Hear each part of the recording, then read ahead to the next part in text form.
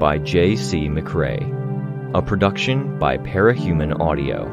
Performed by a cast of fans and volunteers. Please visit parahumanaudio.com to learn more. Thank you and enjoy.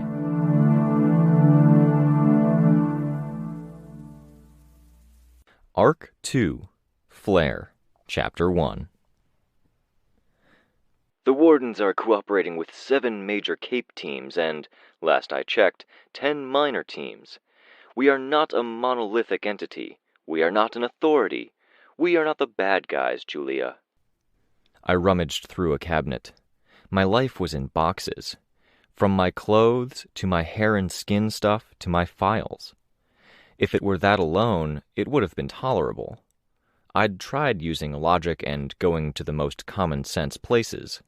Not in or among the dirty dishes, not in the various jars and vases of spoons and spatulas on the counter, not behind or under something. I'd checked the other rooms in the apartment. People are worried. You have Legend as a second-in-command, and memories aren't so short that we don't remember the Alexandria fiasco. I moved methodically through the kitchen, left to right, while the television played on a low volume. I can tell you this. All we want to do is help. We want to find the right capes for the major crises, and we want to equip the teams out there with information and resources. That's admirable, but... No, wait, hold on, Julia. You told me when you asked me to have a chat with you on a camera that you wanted to have a conversation. Let me say this. I looked at the little TV in the corner of the kitchen. That people are going to draw on what they know to fill in the blanks, when they don't have enough information. I understand that the closest parallel that many Americans draw to the Wardens is the PRT. Give us time to make our impression and show how we operate, Chevalier said. Would you not say there are quite a few of those blanks when it comes to your organization? The reporter asked. I accepted this interview because I want to fill some of those blanks. Are you an open book, then? My eyebrows went up. That was dirty pool from reporter Julia. There was no way that question wouldn't be followed by something that Chevalier couldn't or wouldn't want to answer, cornering him. Some of those blanks, Chevalier said, stressing the some.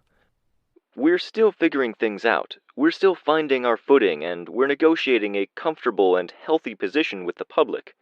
The various teams under our umbrella, teams that aren't under our umbrella, and the authorities. The lack of answers and the number of blanks isn't me being evasive or underhanded. It's that the Wardens and society as a whole have a lot of figuring out to do. He was good at what he did, and he did a lot. I wished I was in a position to study what he was saying and how he was fielding the questions, but I had more hunting to do. I went back to the drawers I'd already checked, pulling out the cutlery drawer enough that I could check the back, behind the tray that held the forks and knives.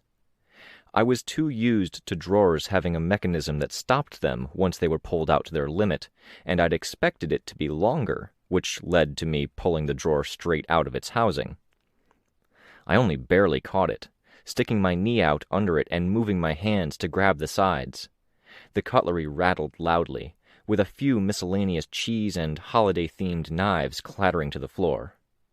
What would you say about the rumors circulating around Valkyrie, then?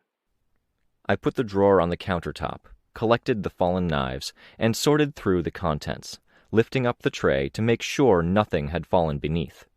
No luck. I tried to put the drawer back, failed a few times before realizing that the construction wasn't especially sturdy, and that the back end had pulled a bit loose. I fixed it, then resumed trying to put it back inside the hole it was meant for. There was a saying, affordable, nice, or safe and sane. Pick one. It was a chronic problem with the speed they were trying to get buildings and houses up. Shoddy construction, rush jobs, cut corners, mistakes, and general ugliness were pretty normal.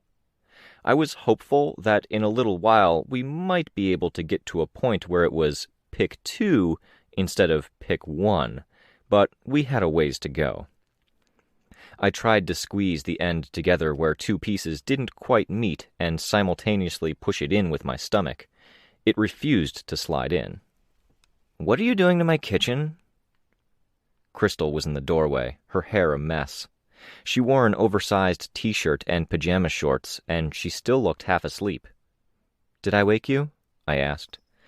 "Uh-huh," she said, sleepy. "Don't tell me you're a morning person. That would be a problem." "I'm not. I'm a person who fell asleep early last night." "Almost right after eating, yep. And now you're up, showered, dressed, and you're dismantling my kitchen. For reasons." I woke up and thought I'd keep my normal work routine while I figure out what I'm doing. "Renovating my kitchen?" "I'm trying to find scissors," I said. "I'd settle for a sharp knife." Crystal smiled wide, her eyes still sleepy. She grabbed a glass from a cabinet, and she half walked, half floated across the kitchen. "Don't laugh," I said. "You're such a cliché," she said, and she passed me on her way to the sink. "Oh my God, Victoria, you're that person with super strength that trashes everything she touches." "Just help me," I said. She reached over and helped me hold the drawer together. As it slid into the confines of the front of the counter, the framing held it together where the drawer's own construction wouldn't. "I wasn't using my super strength for the record," I said. "Yeah, I've done that with the drawers before. I'm just making fun of you. It's a funny image, to walk into the kitchen and see that." "Aha," I said. "Then can I make fun of you for having 2 big jars of spatulas, whisks, spaghetti scoops, having 2 food processors? One was a gift. And no scissors or shears anywhere I can find? I'd settle for a sharp knife. You have those steak knives, but they look nice, and I didn't want to use them for the wrong thing and ruin them." She reached across the counter to get the package of bacon, holding it up. It was inside a hard plastic Tupperware-like container with a small black and white label stuck to it. A mark stamped on it had sourced from another world. Even without the mark, the price tag might have given it away. "Thought I'd treat you to breakfast," I said. "Went for a walk to get some stuff." Still appearing half asleep, she moved one hand, creating a deep red force field behind the bacon. Then she produced a thin laser from her fingertip, slicing off the end of the package. She handed the bacon to me, open end up. "You don't have scissors?" She shook her head, smiling. I sighed, picking up the bowl where I'd already mixed the dry ingredients. "Fruit crepes, bacon on the side?" "Sounds amazing," she said, leaning against the counter, eyes mostly closed. "You look beat," I said. "It was pretty unforgiving being there. I timed everything so I could unwind starting with the barbecue, and unwinding didn't happen." I nodded. "Sorry." "That's not on you." "I'm still sorry it happened." "You slept okay, though?"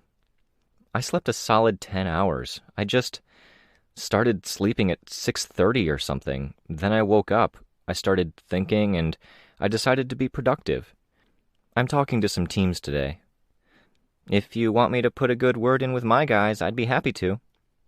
"I don't want to do the quasi-military cape thing," I said. "A little bit too intense." "Yeah," Crystal said. "I'm so physically tired, 2 days out, that I'm not sure I would be standing if I couldn't fly." I looked down at the ground. Her feet were barely touching the ground. It wasn't the physical intensity that worried me. It was the mental and emotional cost. It was the fact that, when it came to the military and the military-like stuff, the trend was to beat the individual into shape, organization, conformity. I couldn't take much more of the harsh lessons on identity or the forced redefining of the self. "I'm just waking up, so forgive me if I got something wrong, but did you already find a place?" I shook my head. "You took the sheets off the couch." I looked over at the living room. There were boxes stacked around, and only half were mine. "You said you might have friends over at some point.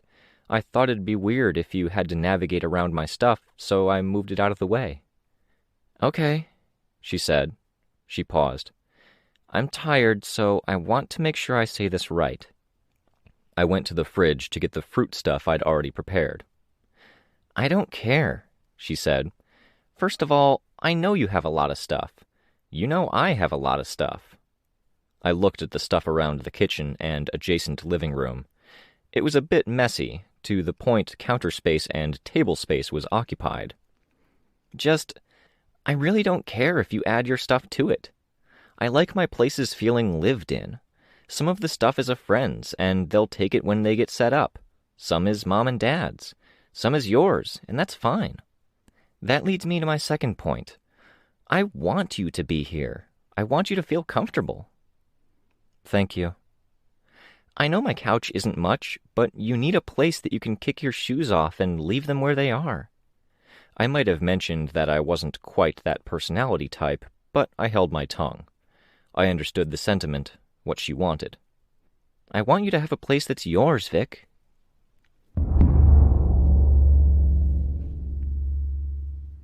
I'll start by asking this. Why not be independent? Foresight had a strong aesthetic running through their costumes. Primary among those things was a mask or helmet design where each of the members of the team lacked eye holes. Helmets with opaque visors, masks without eyes. The aesthetic involved lots of paneled body armor and loose fabric elsewhere, with iconography worked into the panels.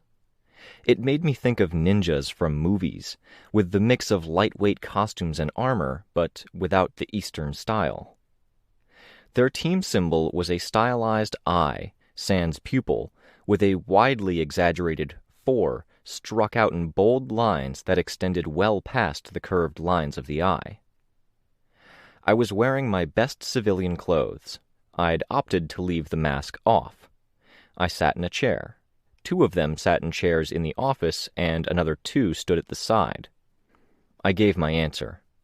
If I'm being entirely honest, independent doesn't pay unless you're really good. At the risk of sounding arrogant, in another time and place, I think I could scrape by because I do have that experience, I have the knowledge, and I can hold my own. You don't think you could do it now? Countenance asked. He was the second in command and the highest-ranking team member in the room. His outfit was heavier and draped more than the others, both in how the cloth hung loose and how the armor panels were connected so they dangled from the piece above.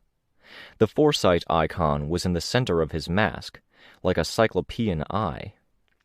I know who Foresight is and how you operate, I said.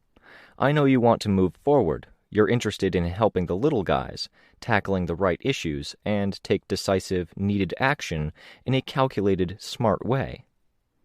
You read our webpage. I've been following Foresight since it started, I said. Whatever answer you guys give me today, I'll be following you guys from here on out because I think it's important to know the lay of the land. Which goes back to what I was saying, being calculated, being smart. I've been watching and researching you guys, and I'm sure you have the mentality where, from the time I reached out about an interview, you were looking me up and asking questions, which means you heard about the incident at the Norfair Community Center. Yes, we talked to your reference about it. I imagine he talked to you? He didn't, but he's busy and this interview happened on short notice, I said. Everything that unfolded there, and a lot of what I see elsewhere, it suggests that it would be really hard to make it as an independent. Too many want to blame parahumans for what happened, and both independents and fledgling teams are easily targeted. Established teams absorb and diffuse that impact. That aside, being part of a team, cooperating, and having the information and sharing that information, it's too crucial. That's why I'm not going independent, given the chance. I want to help build something. Countenance nodded.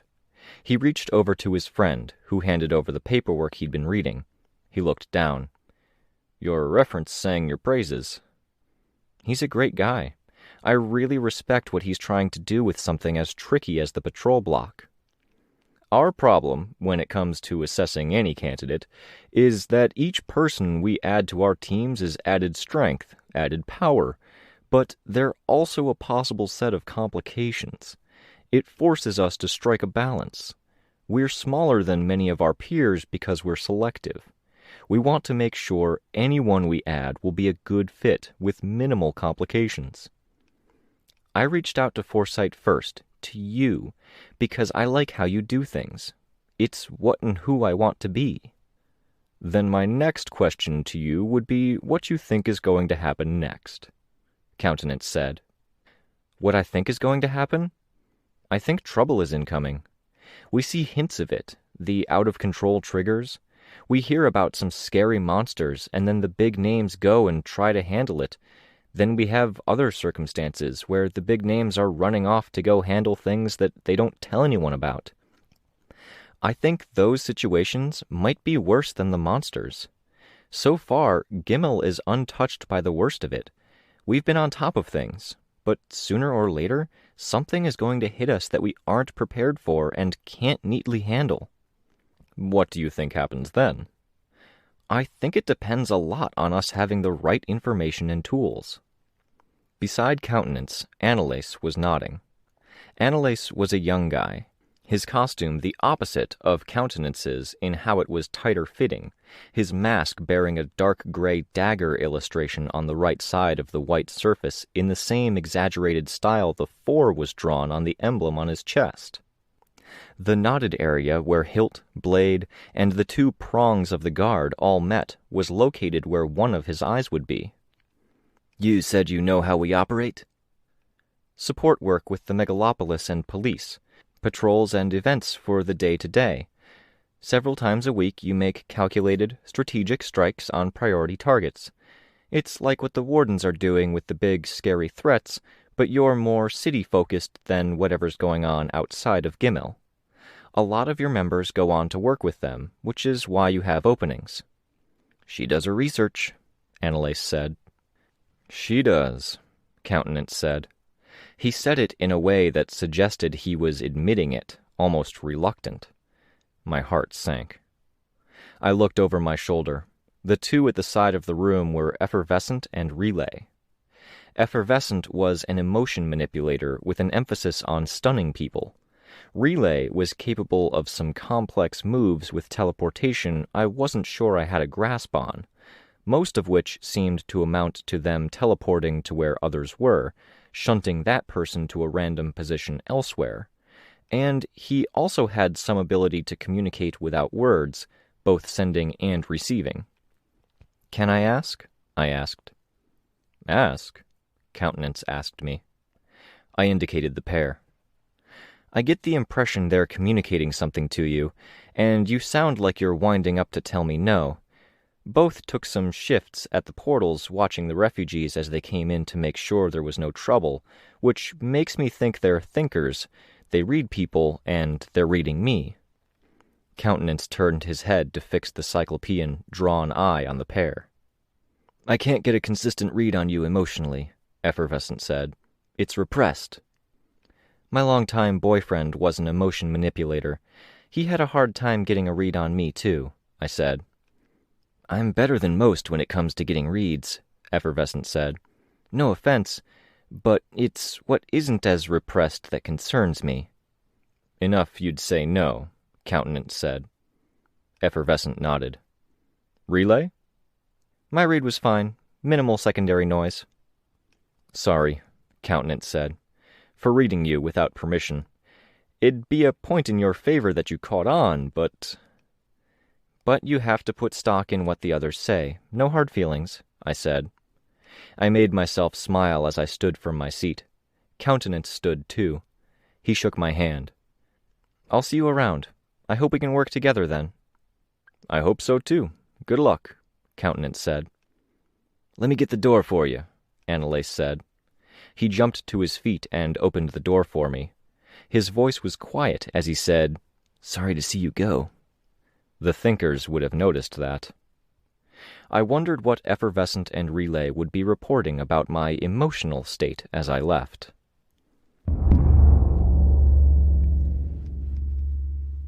Mrs. Dallin? I stood from my seat in the waiting room. The cape had a costume that looked like a suit, metallic silver fabric, with a black dress shirt underneath.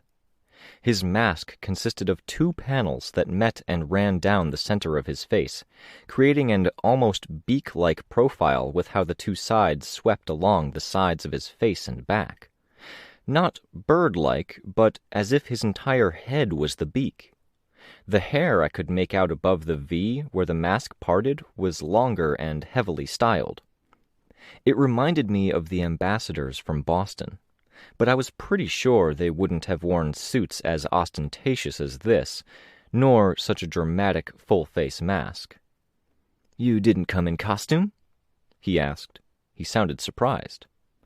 "I'm pre-identity adjustment," I said, caught in trying to find my footing with my rehearsed explanation as I simultaneously crossed to where he was to shake his hand. Moving on from the identity and methodology I had as a teenage heroine, I'm a blank slate, and there's a lot of room to adjust my brand moving forward. "Are you ex-protectorate?" he asked. "I might have missed that if it was in your application." "No, ex-ward, but only very briefly. I only ask because you went straight to the term brand. I'm used to hearing it from people who were in the PRT and people from other corporate teams.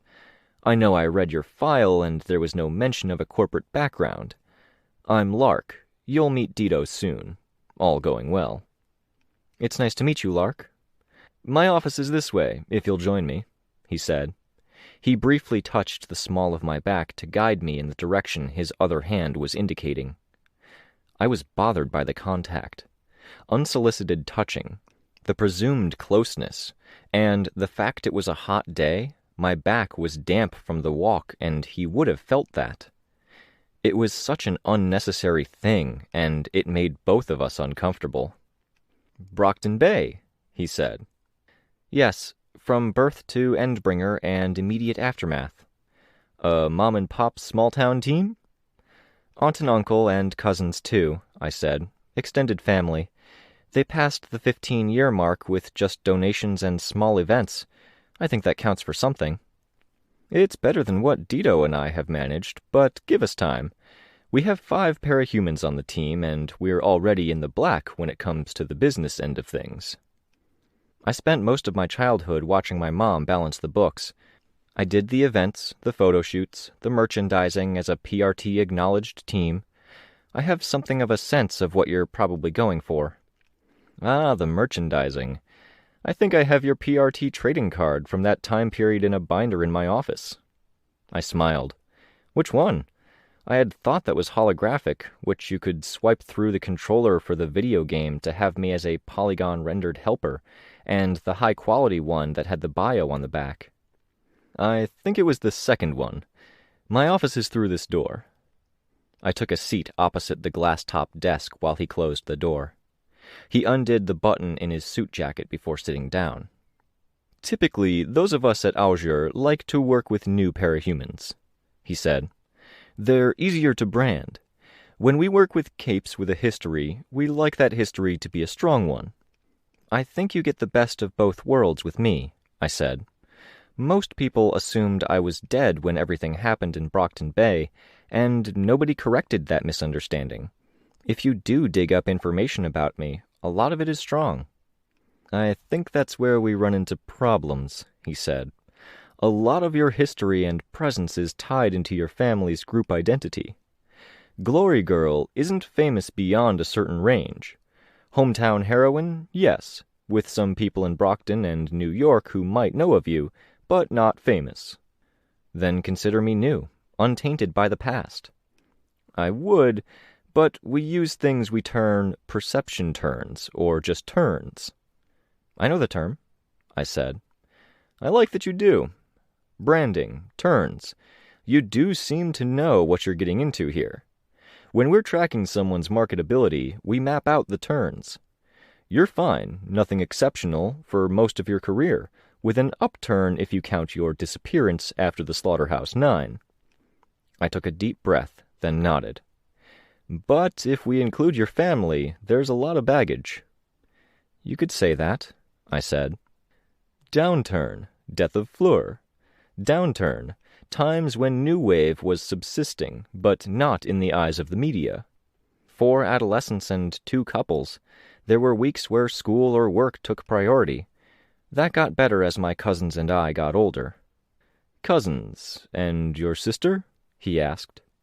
I felt the shock like it was cold water. He continued. I think if it were up to the turns and the background alone, it would have been a no. At the time you should have been drawing the most attention, given your age and potential, you died, as you put it. You were gone for the 2 years before Gold Morning. Yes, I said. We're offering CAPE services for the reconstruction, with Spell offering some massive assistance with the agriculture. It's a big part of what's driving us to the front pages, giving us some upturn in the most general sense for public perception. What we really want is the human angle, something where we could have an attractive young lady like yourself in a photo op, or your sister. No, I said. Her and the right person in a photograph? If you two paired up, Auger could make you big. I winced, and I stood from my seat. Victoria? They hadn't accepted the interview to get me for me. I was just a stepping stone to the person they really wanted. Thank you for your time, I said. I managed to restrain myself from slamming the door on the way out.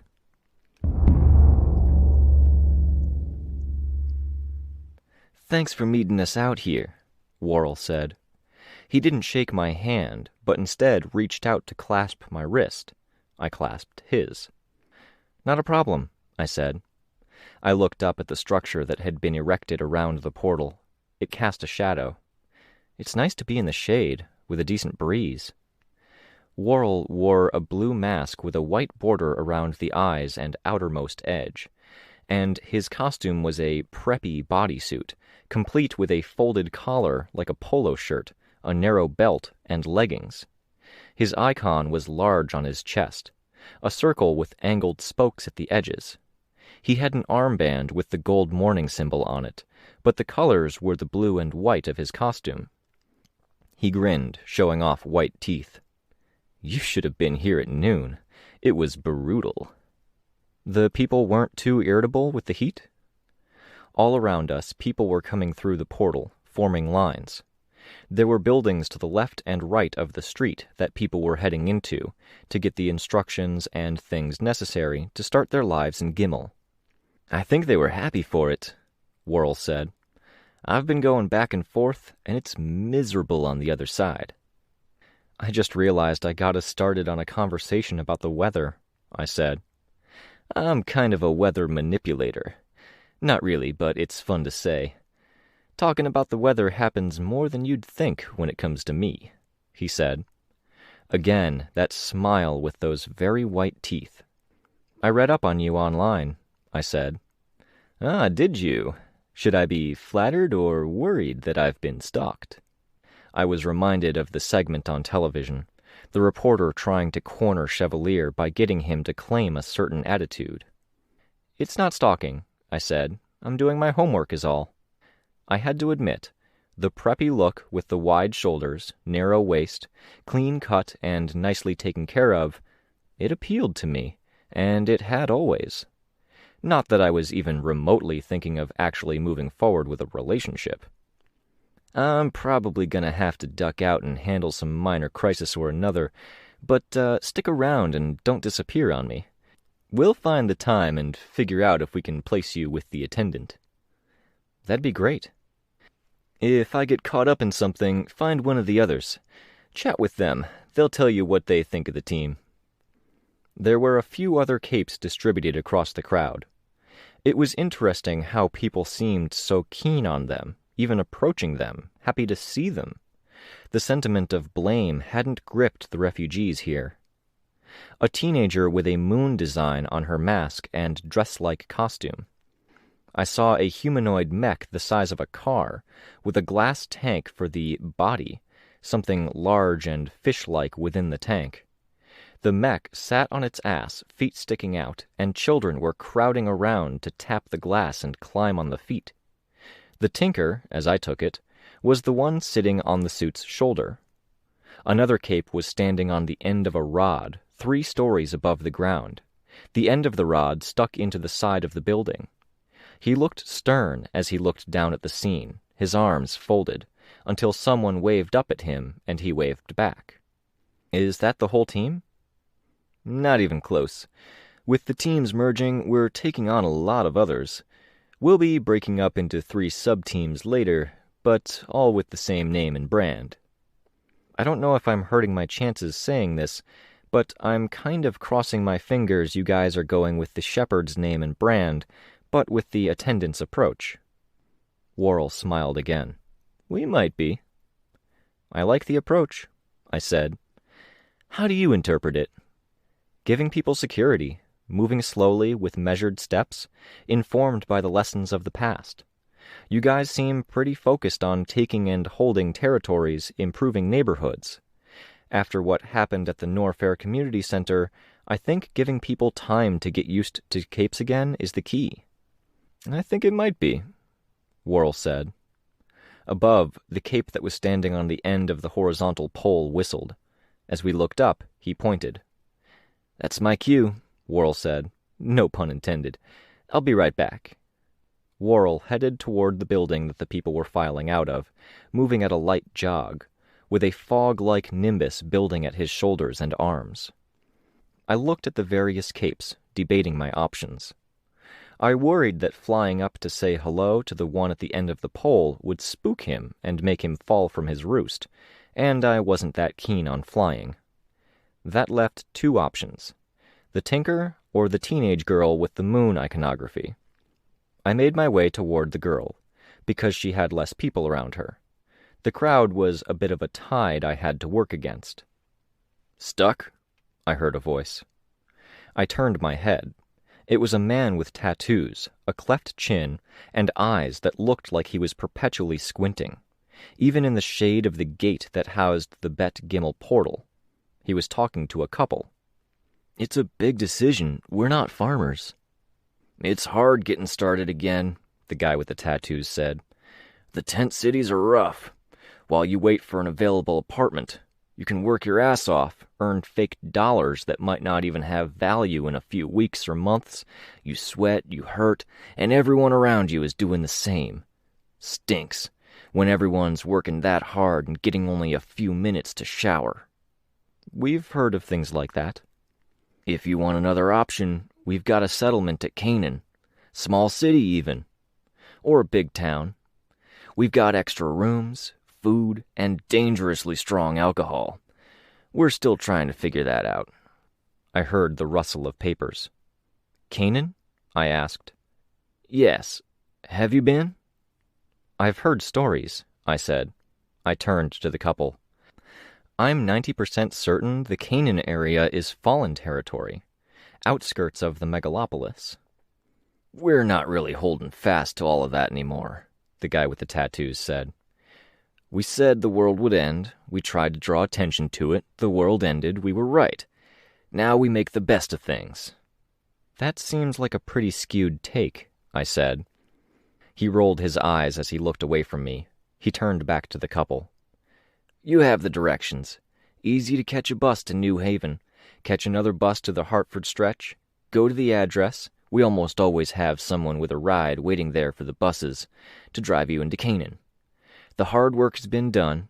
It's easier. It's more fun. And there's actual community. It's one of the things that's strangely missing from most parts in this city. You'll notice that. Maybe, the guy from the couple said. I'll keep this. McVeigh, Crowley, or Mathers? I asked. The big guy shot me an annoyed look. What? Which family branch were or are you? I asked. I turned to the couple. 3 branches, each loosely themed after one of the Endbringers. There was a nascent 4th in 2013 that was based on one or all of the other 3, but I missed the memo on that. Crowley, the guy said. We were the jackasses. McVeigh's were the ultra-religious, more violent ones, loosely themed after Behemoth, I said. Mathers were the ones themed after the Simorg. They're still around, too. They did a lot of the kidnappings of kids and capes with intent to force marriages. Then you have the Crowleys, who were a little bit more than jackasses, stirring panic, scaring people, violence. To draw attention to the imminent end of the world, the guy with the tattoos said. Do you want us to apologize for trying to get people's attention and failing? Or should we not have tried? We were right. Is there a problem? A woman's voice. I thought it was the girl with the moons on her costume. It wasn't. Another woman with tattoos. With friends. One of the tattoos was of a bat-winged schlong. Another was of a cartoon character I didn't recognize getting spit-roasted, in the metal pole open fire sense. She had others, but I couldn't see enough of them to tell what they were. I could guess that they were similarly tasteful. Her top was tied at the sternum, exposing ribs and stomach. "Just a bit of one," I said. "You guys are openly recruiting from this crowd here?" "Recruiting is a strange way to put it," the guy with the tattoos said. I looked at the couple. If it sounds too good to be true, it probably is. Free rent, free food, drinks, company. "Cheap rent," the woman with the tattoos said. "A lot of people stay just long enough to make some extra money while commuting to Hartford and paying rent to us. All we ask is that people who decide to go make sure to tell people that, hey, we aren't assholes," the tattooed guy said. "We aren't assholes!" The burly guys who were keeping the woman company cheered in near unison. "Which Crowley is in charge?" I asked. "Hey, bitch," the woman said. "Just move on. Fuck off." The cheering had drawn attention. The teenage girl with the moons on her costume approached, ducking beneath one of the burly guy's arms. She spotted me, saw that last exchange, and drew close to me, putting one hand on my shoulder. "You're the one Worrell was talking to?" she asked. "Yeah." "Take it from me, it's not worth it. Come on." The guy with the tattoos smirked. "You know they're recruiting here, right?" I asked. "We know," she said. "We've drawn attention to it. We were told to keep out of it so long as they behave." She put pressure on my shoulder, urging me to move. I took one step back. I didn't want to let this go. I would have more regrets if I walked away. "Which Crowley?" I asked. "There were 3 brothers and 1 sister, last I heard." "Doesn't matter," the tattooed guy said. "Eldest brother was a murderer, got ousted from the family for that, back in 2011 when the Fallen were still minor. But around the time their number swelled in 2012, early 2013, he got accepted back, head of the Crowley branch. He killed 2 of his own family members after that. I think that matters a lot, since if he's in charge, you can't really call yourselves mere jackasses." "Not him." There were a few more faces appearing in the crowd, unfriendly. The girl with the moon design leaned in close, murmuring in my ear. "They have someone with powers in the crowd. They send people out to fish for recruits, and if there's trouble, they have these reinforcements summoned into the middle of the crowd and they'll shout you down." "Okay," I said. "Middle brother and the sister were pretty skeevy too. They didn't kidnap anyone directly, but they networked with the other families, gave shelter to some McVeys who needed to duck the attention of the law, and they traded a few of their family members for some of the kidnapped minors and capes the Mathers family had. I'd be concerned about going to that camp." "The little brother," the guy with the tattoos said. "The party animal," I said. "That's what we're about!" were the shouts. There was more of a raucous response from the other reinforcements, cries and shouts of "party." People throughout the crowd were looking. "He'll try to steal your girlfriend before he makes you welcome." I had to raise my voice to be heard. The people who were pushing forward made it harder for me to see the couple. "It's not worth it. You can look him up at the library. Jake Crowley, 4 wives, all half his age." There were shouts and bellows of denial, a few swears directed my way, one cunt from someone close enough to have punched me if he'd felt the desire. "Throw away the paper," I called out. "It's not worth it." With the press of bodies, I didn't see the paper get thrown away, but I saw the guy hugging his girlfriend closer. I saw the fractional nod. That was all I got. The moon girl pushed me harder, and I allowed myself to be pushed this time. I walked backward out of the crowd, looking at the group. They were still making a lot of noise. Worrell was waiting for me as I made my exit from the thicker part of the crowd. The mech tinker was standing on the head of his suit now, and the suit was standing too, which gave him a decent vantage point overlooking everything. "It's gonna take an hour before they settle down," Worrell said. "What was that about?" "Fallen recruiters," I said. "I know that much." "I wanted to make sure the people they were talking to knew," I said. "Told them who the family was, how they operated, who the leader was." "You think they listened?" Moon Girl asked. "They might have," I said. "I didn't get the impression I was going to start a riot, so I thought I'd be okay trying." "Nah," Worrell said. "Your impression was fine, no riot. They know to keep their hands to themselves and just be loud. They stick to the rules so they can keep coming back. We were told to let them, which sucks, but we have to work with the authorities." "I told her that," Moon Girl said, "that we were supposed to leave it be." "Before or after she stirred them up?" "Before," I answered for her. "I knew. I went ahead anyway." Worrell frowned. "I knew it would probably cost me my spot on the team," I said. Worrell nodded slowly. "But if it stops one person from going over to that town of theirs, I guess it's worth it." "It might have worked," Worrell said. "But they've got the reinforcements. They'll double down. They'll try harder, make up for it." "You guys are all about learning from the mistakes of the past," I said. "Paying respects to the casualties. You have to know they can't be allowed to get a foothold. They're too monstrous, and the people they're going after are too vulnerable." "They have a foothold already," he said. "We're the guys who failed to stop the end of the world, and they're the ones who were right about it. To some people, that's all that matters. It doesn't matter that they're scumbags or that they're dangerous. Not everyone, but even 1 out of every 30 is a lot." "We should go calm things down," Moon Girl said. "Yeah," Worrell said. "Distract the people from the tattooed hooligans." "Good luck with that," I said. "Take care, Victoria. Keep fighting the good fight, whatever you end up doing." I gave him a 2-finger salute. I braced myself, both in balance and emotionally, then took to the air, moving slowly. I raised myself up to the same level as the guy at the end of the pole, staying within his field of vision so I wouldn't surprise him. They were using the powers to teleport people in. I couldn't see where the fade-in happened or where the teleportation destination was, but as the crowd shuffled, there were more of the people with tattoos, trashy people, and people that didn't look like refugees. The guy on the end of the pole pointed. I moved closer to him and followed the line of his arm and finger to see. A man with a daughter, sitting on a blanket at the base of a fence. "The girl or the man?" I asked. "The man. He's the one bringing them in. Keeps the kid close as a shield in case someone catches on. Different kids some days."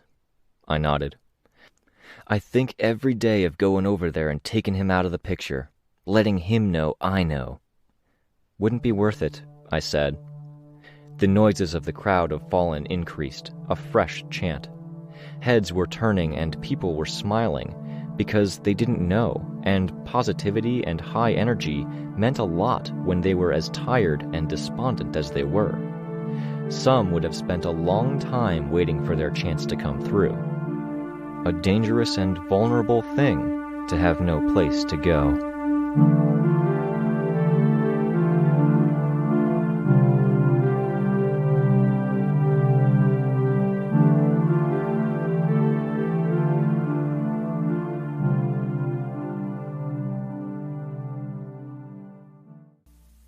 Arc 2, Flare, Chapter 2. There was something to be said about the fact that the hospital was still in construction while it was running. There were patients in the waiting room, sitting in the chairs that had been bolted to the floor, and the unhappiness of needing a hospital visit was compounded by the fact that a third of the way across the room, behind a plastic sheet that had been taped to walls, ceiling, and floor, a team was using power tools and calling out in loud voices as they built the rest of the room. The hospital staff looked pretty miserable, too, most of them sequestered on the other side of a counter, walled off from the patients by a plexiglass window. Security guards stood off to one side. "Can I help you?" a secretary asked. I was wondering if it was possible for me to see a patient. "Visiting hours are open. Patient's name?" "Fumehood. I don't know her real name." The secretary stopped, then looked at the male secretary, who sat at the other end of the counter. She looked past him at the security guard. Of course. "I was one of the people giving her medical attention when the ambulance arrived," I said. I knew it wouldn't matter, that they would assume I'd been lying, but I hoped it would temper the reaction. "She's not accepting visitors," the secretary said. "1 second," I heard, a female voice. 2 overlapping sections of the plastic sheet peeled apart. Tempera ducked through and put the tacky sides of the plastic back together. She was dusty from plaster and streaked with paint that wasn't from her power. She wore overalls, a black t-shirt for a top, and had a different pattern to the paint she'd applied over her eyes with fingers, more like she'd applied it to her fingers and pressed them to her eyes as a series of vertical bars, each bleeding into the one beside it. "Hi, Victoria," she said to me. "Hi." She looked at the secretary. "We know her. Can I take her back to the room?" "Let me get her information and I'll buzz you 2 through." I took the clipboard with the paperwork and I filled out the information, checking my phone to remind myself of the specifics of Crystal's address. She took the clipboard, read it over, and let us through. We walked down the back halls of the hospital, past individual clinics and their signs and separate waiting areas, past patient rooms and nurses' stations. Tempera indicated the turns. We didn't rush it, an unspoken agreement that we'd take our time, have a chance to talk. "There was 1 attempt on her life. We were worried there would be another," Tempera said. "Are you standing guard?" I asked. "I am keeping an eye on things, but mostly by accident. I have been helping with the construction. I like getting my hands dirty," Tempera said. She smiled as she held up one hand, which was covered in wet white paint down to the elbow, the paint turning black before transitioning to her light brown skin. "Look at you, though. You look tidy." Tidy. It was an amusing choice of words when Tempera looked anything but. I smiled, looking around to see if any teams are looking to fill positions. "And?" "Only one was actually posting any openings, a corporate team, Azure. Foresight and the attendant were open to interviewing me. There are 2 other big teams. One gave me a hard no, and the other is folding into the attendant and won't exist soon. They didn't give me a response yet, and with how the talk with the attendant went, I don't think it'd work out. They're pretty conservative in a lot of respects. A lot of the religious capes went to the shepherds and will be part of the attendant. I've been paying close attention to that." "Yeah," I said. 1 or 2 of the sketchy people from Empire 88, too." "Empire 88? They sound familiar." "They had a presence for a while. A few years back they broke up into 2 other groups, the Pure and Fenrir's Chosen." "Ah, I know the Chosen. They were linked to the clans, I think." "Yes, the clans spread out across multiple cities and would funnel anyone who got powers over to the Empire 88 core group, back before Leviathan broke the group's back. They were a background element in my childhood and Cape career." "Ah, was that a factor in your wanting to join?" A very carefully neutral question, that. I wondered if she was prodding me, not declaring a stance while feeling me out. I was still an unknown, in a way. Violent racists on the team? Definitely a factor, big point against. Question is, are they ex-violent, ex-racists? Gets muddier. Even then, I might draw the line there and not join. If they were contrite, I could roll with that, I think, barring 1 or 2 especially scummy individuals. Interview didn't get far enough for me to raise the subject. Tempera nodded, not saying anything. I think, maybe I'm being unsubtle saying it, but I think there's a big difference between who those guys were and who Fumehood is. I think so too. How is she? She's hurt by what happened. It's hard to put yourself out there, face your shortcomings, try to be better, and get shot for it. Partial facing of shortcomings, from what she and I talked about, I said. It's why I said face instead of admit, Tempera said. But I don't want to quibble. Change of subject. You said your meeting went badly. Can I ask what happened? Fallen, I said. Did you get in another fight? No, I said. I sighed. No. They did what they often do. They caused a disruption, and that's a playing field that suits them well.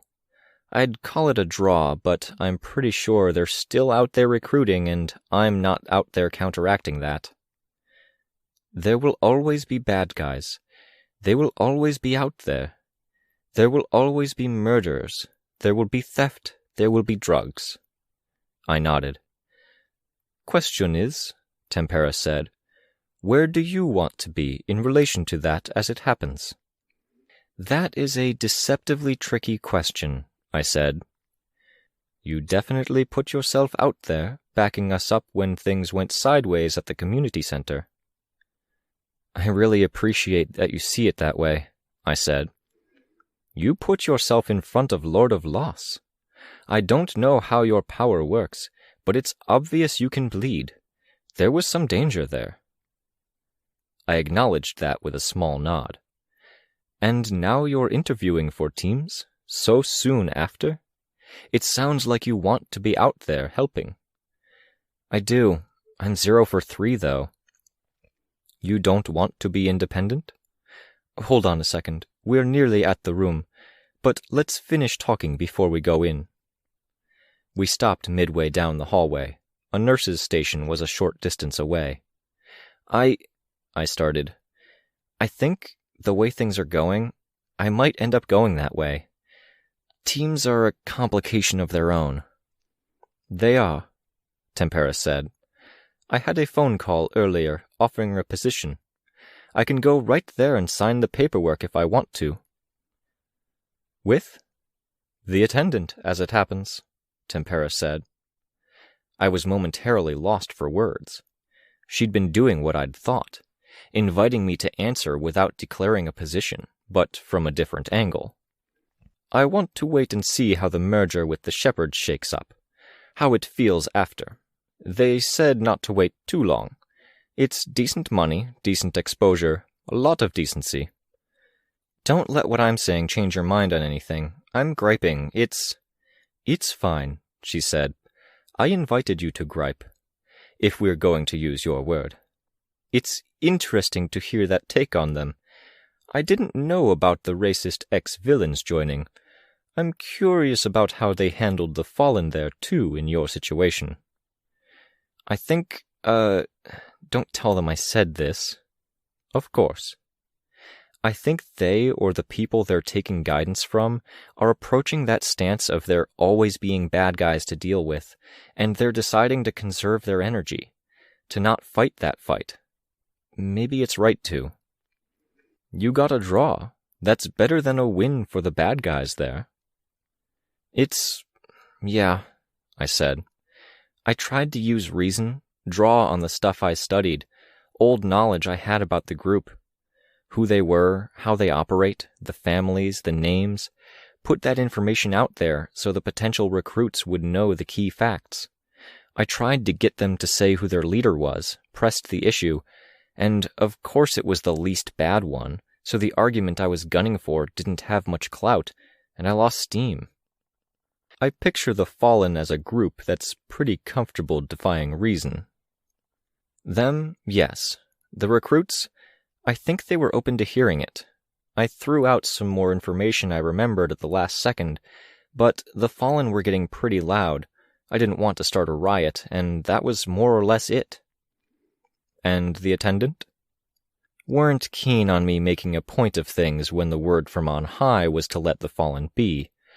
I didn't get my invite to the team. Tempera made a face.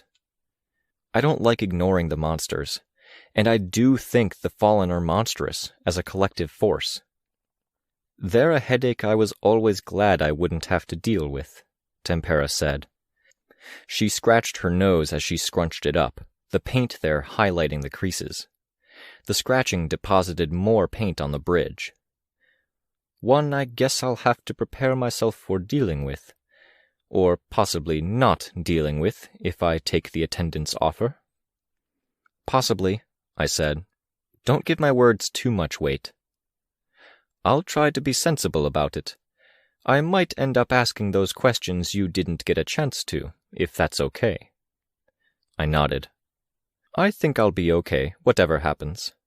The wardens facilitated attendance contract with me, and from their tone, I think they'd push to get me on another team if I didn't go with that one. That's great, I said. I could put in a word for you. I wouldn't say no, I said. I don't think I'll get my hopes up either. Tempera frowned. Sorry, I didn't mean to sound negative. Are you finding your way with these setbacks? I shrugged. Complicated. Just wanted to check in on Fumehood while things are quiet. When the law or the system fail to outline a process, do what seems right. When it's not clear what's right, go with the law. When neither is clear, reach out. For perspective? I shrugged. That too. More eyes on a problem never hurts. Another point for the team instead of going independent, Tempera said. She looked back down the hall in the direction we'd been walking to. Hold on a moment. I'll check if she's decent. I wouldn't mind bringing Fumehood into it, now that we're past the semi-confidential stuff about other teams. I nodded. She touched the wall by the door as she rounded the corner, stepping into the room, and she knocked on the door as she entered. There was a brief pause. The handprint of paint on the wall dropped to the floor with a splat as Tempera said, "Come in." The blob of paint on the door fell to the ground as well. Both moved along the ground as I entered, splattering against the back of Tempera's shoes and the back of her overalls. Fumehood had donned a mask, but she didn't wear the hood. She lay down on the bed, which was angled so she could sit up at an angle. A blanket had been pulled up to her waist, covering her legs. Crystal Clear sat in the chair between her and the window, the crystal configuration on his head slightly different than before. He wore a t-shirt and shorts. There was something odd about a guy with crystals where his eyes and hair would be, having very ordinary hairy legs. "Heya," Crystal Clear said. "Hi," I said. "Hey, patrol girl with a name I can't remember," Fumehood said. "Victoria," Tempera volunteered. "Victoria, right. Thank you for helping to hold my blood in," Fumehood said. "You're very welcome," I said. I noted the flowers and cards sitting beneath the window. "Sorry I didn't bring anything. This is my awkward, I was in the neighborhood visit. I saw the hospital name and remembered you were brought out this way." "I've got too much as it is. Turns out that the key to popularity and acceptance is to get yourself shot." Her tone was light, almost amused. Tempera had said Fumehood was hurt on an emotional level, but I didn't see a sign of it. I could remember how Tempera had acted on my first meeting with her, how in tune with her team she had been. I was willing to put a lot of stock in her take on things. "Victoria, what I was going to say, before deciding I'd rather say it here, was that we're going our separate ways. Yes, Long Scratch is already gone," Crystal Clear said. "But I don't think he was ever going to stick around on a permanent basis." "Yes," Tempera said, "which is a shame. I do hope he finds what he's looking for. My point is, I don't want to lose touch. It's helpful and nice that Crystal Clear happened to be here to help illustrate that maintenance of contact." "Happy to take credit," Crystal Clear said. "Victoria said, if you don't mind me repeating." "No." "She said that it's important to reach out, if I'm recalling that right. I'd like to stay friends with you," Tempera said. "Crystal Clear, Fumehood, Victoria, you too." Why? Fumehood asked. What do you mean? Tempera asked. We're very different people, Fumehood said. I don't get how that works. How do you stay in touch with people you have very little in common with? Easy. Grab a bite sometime, I said. Sandwich, beer or soda, share stories, get different perspectives. I wouldn't mind. That'd be nice, Crystal Clear said. But, Fumehood started. She frowned. Okay, whatever. You should find the words for what you're trying to say, I said, in case it festers or gets in the way. I don't know. I don't get why you're here. I'm grateful, don't get me wrong. You put pressure on my wound. Tempera gave me first aid and used her paint to keep me from dying. I probably owe you my lives. But that whole fiasco was my fault. I blame the attacking villains, not you, Tempera said. Yep, Crystal Clear said. Are you trying to be clever and get me to keep being a hero then? Fumehood asked. I'm here because I was interested in how you were doing, I said. Obviously, I'd prefer it if you stayed a hero, but that's not the objective. If you guys keep showing up with flowers or to make small talk, you make it awfully hard for me to fuck off and go back to being a villain. That's a plus, Tempera said. But, like Victoria said, it's not the main point. On the topic of pluses, I said, I'm interested in who those guys were, so if you hear anything, I wouldn't mind a heads up. The guy who shot me did so of sound mind, no kingdom come in play. Independent, apparently. No money in his accounts, he didn't have internet, he was just pissed off. There were the villains too, I said. There were. And we don't know what they were after, Crystal Clear said. Multiple conflicting stories, I said. Blindside lied to me when I asked. It bothers me, and I worry it'll happen again. Give me your cell phone number, Tempera said. I'll get in touch. There was a brief pause while we sorted things out, me getting the contact information from each of the others and giving them mine. They already knew each other. Reaching out, making and maintaining contact.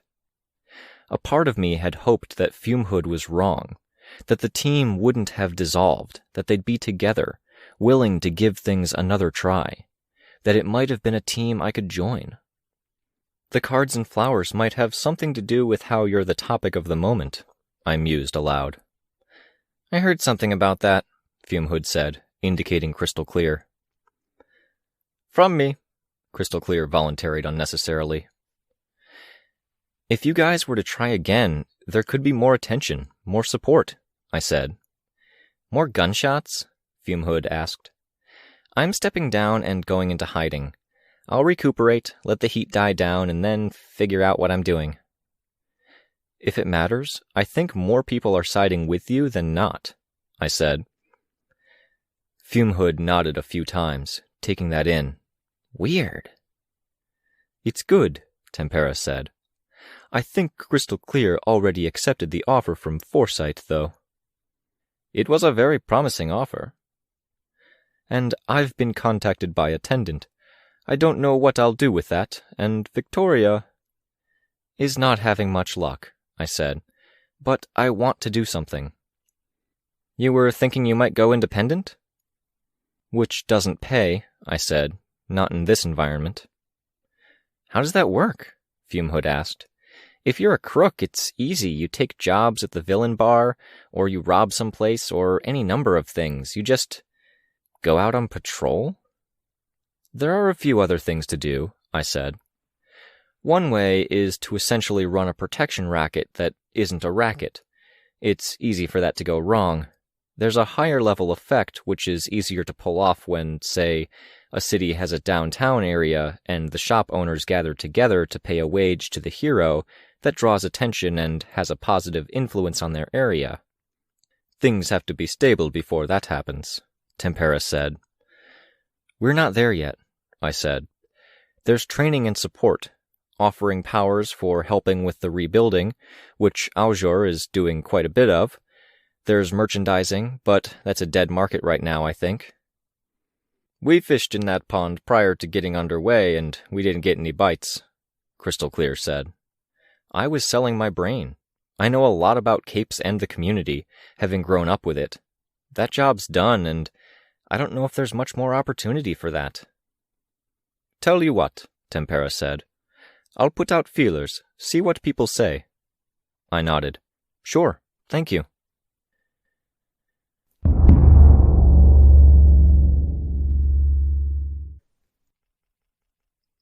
I was lost in thought enough that my retracing of my steps on the way out of the hospital turned me in circles. I approached the same nurse's station for a second time, and I stopped at the desk, waiting for someone with a spare moment to give me directions. I wanted to do something. There weren't any openings. I was pretty sure Advance Guard had turned me down because of my background, the 2-year gap prior to Gold Morning. Others had their reasons for rejecting me. As it was, the field was fairly cluttered. Villains were keeping their heads down. As much as there was always going to be the bad guys, like Tempera had said, we didn't have the systems in place to identify them or address them. No way to make money off my powers, to pay the rent and get out of Crystal's borderline uncomfortably cluttered place. Yes? A nurse asked. I blinked. I didn't ask her for directions. My thoughts went in another direction, spurred to life by my thoughts of the unpaid cape work. If I said crisis points, would that mean anything to you? I asked. It's been a long time since I heard that. Yes, it means something. Do you work with capes? I kind of am a cape. Would you be open to me giving you a hand? Let me look into it. I'm not sure what the usual methods are, and it's not fresh in my mind. You'd want to identify the key patients, check with any parents, if they're under 18, and they often are. Then, with me, you'd want to check with legal. You can call my references, which I do have on hand.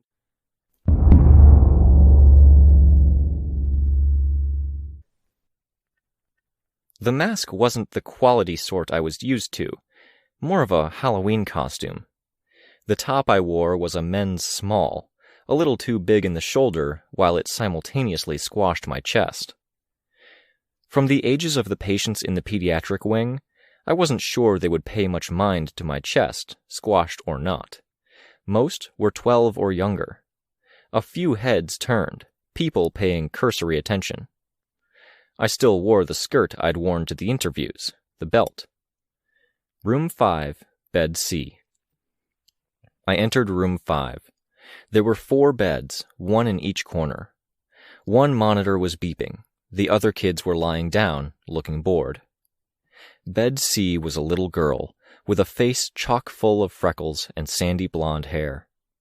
The curtains had been partially closed, blocking the views of the boy sitting to her left and the girl sitting across from her. Audrey? I asked, peering in. I saw only a glimpse of misery on her expression while she stared off out the window. Then she raised her head and the expression was gone. She assessed me, head to toe. Great, she said after she was done. Great? Oh, yay, it's Legend, except he's a girl now, she said, sarcastic. The t-shirt I wore was styled after Legend's costume. The mask was the same. Something the staff had kept on hand from the past Halloween. The nurses pointed me your way, I said. Well, my day sucked, but now fake Lady Legend is here, so I'm all better. That's great. I can take the mask off if you want, I said. Oh no, you can't do that, fake Lady Legend. Your secret identity might be compromised. The sarcasm ran strong in this one. I pulled the curtain closed a bit more, then pulled off the mask, flying a bit as I said, I never really had the secret identity. With that, at least, her eyebrows went up. No smart retort. She moved around her hospital bed, craning her neck to see my feet, trying to spot the trick. I don't know you, she said. Doesn't matter, I said. The nurses mentioned you'd had an especially bad day. Again, that momentary look of misery. Yeah, I knew that. Back before everything turned sour, when I'd come to the hospital with, I stopped, drew in a breath, and sighed. It's something heroes would do, check in on people who had really bad days. And when I came to the hospital, sometimes I'd do that. Crisis points. More a PRT thing than a New Wave thing, but we'd done a small share. Looking out for the recent triggers, putting our faces and names out there, staying in touch with the public.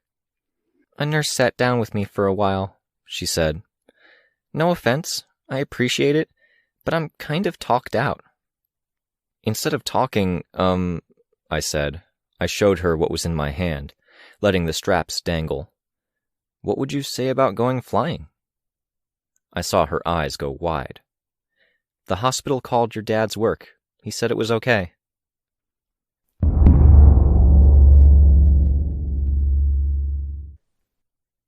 My feet left the hospital rooftop. Flying was unwieldy, especially with my burden. I was untrained.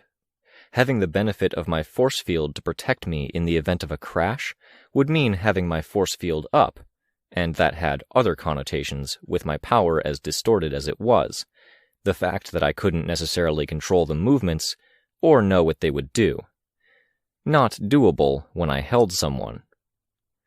There was uncertainty, too.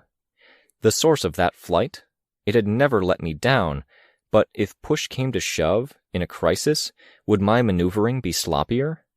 Would I decelerate or accelerate in a different way? I'd carelessly trusted my power once, and now I wasn't sure I could. I knew what the source of that power was now, and what its goals were. It was emotionally heavy, even as I felt almost weightless physically, to be reminded of what had changed so dramatically. I could feel my charge's intake of breath as I held one arm across her lower ribs. I didn't trust the harness we'd grabbed from the physio center. Not enough to hold someone for me. She was strapped with her back to my front. The ground was a good ways below us now. I hadn't even ascended that fast. I'd been a little lost in thought. I felt her laugh, nervous and small, while I turned us around, giving her a view of the area. Norfair and its community center was off in the distance, one way. The farms were off in another direction. From here, it was easy to see the tall buildings of the city, the places that looked like a slice of the old world. To look to the fringes of those areas, where the tents and shoddily erected structures stretched off, so endless it seemed they reached to the horizon. I got you, I said, in answer to the nervous giggles. Had I laughed like that on my first real flight? Yeah, was the response, a small, quiet voice, then more giggles. The giggle became laughter on her part, borderline hysterical. You okay? She nodded, fast and fierce, then drew in a deep breath. Woo! She whooped, top of her lungs, loud enough to be heard on the ground. Hood up, I said, reaching up to tug the hood of her hoodie over her head. What? Why? She asked, panting from the cheer. Just in case it's cold, I said. Cold? Why? Before she could fully catch her breath, I dropped from our position, diving, fast, hard, and surprising enough that even I felt my stomach's contents lurch. She didn't have the ability to cheer, as the drop stole what little breath she had, but her arms went up and out to either side of my shoulders, fingers spreading to feel the wind, the sun-warmed air. I smiled, letting the swoop dash all of the other thoughts and feelings from my mind, vicariously enjoying the experience of flying for the first time, of flying at all.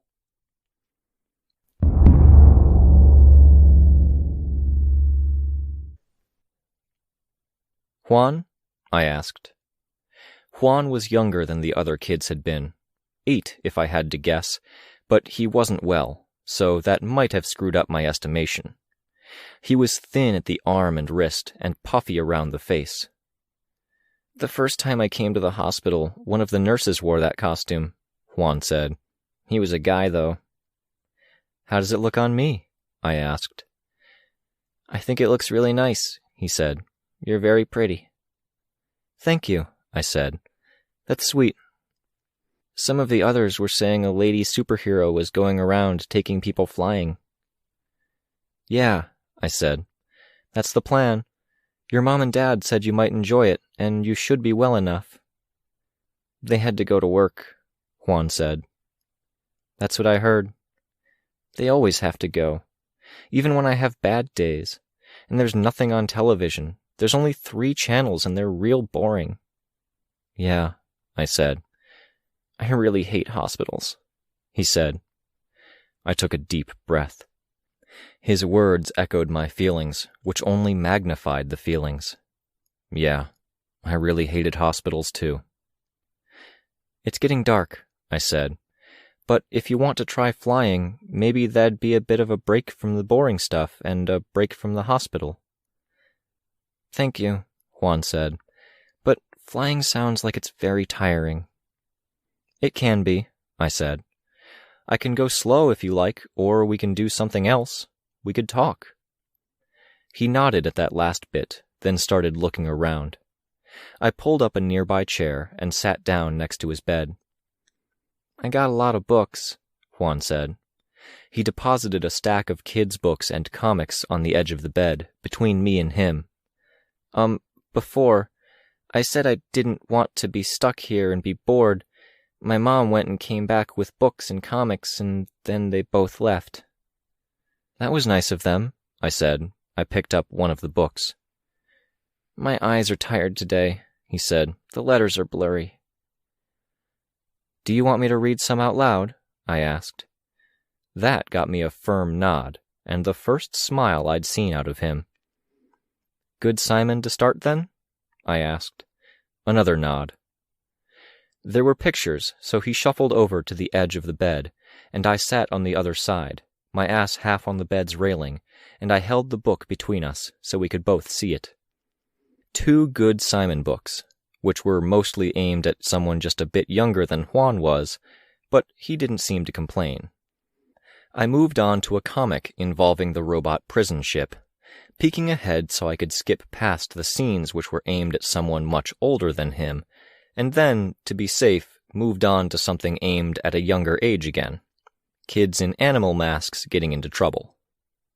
There wasn't much likelihood that Juan had powers, but he'd had a bad day, and this was okay. I was halfway through the book when I saw someone look in at the door, peeking around. A boy. He stopped as he spotted me. I finished the page, then paused, partially closing the book and checking on Juan. Fast asleep. I checked his pulse, because I was paranoid, then fixed his blankets and eased myself up off the bed with flight to not disturb him. I used a notepad by the side of his bed and wrote a brief farewell. Nice to meet you, Juan. The nurses have my number, so if you want to go flying sometime, we might be able to arrange something. Smiley face. Victoria. I walked over to the door. It wasn't one of the ones I'd taken a flight with. Older, 13 or so, with what might have been his first pimples. I saw the hesitation on his face. Come on, I said. Let's go to the cafeteria. It's late. I don't think many people will be around. He nodded.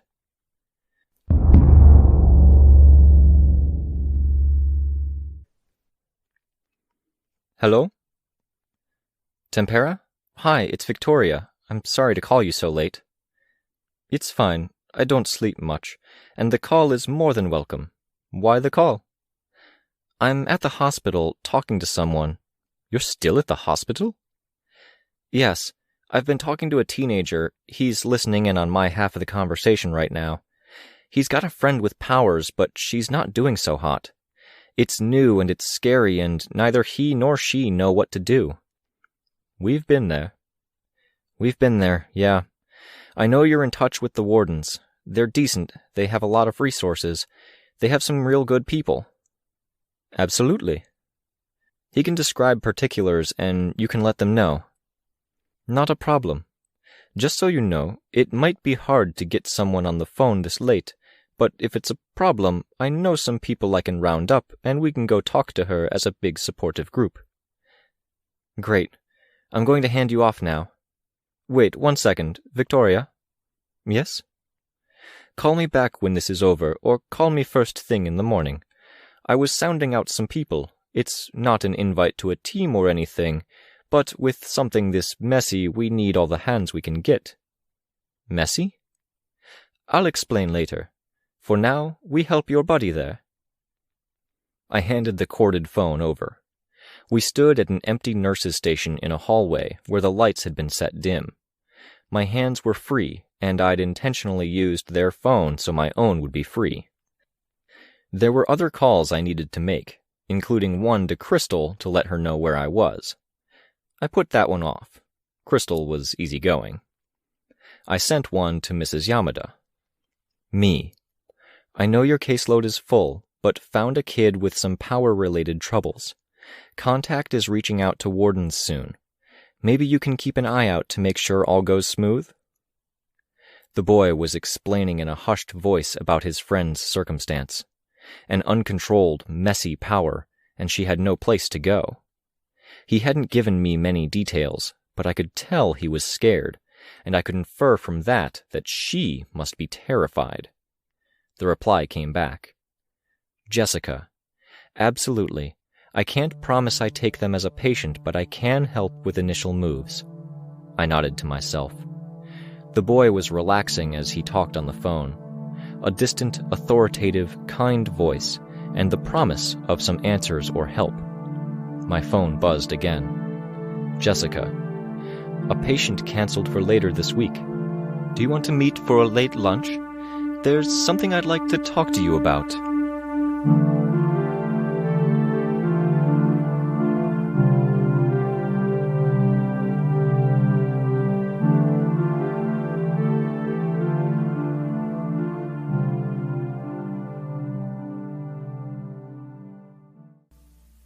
Arc 2, Flare, Chapter 3. It was dark as the boy and I stepped outside. It was a flipping of perspectives, in a way, that the city lights were going out and the tent villages off in the distance were lighting up with lamps and fires. The city had only a small fraction of the light it might have had in the old world when power rationing wasn't in effect. Only a tenth the normal number of apartments were lit up. Only the major roads had light, and that meant far less people were driving, which meant less head and tail lights. It was cool out, not as cold as it had been last night, thankfully. It was 5 minutes before Tempera met us at the door. She looked a little worn out, but then again, she'd gone to the hospital, gone home, come back to the hospital, and she was juggling something with the messy situation she'd talked to me about. Hi, Victoria. Hi, Sam. Hi, Sam said. On a scale of 1 to 10, how serious is your friend's situation? 6? She's depressed, she's scared, she doesn't know how to use her power, and I can't get near her to help her. She's afraid people are going to take her away. How immediate is the situation?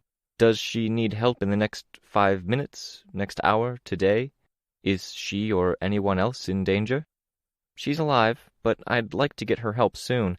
She's freaking out and I don't know what to do.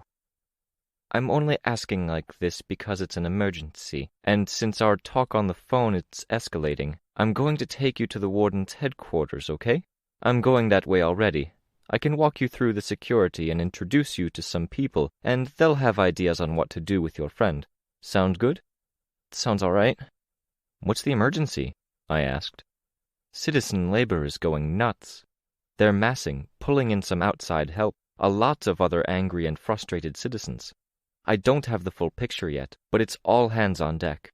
Wardens are coordinating advance guard, Foresight, shepherds, the attendant, and others.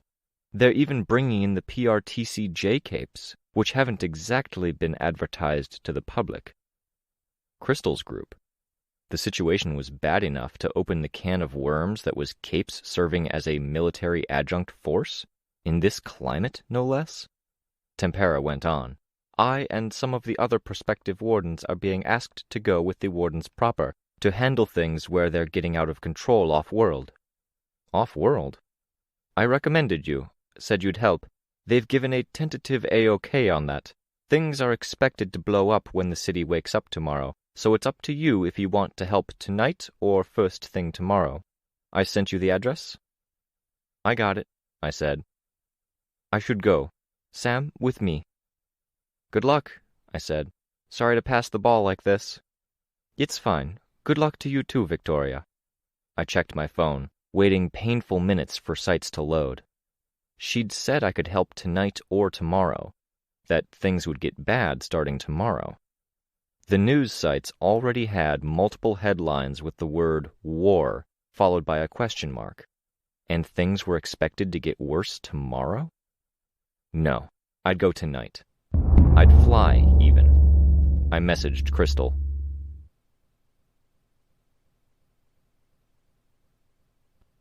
I let myself into Crystal's apartment through the balcony, using the key Crystal had given me on the sliding glass door. "I'm here," I called out. I was about to step from the living room to the hallway when a red-tinted force field appeared across my path, blocking my way. "One moment," Crystal called out.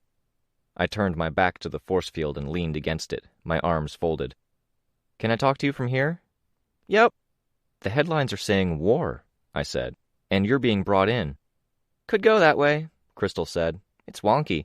Two sides are butting heads, and we've got another world that's pretty upset. I've only heard bits and pieces from some others in the news. Is it a strike?" "Not a strike. I'm dressed now. You can come through," Crystal said. The force field disappeared, and I used flight to keep from falling, turning myself around before walking down the hallway and around the bend to Crystal's room. Crystal had already been in costume and with her group when she'd been ordered to get ready and be at the location within half an hour.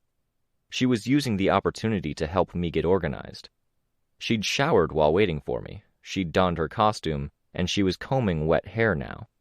Her costume was white, with her usual symbol on it, the arrow pointing down and to the side, with a stream of lines flowing from the back of the arrow over one shoulder.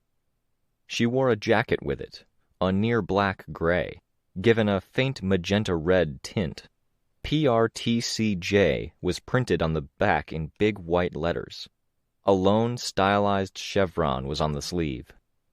There were things to be said about it, about the militaristic tilt of the group, the way the PRT and the Protectorate had broken in such a way that the Wardens had sprung up from one large chunk of the image, presentation, and ideals. Crystal's parahuman military thing was crudely forged from another chunk of what the PRT had been, the PRT's old laws, rules, and discipline. A military-esque force without a government to serve or a hard and fast system of law to back it up. But it was Crystal's call, Crystal's thing. I held my tongue. "My closet," she said. "Black trash bags. Never throwing away things pays off. It's one of the sample batches." The bags made the clothes easy to find, even in the jam-packed closet.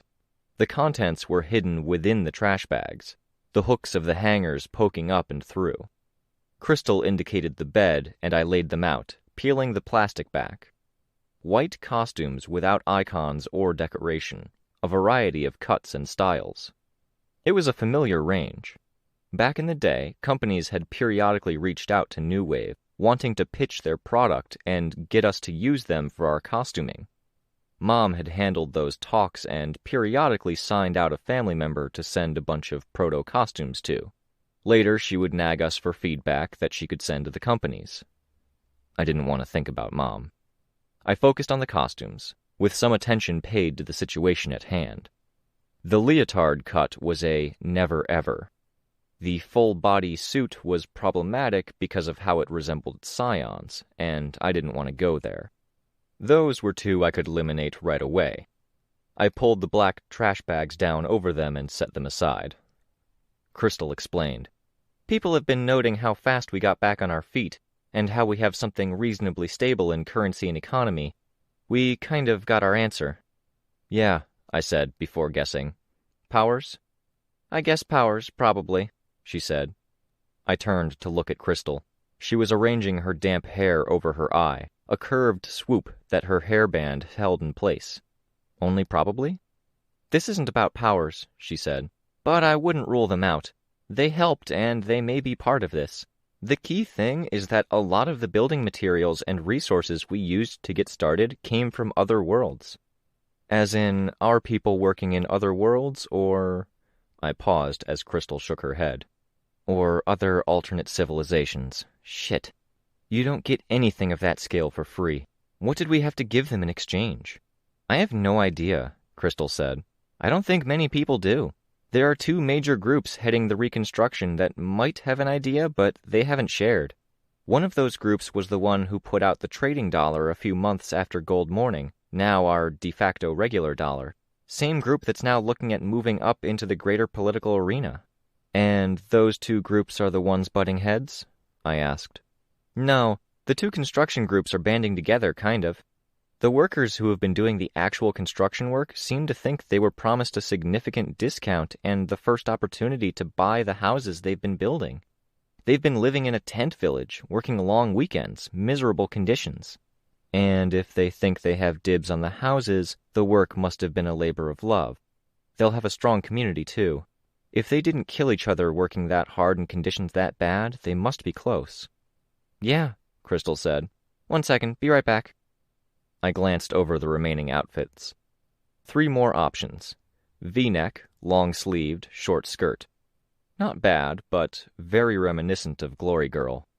Round neck, low enough to have a touch of cleavage, short sleeves, and shorts that cut straight across the upper thigh. If any length were taken from them at all, they wouldn't qualify as shorts anymore. Hard to pull off.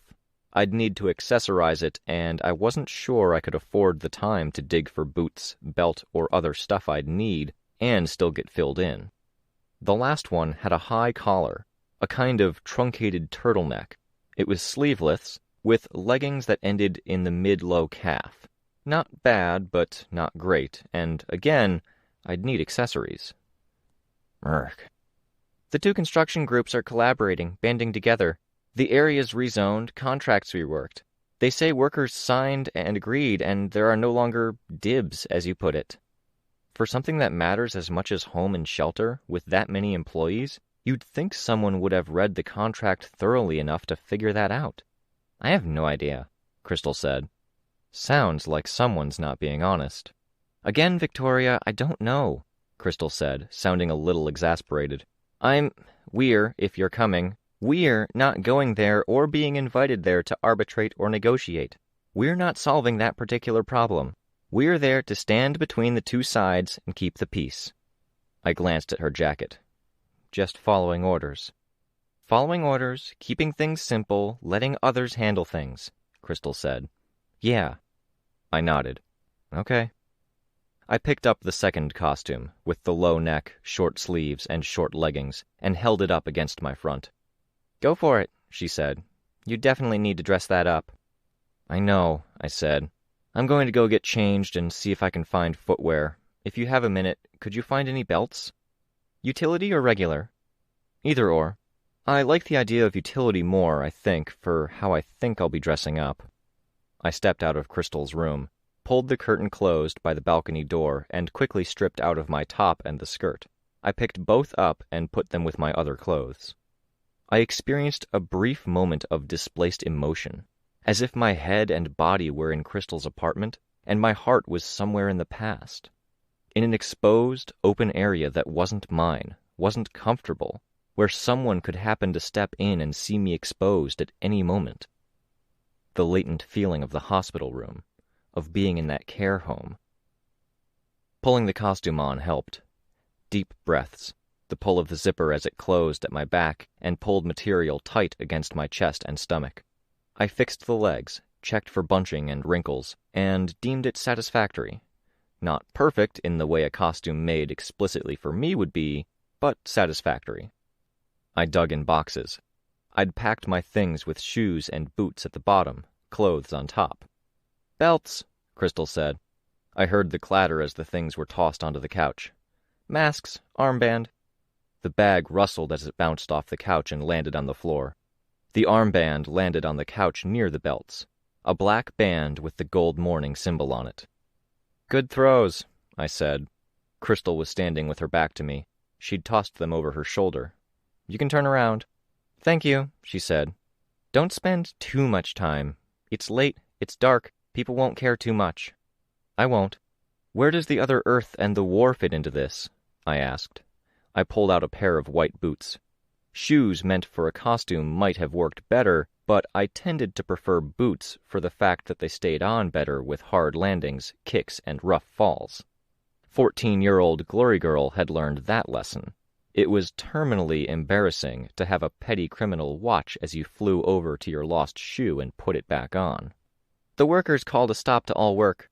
They're holding the houses, equipment, and building materials hostage, with some suggestion they'll destroy it all before they give up with their ode, Crystal said. The last big convoy of materials and trucks were from another Earth, and they're part of what's being held hostage. The delivery folk from Earth K aren't budging because they aren't abandoning their delivery, even though they've been told they can go. The government from United States of K is getting upset because their people aren't home. That's where the murmurings of war are coming from. Workers aren't conceding anything else, and construction groups aren't either. And our job is to make sure the stalemate stays stale and mate until people find a resolution, I said, pulling on the boots. Or mitigate the damage if it gets ugly, Crystal said. I did up the straps, reached for the belts, all arranged around a metal ring, and found one I was satisfied with almost right away, utility belt style with small pouches. I tore open the bag of masks. The masks were ones that were meant to be stuck to the face. Remove protective tape, stick to face like cosmetic band-aids. Not my favorite, but I got why they did it when they sent out sample packs. The glue would wear out quickly, and the real custom masks for long-term wear would then be ordered. Quality was fine, though. All in white, again, with some lenses. I found one that fit around my eyes and covered my eyebrows with white lenses and held it up to make sure the white lenses didn't obscure vision any. A faint halo when I looked at sources of illumination, but nothing too bad. What do you think? I asked. I think you look more like you than I've seen you in a long time, she said. Maybe I'm meant to wear a costume, I said. Maybe, she said. But what I meant, cuz, is that from the moment you stepped into my bedroom, well before you put anything on, you looked more focused and grounded in reality than you have in a while. I drew in a deep breath and glanced at the curtains. Being told I looked better reminded me that I hadn't looked well before, which reminded me of why I hadn't looked well, which in turn made me feel less better. It was easier if I didn't focus on it. Thanks, I guess. Whatever you were doing, I think you should do more of it. I plan to, but for now, in the interest of time, since your formation is expecting you to hurry back, I just need to know if the mask makes me look like a dork. It's good, Crystal said. She picked up one article of clothing that I'd put aside while digging for my boots. A plain white sweatshirt. To cover up the road rash? I looked at my arms. I still had the raised red marks where I'd tumbled to the road. Or maybe not. It wouldn't work with your force field, she said. It would, but I wasn't about to explain that whole situation. No, actually, it could work, I said. Dress up the upper body some. She smiled, enthusiastic that I was playing along. Exactly! I was thinking we could stick a quick heat transfer design on this. The sweatshirt as part of my costume? It would be playing into that trend of working normal clothes into costumes. Fumehood's group had been big on that. A few of the villains in Lord of Loss's group had too, but some of that might have been them trying to fly under the radar before launching their plan. The most significant trends in fashion and style were often a symptom of external factors. It was hard to get good costumes with things where they were at. There was a desire, too, to appear more down to earth, to connect to the people, when sentiment was where it was at. Sure, I said. I smiled. That could work. Question is, do you trust me to do it? She asked, raising one hand and producing a fan of lasers from her fingertips, shooting at a force field she'd created. Or do you want to wait for the iron to get hot?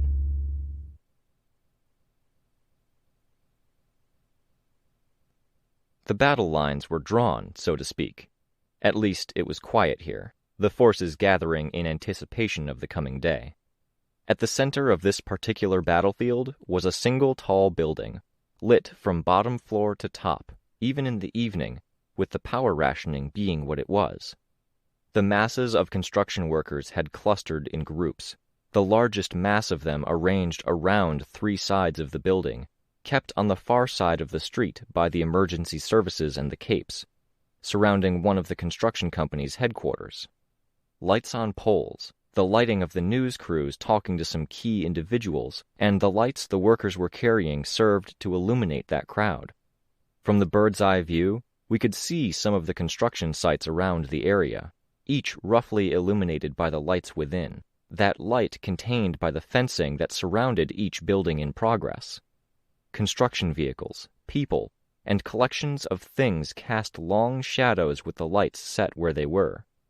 Most had lookouts posted, keeping an eye out for trouble. A couple of those lookouts turned lights our way as we flew. Laserdream and I touched ground. "I've missed flying with you," she said. I smiled. My emotions were complicated enough in the moment that I didn't want to say anything. I didn't trust my tone of voice or the words I might choose. Easier to stick to the shallow, surface response. It was nice to be around my cousin. Nice that she was happy. We walked down the length of the street, the building on one side, the crowd of workers on the other. Walking helped to get my blood pumping and my body warmed up, where flying felt like it had frozen my blood and chilled me. My hands were cold, and I kept them jammed in the pockets of my sweatshirt. "Laserdream, you're cutting it close and getting back in a timely manner. Who's this?" a cape in a jacket asked. He was a heavy guy with a very clean face, a gently curved visor covering his eyes and nose. "Family," Laserdream said. "There was a call for more help. She was invited by someone named, Tempera," I said. "Tempera, right. We're paying for the extra hands on deck?" "We are," the man said. "It's not a lot." "That's fine," I said. He looked skeptical. "I can second the recommendation if it matters," Laserdream said. "It helps," the guy said. "If she causes trouble, you know it's your ass in the fire." "Understood, sir," she said. "I've been doing patrols with her since before I could drive. I'd trust her with my life. I'm optimistic my ass will remain room temperature." "Don't get smart. I don't want her with the formation. If she wants in, she needs to apply and train." "She doesn't," Laserdream said. At the same time, I said, "I don't." Laserdream ceded to me. "No disrespect intended," I said. "That isn't for me. But I get the gist of the situation. I'll help keep the peace. I'll follow any orders." "You going to be all right if I send you out to help fill in the gaps at the flanks?" "It's why I'm here," I said. "South side of the building," he said, pointing. "Stand on the dotted line. Try not to stare down the crowd or antagonize them. Be gentle if they get rowdy." "Can do," I said. "Should be quiet tonight," he said. He turned to Laserdream as he said it, but glanced at me, including us both in the statement. "This is one of 3 locations. The big demonstrations are supposed to start tomorrow at another location. Tonight, they're mainly interested in holding their ground and organizing themselves. Holding a vigil, giving cameras something to record. Would be nice if they got over it or got bored before things get started tomorrow, but I don't think that's going to happen." That would be why Tempera had said I could call in the morning. The workers wanted time and media attention to give their side some weight before they really took action. "Get yourself in position. I'll send someone your way with cups of coffee in a short while." "All right," I said. The parahumans along the road to the south of the building were spaced out along the painted divider in the center of the street.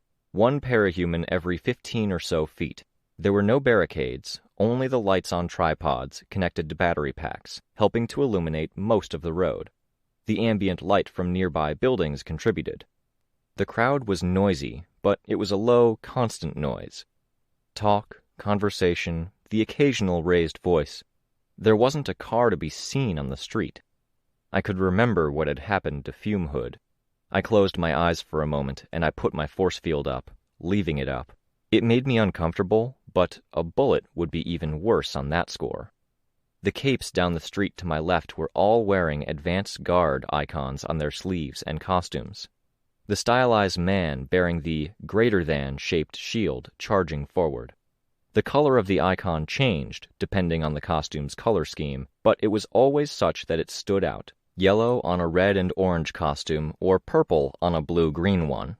The thick, bold lines of the icon's design tended to flow into the cape's individual icon or the rest of the costume.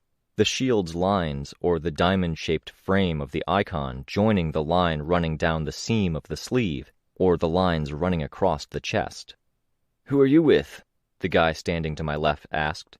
He had a faceplate, but the thick, bold lines and angular edges that advance guard tended to have, and the ears of the plate swept back to cover his ears, giving them a pointed, elfin cast. His bodysuit was designed to accent his slim frame, a two-piece jacket and legging combo, with a very pronounced zigzag at the waist where his upper body met the lower body. There was a slight curl at the toes. "I'm independent," I said. "For now." "We're advance guard," he said. "I'm Sprite." "I'm between names," I said, "and between costumes. Don't judge me too harshly." "Can I see the emblem?" "Just a design, not an emblem," I said, turning my back to him to show him the rush job we'd managed with the heat-transferred image, my sweatshirt lightly singed in places. It was a circle with lines intersecting it, almost like a sun, but with the lines running into the circle. The image was offset, so the lines were shorter to the left and top of the image. Crystal's idea and design, and I'd had no objection. "Between teams, between names, between costumes?" "More or less sums it up," I said. "If you need to call me anything, you can call me Victoria." "I'm honored, Victoria," Sprite said, bowing slightly. "I'm glad for the company. We might be here for a while." "We probably will," I said. "I see you've got the armband. You've been around for at least a few years. Do you have any war stories you can share?" "Yes, a good few," I said, and a lot I wouldn't share. "You're experienced, huh?" "A few years under my belt, a few years of semi-retirement." "I can tell you I'm very experienced," he said, with a bit of humor in his voice. I looked at him, one eyebrow arched. "I'll tell you mine if you tell me yours," he said. "Is that how we're doing this?" "Could be," he said. "What I'm offering is long and thoroughly satisfying. Are you game?" "Wow," I said. I smiled despite myself, looking over the crowd instead of at Sprite. When they said advance guard rushes into things, they weren't lying. Once you get me going, I go all night. I might as well get started early. With an audience, though? I've got nothing to hide. I'd say they could join in, but I think that would get a little hectic. "It might just," I said. "Would be nice to steer clear of hectic for a while." "I very much agree, Victoria Between Things," Sprite said. "You have to find a good fit, strike the right rhythm, the right pace. Once you're comfortable, you might be able to vary it up some." The woman standing to the left of Sprite said something that sounded an awful lot like, "Oh my God, Sprite." I checked, but it didn't look like the people on the sidewalk heard us. The buzz of conversation seemed to drown out our voices. "Is he always like this?" I asked, raising my voice a bit. "Yes," Sprite said. "No," she said. "I dare say you've inspired him, unfortunately." Sprite sounded almost energized by his teammate's exasperation. "I'm intrigued more than inspired. I'd love to indulge in your stories, Victoria with the stylish icon." "It's not that great an icon," I said. "Nice try, though. I appreciate it." I wanted to work in the flattery somehow. There's no shortage of things I could say, by the way, and I'm not messing around when I say that. I chose the icon because I do like it, and because when you say something nice about something like a girl's hair or something else about their appearance, you tend to get that knee-jerk resistance. "You do," I said. For me, it's for reasons other than the usual. It was a shame, but his moment of frankness had brought things home again. My tone of voice was audibly different, even to myself, as I said, "I'm flattered, Sprite, really." "Aw, darn. But while I'd be happy to share a few stories, I'm not up for the other stuff you're driving for. It's just not where I'm at. Wouldn't be fair to you. I've got to figure myself out some first." "I can respect that," he said. "Thank you," I said. "I appreciate the wit. You were pretty snappy with some of that." "Thanks for letting me try. Sprite stopped as the woman standing to his left made a sound effect with her mouth. I didn't hear the preceding sound, but I heard her make a sound like a small car crash with her mouth. Sprite switched tracks to say, "I'll throw things at you, Tandem." The woman laughed. A moment later, another person joined us. a ripple in the road, and he appeared almost instantly out of the gloom. The Cape I'd met early in the day the community center had been attacked, with the blades jutting from his costume. He looked at me, sizing me up. "Hi," I said. He made a sound, not really a response. "Hey, Sprite, swap places with me for a bit." The bugged me. I'm enjoying his company. "She's enjoying my company, Shortcut," Sprite said. "It's a good night." "It's going to be a long night," Shortcut said. "I think I know her from the other day." He paused, glancing back at me. "Yeah," I said. Shortcut turned back to talk to Sprite, then paused, glancing back at me. "What's that sound?" I listened, and I heard it. Scratching. Without trying to look too much like I was looking down, I looked down. My force field, invisible to everyone present, was scratching at the road. I took flight, lifting myself up enough that the arms couldn't reach the ground, about 8 feet up. From the angle, as I saw the light hitting the road at a different angle, I could see the shallow gouges. The good humor from earlier was spoiled a little at that. "Everything okay?" Sprite asked. "Yeah, just restless. Bit of power quirkery," I said. I realized the crowd had noticed me take flight, and the conversation had quieted a bit. It was mildly surprising that, Sprite's flirting aside, nobody in a large collection of construction employees had called out to me. I tested my luck and used the opportunity to call out. "You guys doing okay?" "Bit cool out," someone called back. "Yeah," I called back. "Better than the alternative, isn't it?" That got me a fairly mixed response. "Shoulder to shoulder in the heat, stinking of sweat? You don't want that." "We're used to the smell of sweat, hon," a woman called out. There were murmurs of agreement. "Take care of yourselves, okay?" There were a few murmured and unintelligible responses, but a more emotional cry of, "Give us our homes and we'll be just fucking fine," stood out. Some heads turned in that direction. "It's not up to us," I said. "Save that energy for tomorrow, all right? We're here to keep you safe and keep them safe." There were a few mumbled replies. "Doesn't help," Shortcut said. "I don't know," I said. "Letting them know we're not against them, we care about their well-being. Reaching out and talking can't hurt, can it?" "I guess that's why I'm here," Shortcut said. I looked his way. "Reaching out and talking," he said. "I just wanted to make sure there's no hard feelings." "About you not getting into advance guard?" I'd emailed. They'd sent a reply a couple of hours later saying no. "I didn't devote a lot of thought to it," I said.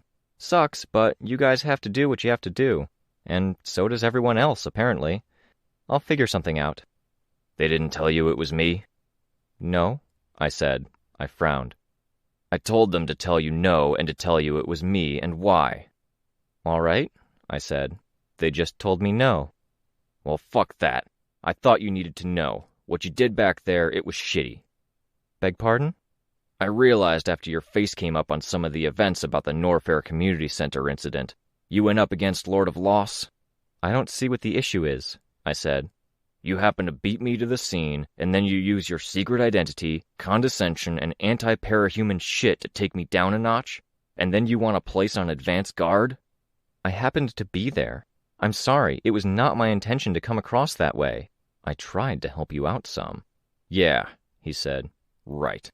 I can guess what your intentions were." I was pretty darn confident my handling of the situation had been all right. I was inclined to chalk this one up to the guy having a screw loose or a few bundled up issues. It still bothered me, and it bothered me more that a nice conversation had been interrupted, and now this guy was apparently intent on keeping me company for the night, telling me how I was responsible for his problems and issues. I pursed my lips, doing my best to filter what he was saying, tuning out what I could and responding where necessary, so he wouldn't add me ignoring him to his list of grievances. He was talking about the community center now. Voices were raised, a few shouts, both from capes at one of the other streets and by people in the crowd. Phones were out. It was almost a welcome interruption, in that solitary moment between the initial commotion and when I realized that it meant people were hurt. I rotated myself in the air, looking, trying to figure out what had happened. I saw Crystal coming and flew to meet her. come!" she shouted, barely pausing as she flew. I joined her, wavering as air ripped past my force field, lopsided in a way I couldn't quite detect, moving.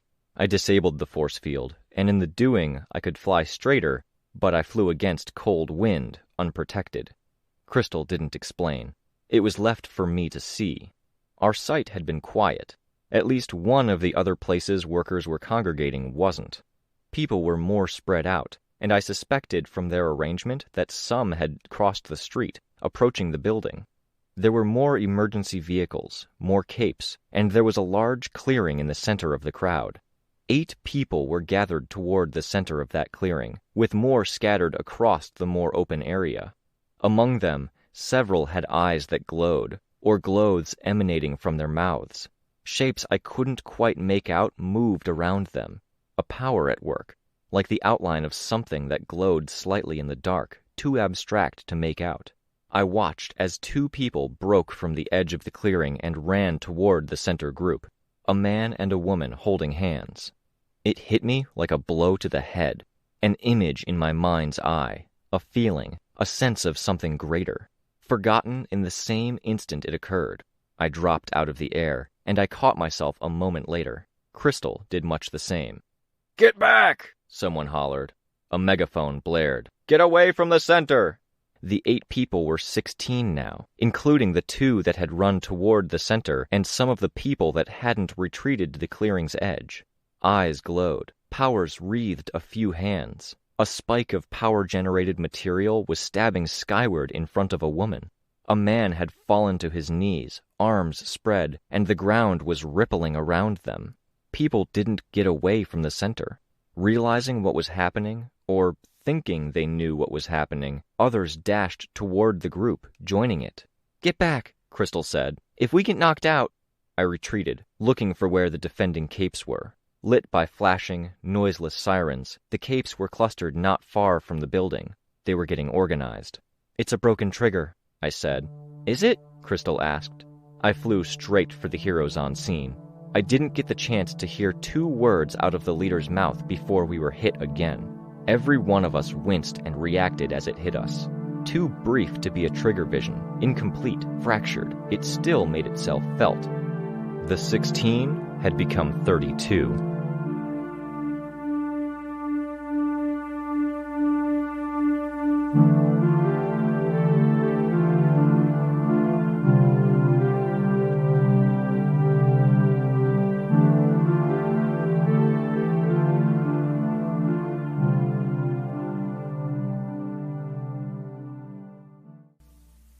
Arc 2, Flare, Chapter 4.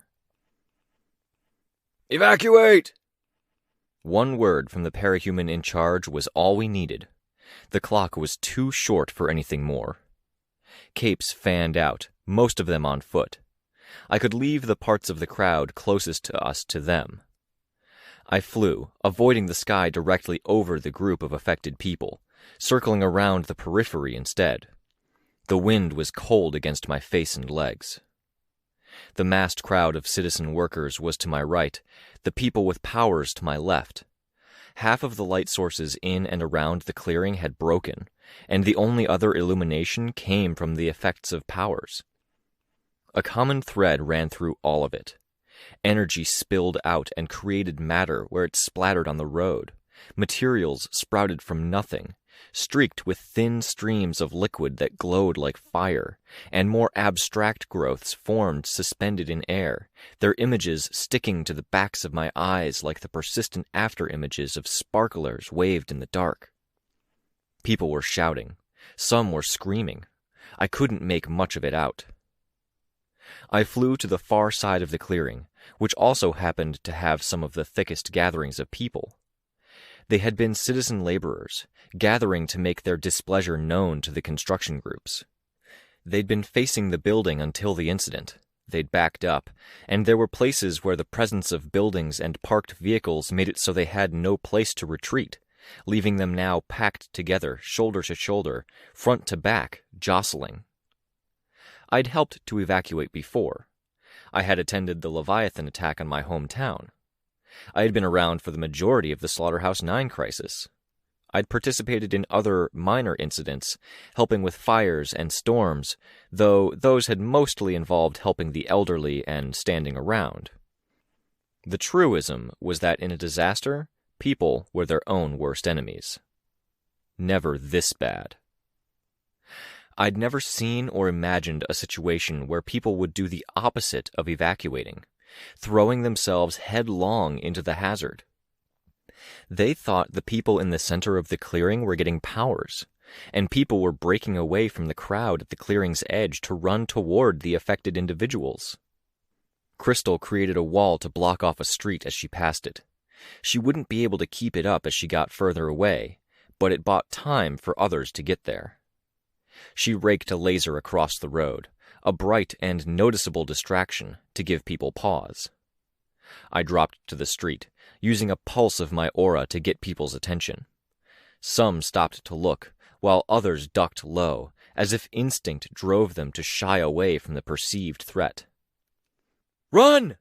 I shouted, using my aura to play up my words. "Other way!"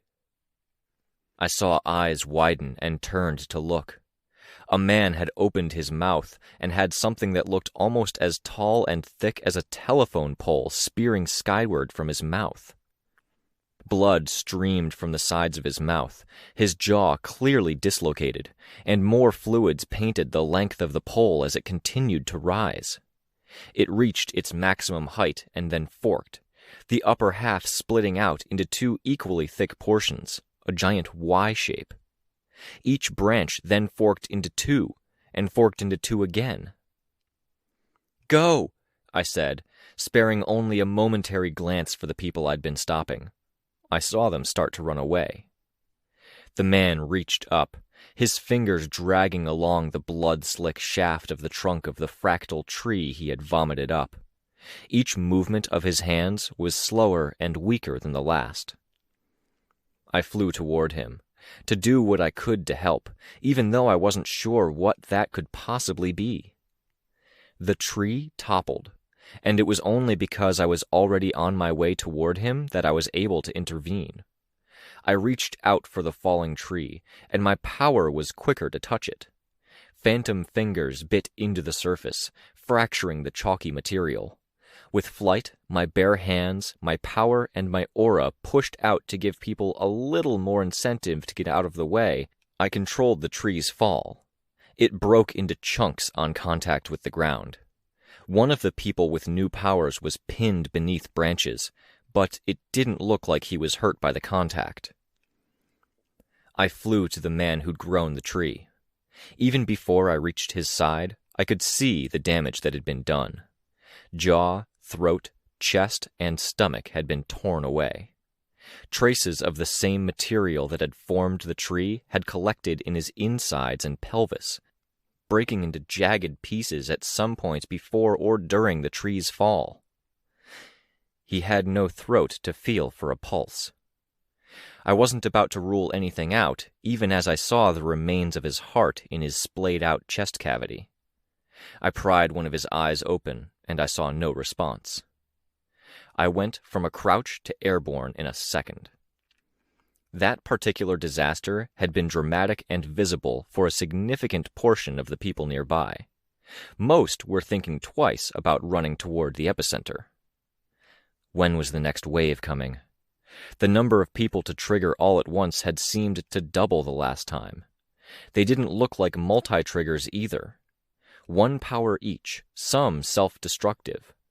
I could hear the screams and shouts of a lot of unhappy people, and I couldn't see one person who looked particularly happy about their new ability. I flew to a new location, looking to see where I could get the most people away. The tree had done my work for me in one spot. Laser Dream was standing at the intersection of two streets and walling them off with red-tinted, translucent fields.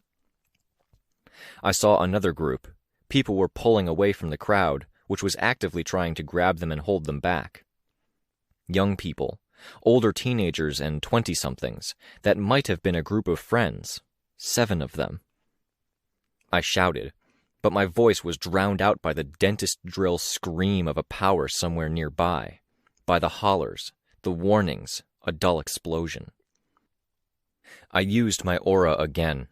Several people in the group stumbled, so caught up in reacting to my aura that they lost track of where they were going or how to put one foot in front of the other. Several others paused, helping their friends that had tripped, stopped, or fallen. The people at the edge of the crowd reacted too, pulling back away from me. I'd hoped more of them would stop shouting and screaming. The affected people and the people at the edge of the clearing were making so much noise that it nearly drowned me out as I shouted, "Get back!" A number of people listened. The crowd in particular was inclined to take my order, getting away from the scene. 2 of the 7 who'd lagged behind the others turned to go too. 5, however, looked at me and then continued to run toward the scene. I clenched my fist. Rationally, I knew that they likely saw this as the simplest thing in the world. The people over there had powers. All they had to do to get powers was to head over there. Some might well have no idea what triggers were, or that they might have bought into one of the various other theories out there, some intentionally obscuring the truth. They didn't know better. Well, the screaming should have given them pause, but that might have been balanced out by the fact that they felt especially powerless at this time in particular. Because we were only 2 years after the most catastrophic and traumatic loss of human life in history. Because as much as we were recovering, we were far from being where we'd been. We weren't okay. The dispute between the citizen workers and the construction administration only brought that home. Rationally, I knew that. Less rationally, I had a weak point that extended well before Gold Morning, well before the hospital stay, well before the Slaughterhouse 9, before the bad days against the Empire 88, before my trigger even. I'd spent a fair portion of my time post-trigger, and especially in the hospital, thinking about it. I couldn't fucking stand being ignored. I flew to intercept. I hadn't practiced with this power enough. Even using it was a hard reminder, with a mental and emotional cost. I knew I needed to come to terms with it, and my time at the hospital had been an early foray into that. That had been flight, and my flight was more or less untouched. I flew low, approaching a car. As with the tree, all of my powers were up and active as I reached out in the car's direction. Phantom hands dug into the metal of the car's body, invisible fingers stabbing through. A mass of something pressed down on the hood, caving it in. If I had any control over those limbs, it wasn't something that lent itself to fine touches. It didn't work well with the careful, methodical, warrior monk approach. In the instinct and the moment of frustration, I could only hope that what I wanted and what my power wanted were mostly in agreement. I glanced up to make sure Laserdream wasn't watching. I was close enough for my fingertips to brush the car's paint as I swept my arm to one side. The holes and dents in the car twisting or opening wider as the phantom grip adjusted. The other Victoria, the phantom Victoria that had never left the hospital, the wretch, through the car. I canceled my power momentarily, to force it to release its hold, so it wouldn't fling the car into the people I was trying to stop. I let it reactivate a half-second later, flying forward in the car's direction. My defenses were up and sufficient to let me adjust the car's trajectory with a sharp kick to the side, just to be safe. It crashed into a parked car upside down, its roof and windows shearing into the top of the other. A loud impact, metal scraping against metal, a dozen windows on the two vehicles breaking. It was raucous, chaotic, sudden and surprising, in a stark contrast to the massive, enduring weight that seemed to settle in me. Harder than flying. I could tell myself I was helping people, keeping them clear of danger, and it helped much as it had with the flying, but it was still hard. The fact that a car had flown into another car 20 feet in front of them was enough to stop them in their tracks. I had their full attention now. "Get away! It's dangerous!" Some backed away, then ran. 2 backed off, but didn't run. The last of them was a man about my age, who stepped closer to the cars, intent on climbing over them. "Get away!" I was prepared to grab him as he climbed onto the underside of the car I'd thrown. He continued to ignore me, finding his balance, stepping forward. The fragment of a trigger vision hit me, the latest wave. I saw only a flash of faces, and in seeing those faces, I saw the phantom self that clung to me. The impression lingered for only a moment before I realized the faces didn't resemble mine. The man had been springing forward from the car to the ground when the event hit. I saw his legs swing forward while his head remained in place. He dangled, suspended in the air. I picked myself up off the ground, flying to him. Gone already. No pulse, no light behind the eyes. He made a faint gurgling sound, but it was some biological process or symptom of what had happened, not a sign of life. He was pissing himself and shitting himself in death. He dropped out of the air and I caught him. It hardly mattered. He was gone, but it didn't feel right to just let him fall. I eased him to the ground. "Please help!" I heard a guy shout, amid renewed and nearby whimpers and sobs. I flew. The 2 who had drawn back but hadn't run, a boy and a girl. The boy was holding the girl, while she strove to stay on her tiptoes. Her face was turned skyward. I flew to them and I caught her, helping to hold her. "Hold her steady!" the guy shouted. I held her as steady as I could. Another suspension? "My neck!" The victim shrieked the words. A single glowing vein stood out on each arm, and glows on her legs suggested more of the same, but she barely seemed to care about it. Clear fluid was streaming from her nose, thinner than snot, with needle-thin streams of blood joining it. "We got you," I said. "We're here. We'll support you. Stay calm." "I can't move my head," she cried out. "Every time, my neck—" "Don't try," I said. The guy was looking to me for help, and I wasn't sure what to say or do. "My head hurts," she said, sounding very far away. Her words dissolved into a stream of whimpers and cries of "ow." I was supporting her weight, but it wasn't easy to do it from a strength perspective with my feet on the ground, and it wasn't easy to stay steady while flying. "Laser dream!" I shouted the words, top of my lungs. "Headache," the victim said, her eyes wide. "My brain." The guy looked at me again.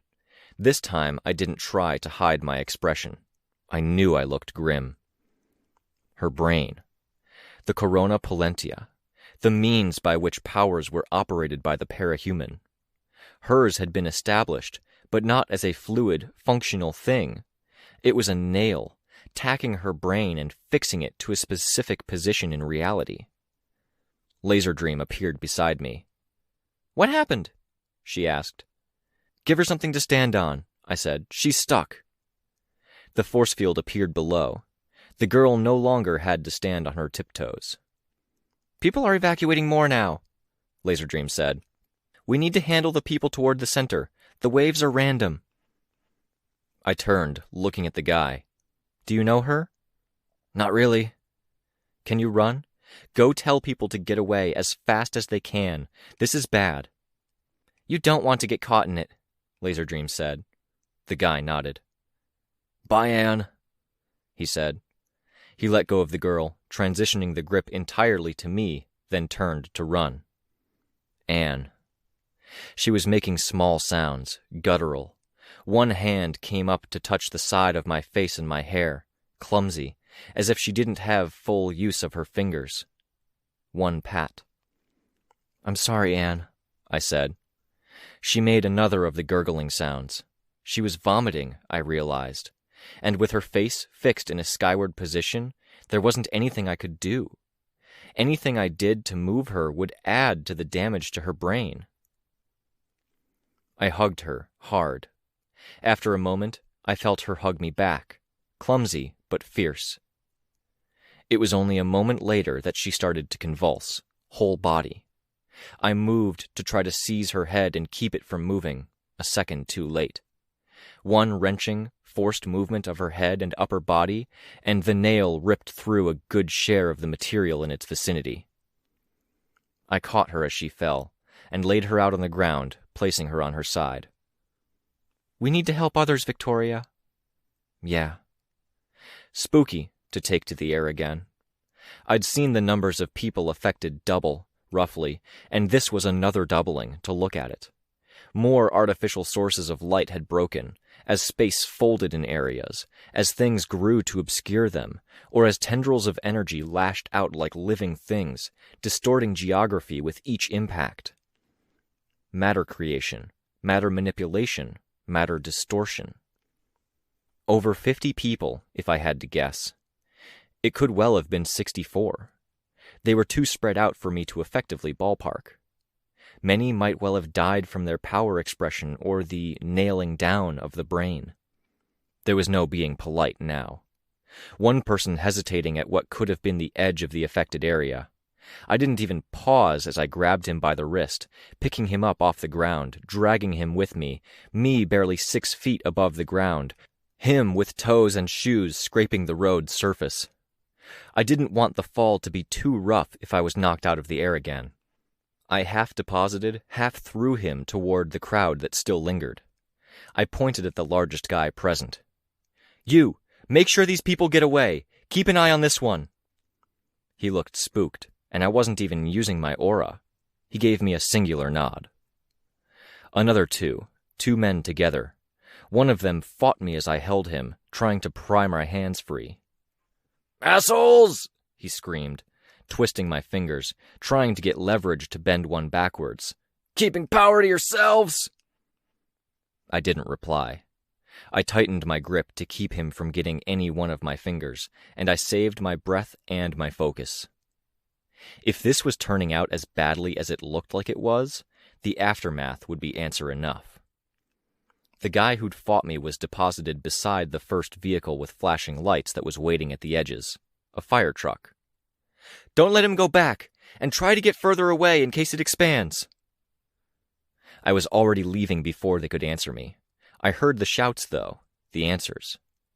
Crystal wasn't using lasers or force fields much anymore.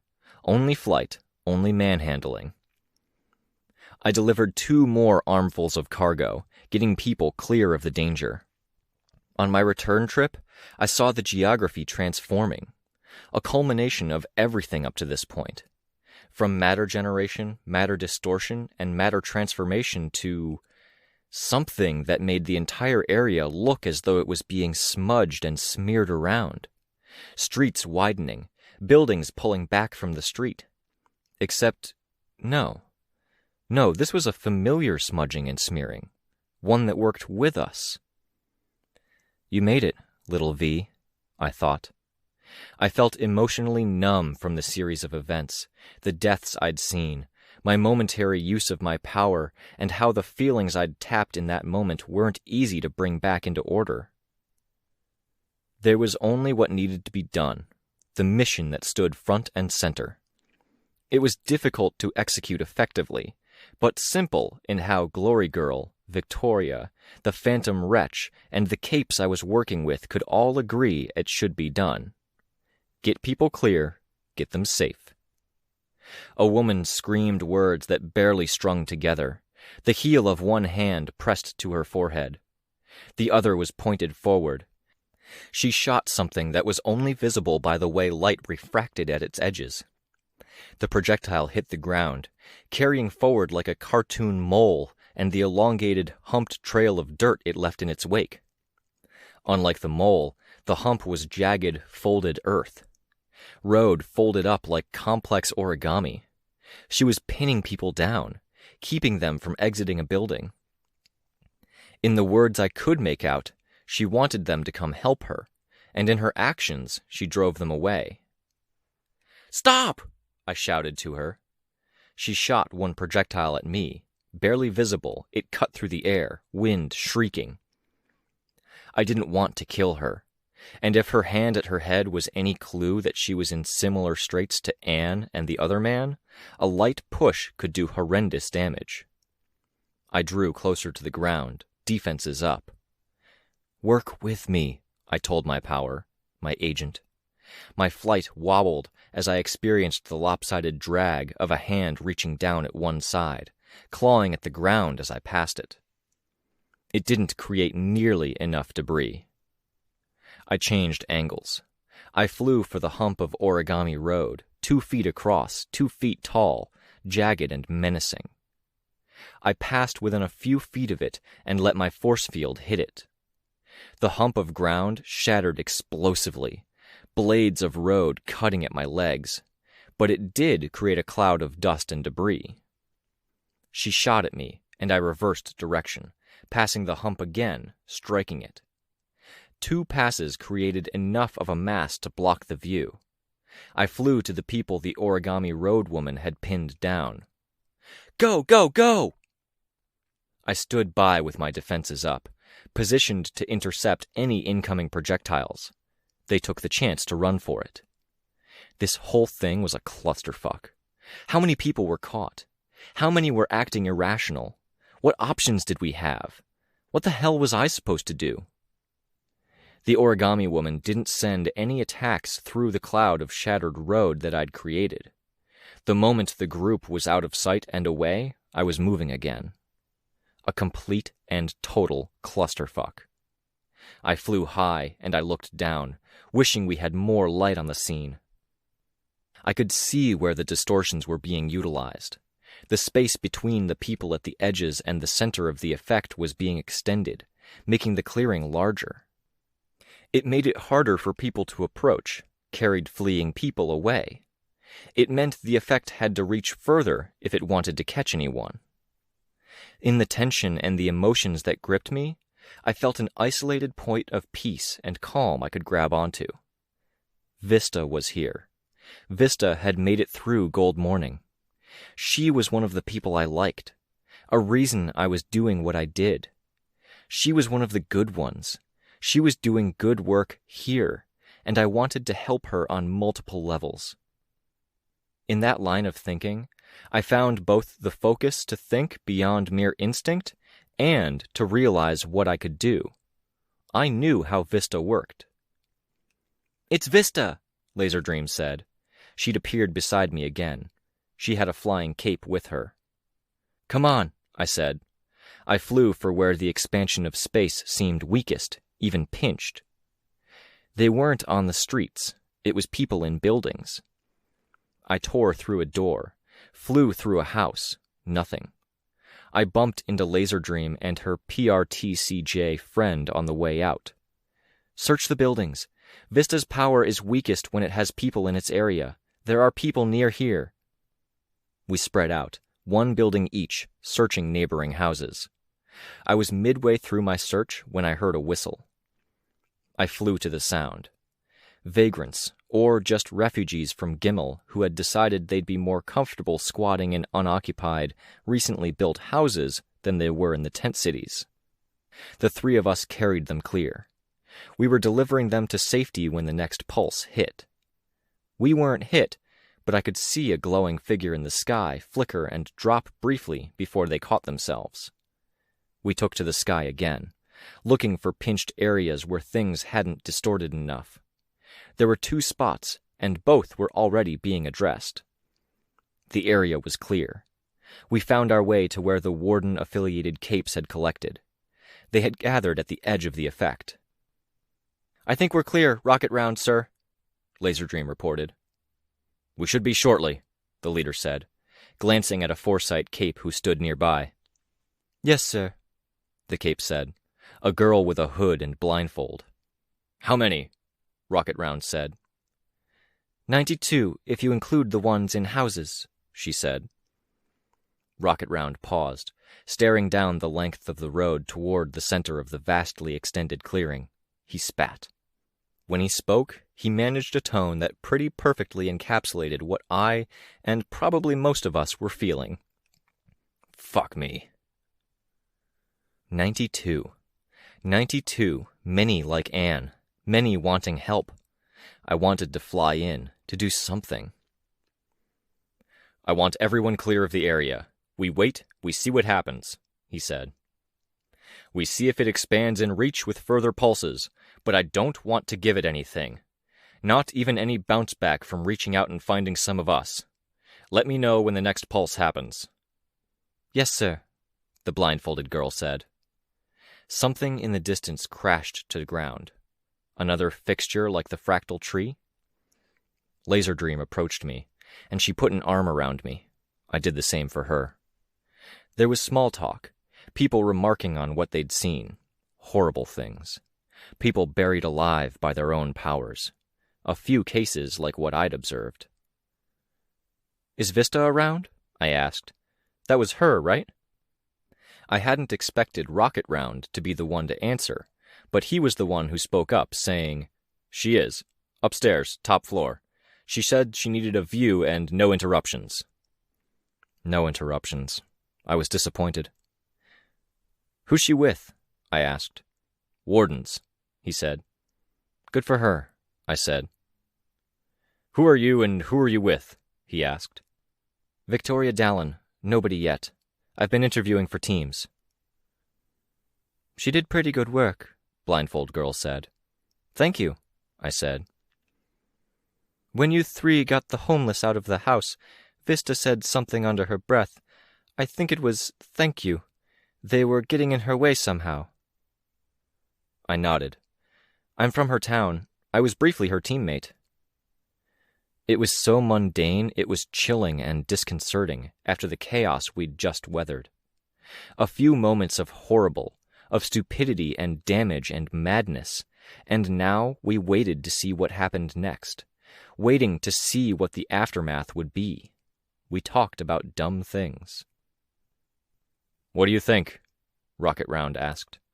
Not just asking you, Victoria. Anyone. It was in that question that I saw the first real hint that he was shaken. He was doubting his own capacity in this. This is going to hurt, another cape said. People were already feeling beaten down, and 90 people? We lost 90? We don't know if all of them are in trouble, Laserdream said. I think they might be, Blindfold Girl said. Laserdream didn't have a response for that. She only hugged me tighter with the one arm. I think, I started, just speculation. Any clues or guesses about what's going on would be good, Rocket Round said. He was gripping his upper arm as he stood with arms folded. He'd emphasized any, which only served to emphasize how little a clue he and we had. The broken triggers are pretty out there. Not a lot of consistent points or facts, except that they're big, I said. Big? A nearby cape asked. They tend to cover a lot of ground, shaker stuff. Yeah, Rocket Round said. That's come up in briefings.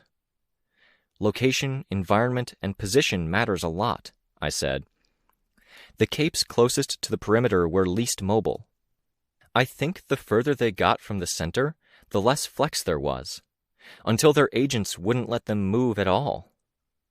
Typhlosis pointed that out, Rocket Round said, indicating the girl with the blindfold.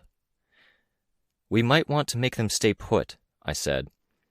Yeah, Rocket Round said. We'll do that. Someone else spoke up, a remark about common thread through the powers they'd seen. Others chimed in. I only half listened. A lot of images stayed with me. The faces I'd seen midway through the one fragmented trigger. The indents in the car as the phantom limbs had reached out for it. Anne. The lingering sensation of Anne clinging to me, hard, the touch on my face. I didn't know what she had wanted to communicate. A last kind gesture? There we go, the blindfolded girl said. Pulse. Nobody else affected. I'm going to approach, Rocket Round said. Roadblock? I'd appreciate it if you came. Of course, a cape by the side said, a guy in heavy armor. Protect me if we run into any trouble. Only 4 left, Typhlosis said. 4? Rocket Round sounded surprised. Laserdream's head snapped around, looking at me, looking at Typhlosis. Typhlosis continued. Only 4 alive still. The rest went down. Eaten by their powers, or they tried to move when they couldn't and their brains caved in. I squeezed Laserdream's hand. I might have been less surprised than her because I'd read up more on how these things tended to go. "Let's go," Rocket Round said. "Anyone comfortable joining me? Come." They speed-marched toward the center of the effect. One hand on another cape's arm for support and guidance, Typhlosis directed us toward the nearest surviving cape. 3, she said as we got close enough to see him. He was a man, mid-20s. His legs and stomach were buried in a writhing mass of something very similar to the origami road I'd seen earlier. Materials made thin, folded many times over, until they didn't quite seem to be three-dimensional anymore. Some of those materials were the pieces of the 20 or so people in his immediate vicinity. A lone figure, standing on a hill of the fallen citizen workers, caught up in the broken trigger's effect. "Don't move!" Rocket Round shouted. "All right?" "Not moving," was the response, quiet. "No using powers. Stay put, stay calm. We're going to try and find out a way to help you." "I don't think I can be helped," the man said. His head was bowed, and he couldn't seem to move it. His hair was long, tied back into a low ponytail, and it covered much of his face. "We can figure something out," Rocket Round said. 2, Typhlosis said, quiet. 2 parahumans left. The effect had caught over 90 over what couldn't have been more than 15 minutes. Now there were 2. "I'm worried," the man in the clearing center said. "I can feel all the others." He moved his hand. Every body in the vicinity moved. A matching movement of hands, limp arms rolling off of sides or fingers digging into powdered sidewalk. "Don't move!" Rocket Round called out. "I'm on a brink, and I can't see it, but I can feel it," the man said. "Try not to think about it," Rocket Round said. "Okay?" "I can feel it," the man said. He wasn't paying much attention to Rocket Round. "All the way down to this vast well, partially filled with potential energy. Like I'm on the lip of a volcano and it's an impossibly long fall with only magma at the bottom. I don't know if I'm better off throwing myself down into that or leaving it alone." "Leave it alone," I said, my voice joining more than one other person's. "What if my thoughts and brain get made into a part of that, one piece in that thing's construction? What if it makes me immortal, forever a part of this thing, a recording of me in there, how I think, how I do things?" "We've studied parahumans, powers, and power sources a lot," Roadblock said. "We're pretty sure that's not a thing." "Yeah," the guy in the clearing center said, "but—" He trailed off. "It's not a thing." Rocket Round's voice joined Roadblock's. "But I'm standing closer to it than you are," the man said. "And from where I stand, I feel like it might be." Nobody had a ready response to that. "1," Typhlosis murmured. "I am the last one standing on the brink now," the man said. "I don't think I can do this much longer. Do I embrace it, or do I turn away? I wish I could see you to—" He reached up to move his hair out of his eyes. "Don't!" I called out. My voice wasn't the only voice of protest, but it might have been the first, perhaps because I was the most mindful of arms that weren't mine in my immediate vicinity. The arms of people all around him operated as extensions of him, a matching, reaching movement up and out. Some disintegrated as they moved, but one lying next to him reached up, out, and into the finely spun construction of road that cocooned the man's legs. As I'd done to the altered road, the reaching arm broke through the construction like it was sugar crystal or a snow globe. There was a spray of blood, and the man dropped, jerking as his corona pollentia remained in place, briefly suspending him. He was dead in that instant, well before he sprawled to the ground, shattered from the waist down. My hand held Laser Dreams tight. I was thankful that Typhlosis didn't give us an updated count.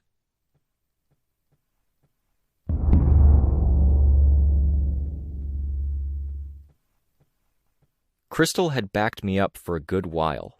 She'd been a friend, a support. She had performed during the event. She'd been focused. She'd done what she needed to do. It had been after that she faltered. Hearing that the people who'd been touched by the broken trigger weren't doing well, then hearing that only 4 remained, hearing and seeing those 4 drop away. It had been that way for Leviathan, too. It had probably been that way after I went to the hospital. Fine during, not so fine after. It had been 10 days now. 10 days after the broken trigger with the citizen workers.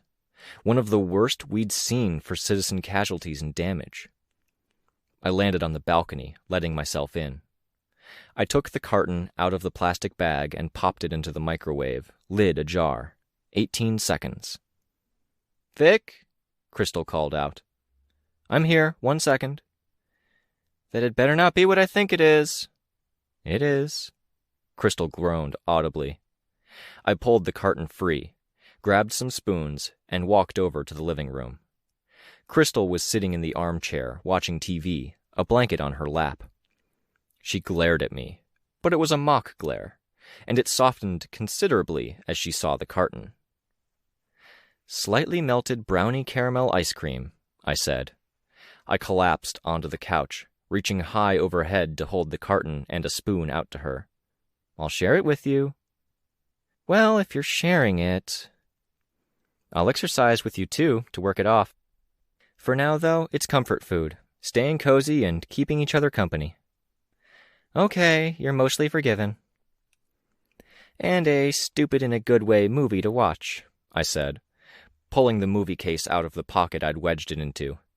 "Because it turns out TV sucks after the world ends, and I can't watch you subject yourself to it." "Okay," she said, "you're forgiven." I popped the movie in, then settled on the couch, pulling a blanket over my legs, arranging a cushion to sit up against. I fetched my phone and checked my messages. A second cancellation from Jessica. After a disaster like that, too many people needed looking after. I twisted my head around to look at Crystal as she ate a spoonful of ice cream from the carton. She passed it to me, and I took a bite for myself, from the side she hadn't dug into. I passed it back, watching as the movie started. My turn to look after Crystal.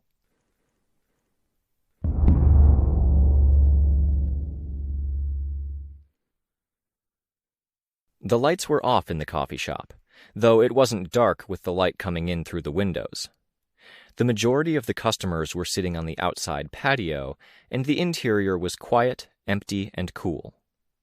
It was eerie to go from the disaster to the more or less quiet period after. To be back on this street, where the car had hit the pillar, and where I'd seen so much grief from one person, and to try and reconcile that with the broken trigger, the 90 dead, the fact that so many were dealing by ignoring it. Moving on a matter of 2 weeks after the fact. "Victoria?" the barista asked me. My first thought was that she'd recognized me. "Yes?" "Your friend stepped into the back. She said she'd be right out, but she asked us to keep an eye out for you so you don't think she was late." "Got it, thank you. Can I get you anything?" I looked outside. Sunny, warm. The summer and its heat lingered in the daytime. I can't bring myself to drink anything hot when the weather's like this. Do you have any suggestions? Iced coffee, iced tea, pop? "Iced tea, please," I said, noting the use of pop. A lot of people from a lot of regions had gathered in the megalopolis. I didn't have to sit down and wait for her to bring it to me. It was in my hands within a matter of seconds, and I took it to the seat furthest from the door, where Jessica and I would have some privacy. She was out of the washroom before I'd fully settled in. Her blouse had buttons at the front and collar, but was sleeveless, tucked into shorts. I wondered if she looked less at ease in casual clothing because she was a professional at heart, or if it was personal bias and years of knowing her as the therapist in the office that colored my perceptions. Her hair was damp, and she had what might have been a folded paper towel, soaked with water, resting on the back of her neck. She collected a drink she must have ordered and paid for earlier. "Doing all right?" I asked. Jessica smiled. "I was cooling down. I'll be glad when the weather is more comfortably cool." "Yeah," I said. "It's not that I mind the heat. It's that I worry about how it affects people. I get antsy when the weather's like this." Jessica nodded. She glanced out the window. "It doesn't help." Brockton Bay was always nice weather-wise. It didn't have a lot going for it, but it did have mild weather once upon a time. Jessica smiled. "It's good to remember the good things. At the risk of slipping into habit, I'll ask, how are you doing? You're okay after the broken trigger incident?" "I'm okay. My cousin wasn't, but she's bounced back. I think it was a wake-up call." "How so?" "She might be reconsidering if she wants to be with the PRTCJ. She might aim for something lower key. Her mom did after things went bad in Brockton Bay." "I hope she's happy and comfortable wherever she ends up. I did like her when she and I crossed paths." At the hospital. That fragment went unspoken. "How's the girl I found?" I asked. "She's managing. We're getting her stabilized and figuring out her power. She wants to meet you at some point to thank you." "She's good, though?" "Far better than she was." I nodded. "The broken trigger aside, how have you managed since we last talked? You talked about joining a team." I gave her a one-shoulder shrug. "Pitched myself to a few. It didn't take. I lost my job. The volunteer stuff feels empty. I'll survive in the meantime." "I find it very interesting that you asked about Hunter, and you wanted to clarify that she wasn't just managing, she was good. Then I ask you, and your response is that you're surviving, you're managing." "You're going therapist mode on me," I remarked, smiling. She smiled back. "How are you?" I asked, before she could ask me the same. "I'm settling into my new role, trying to wrap things up and make sure there are no loose ends as I transition. Are you said—" I said, inadvertently interrupting her. "Go ahead." "You said you were busy. Is busy a good thing in Jessica Yamada land?" It took her a second to answer. Not our usual one-sided dialogue, this. Her talking, me waiting for a chance to communicate, already plotting how I could say what I wanted to say as efficiently as possible. I smiled at the observation, and I was left pretty sure she caught it, because she smiled again. She replied, "I'm looking forward to when I have more time. Right now, it's balancing out. Any exhaustion on my part is easier to deal with because the things I'm doing are new, exciting, a little terrifying, but positive overall." "Terrifying? Because of the people you're dealing with, or—" "When working with patients, the first and last meetings are the hardest, with the stakes greatest, and I'm having an awful lot of first and last meetings these days. Maintaining course after the initial connections have been made is easier. I know who I'm talking to and what I'm doing. There will be peaks, plateaus, and valleys, but I can generally feel like there's progress being made. The first meetings and the goodbyes, they're critically important. You want to make sure you're laying good groundwork. It's not just that. The wrong kind of connection or break can do a lot of damage. Failing to realize you're hurting a patient when you say something or take an approach, failing to be strong enough from the outset with patients who need a hard line, being too hard on patients who need a soft touch." I nodded. I started to think about which I'd been back then, but thinking back was hard and unpleasant. She started to say something and then stopped. She sighed, leaning back in her seat. "I've put myself in an awkward position here," she said. "Actually a few, including you and me sitting here having this conversation. I want to get right to it so you're not talking to me under the wrong pretenses, But I'm not sure how to navigate this either. Is there anything I can do to help? That's just it, she said. She frowned. I wanted to have a conversation with you for another reason. That stung, in a way. That we weren't meeting up for the sake of meeting up. Okay? I said. I might have made a mistake, she said. And I was thinking you might be able to help.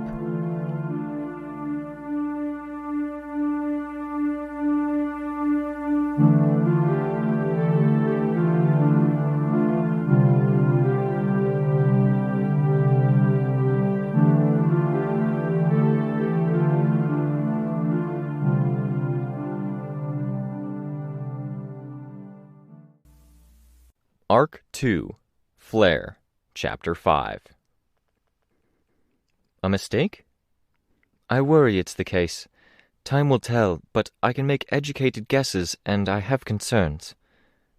I have to admit, I'm not sure how to respond to that, I said.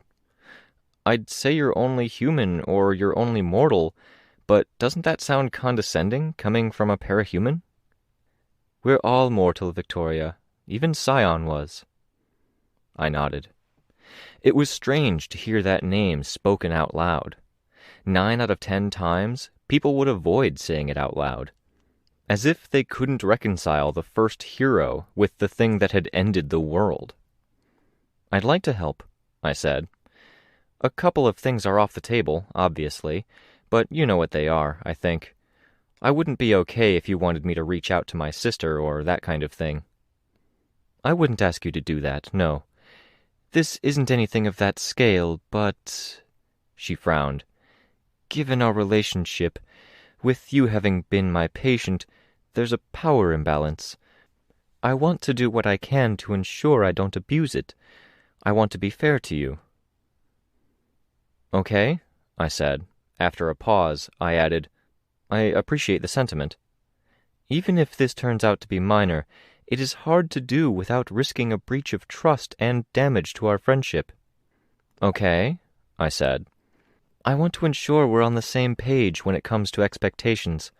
I definitely don't want you to feel obligated, whether it's because you feel you owe me something or because you feel you should. I know there's a tendency among heroes to want to step forward and help.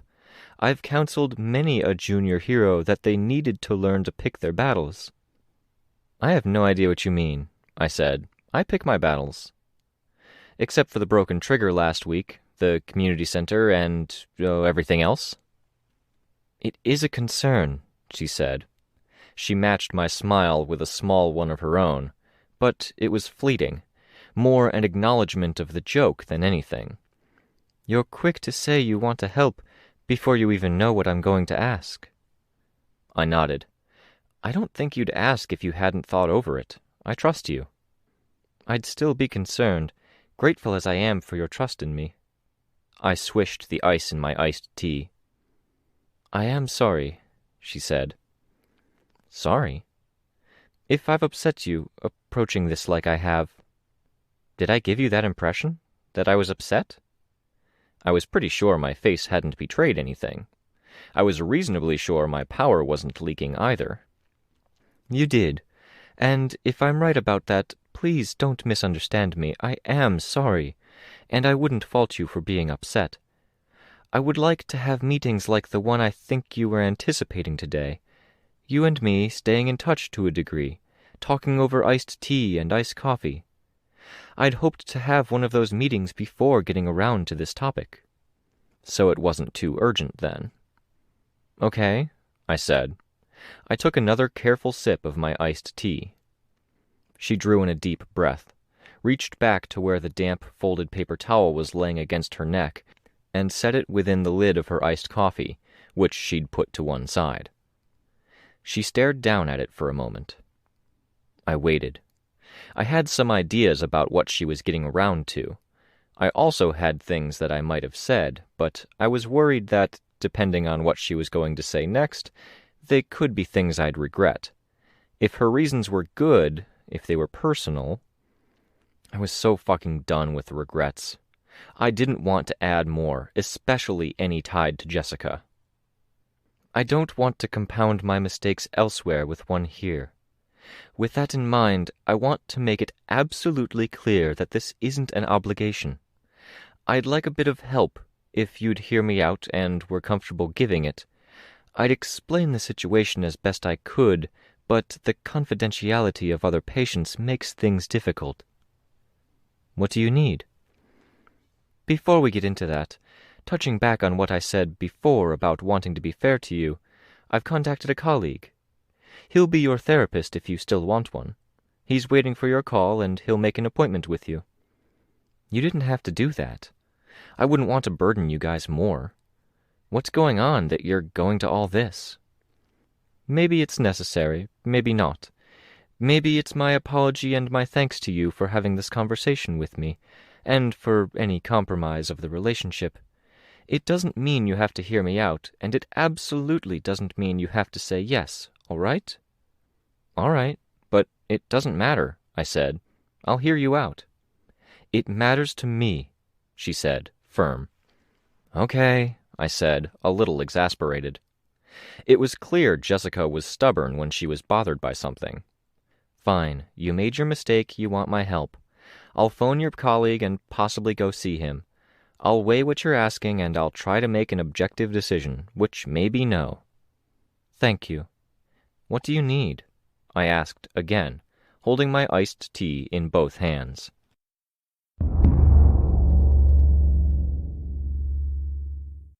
Mrs. Yamada wasn't Jessica anymore, not any more than capes went by their civilian names in costume. She was in her professional attire, a suit jacket over a blouse, a business skirt, minimal jewelry, minimal and tasteful makeup. Papers rustled as she paged through files and as the wind blew into the room. She had told me to dress in a way that was comfortable for me. It was still hot out, and I'd had to travel 40 miles to get to a place where Mrs. Yamada could pick me up to drive me the rest of the way. Even though the heat persisted, the weather had broken, the humidity giving way to a light thunderstorm. I wore a white dress with a black hood built into it, the Brockton Bay skyline printed in what looked like black and gray watercolors across the breast, the city's name below and to the side. There was a scribbling of more watercolor and lettering at the hem. The white fabric was a thin sweatshirt-like material, so the hood hadn't been much use against the rain. The windows were open and the blinds closed, periodically clacking against the windowsills. The wind wasn't blowing in a direction that sent the rain into the room, but droplets still beaded the blinds closer to the bottom. The lights felt artificially bright, in contrast to how dark the clouds and sky were outside. The room was set up like a high school classroom, minus the class, no students, no mess, no bulletin board with scraps on it or whiteboard with weeks-old marks that hadn't been wiped away. 8 chairs were arranged in a ring at the center, instead of 5 columns of 6 desks. There was a teacher's desk at the front, and Mrs. Yamada was there, looking over some files. I'd caught some glimpses of the pictures on the front, purely by accident. I could have pried more, maybe caught a name or a heading by reading upside down, and I'd decided not to. She wouldn't have wanted me to. "Do I have a file?" I asked. She startled a little, as if she'd forgotten I was there. She'd been in the zone, I realized. She might have needed to be. She didn't wear it on her face or in her body language, but there was a reason she was so immersed in what she was reading. I could relate to that, in a way. During my hospital stay, I delved deep into my studies, struggled with the keyboard as I read everything I could find, while furthering my studies with long-distance education.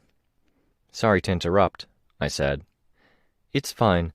You did have a file. You don't now, I'm afraid, unless it's somewhere in the rubble." I nodded. She glanced at the clock. "One of the group's members tends to arrive early.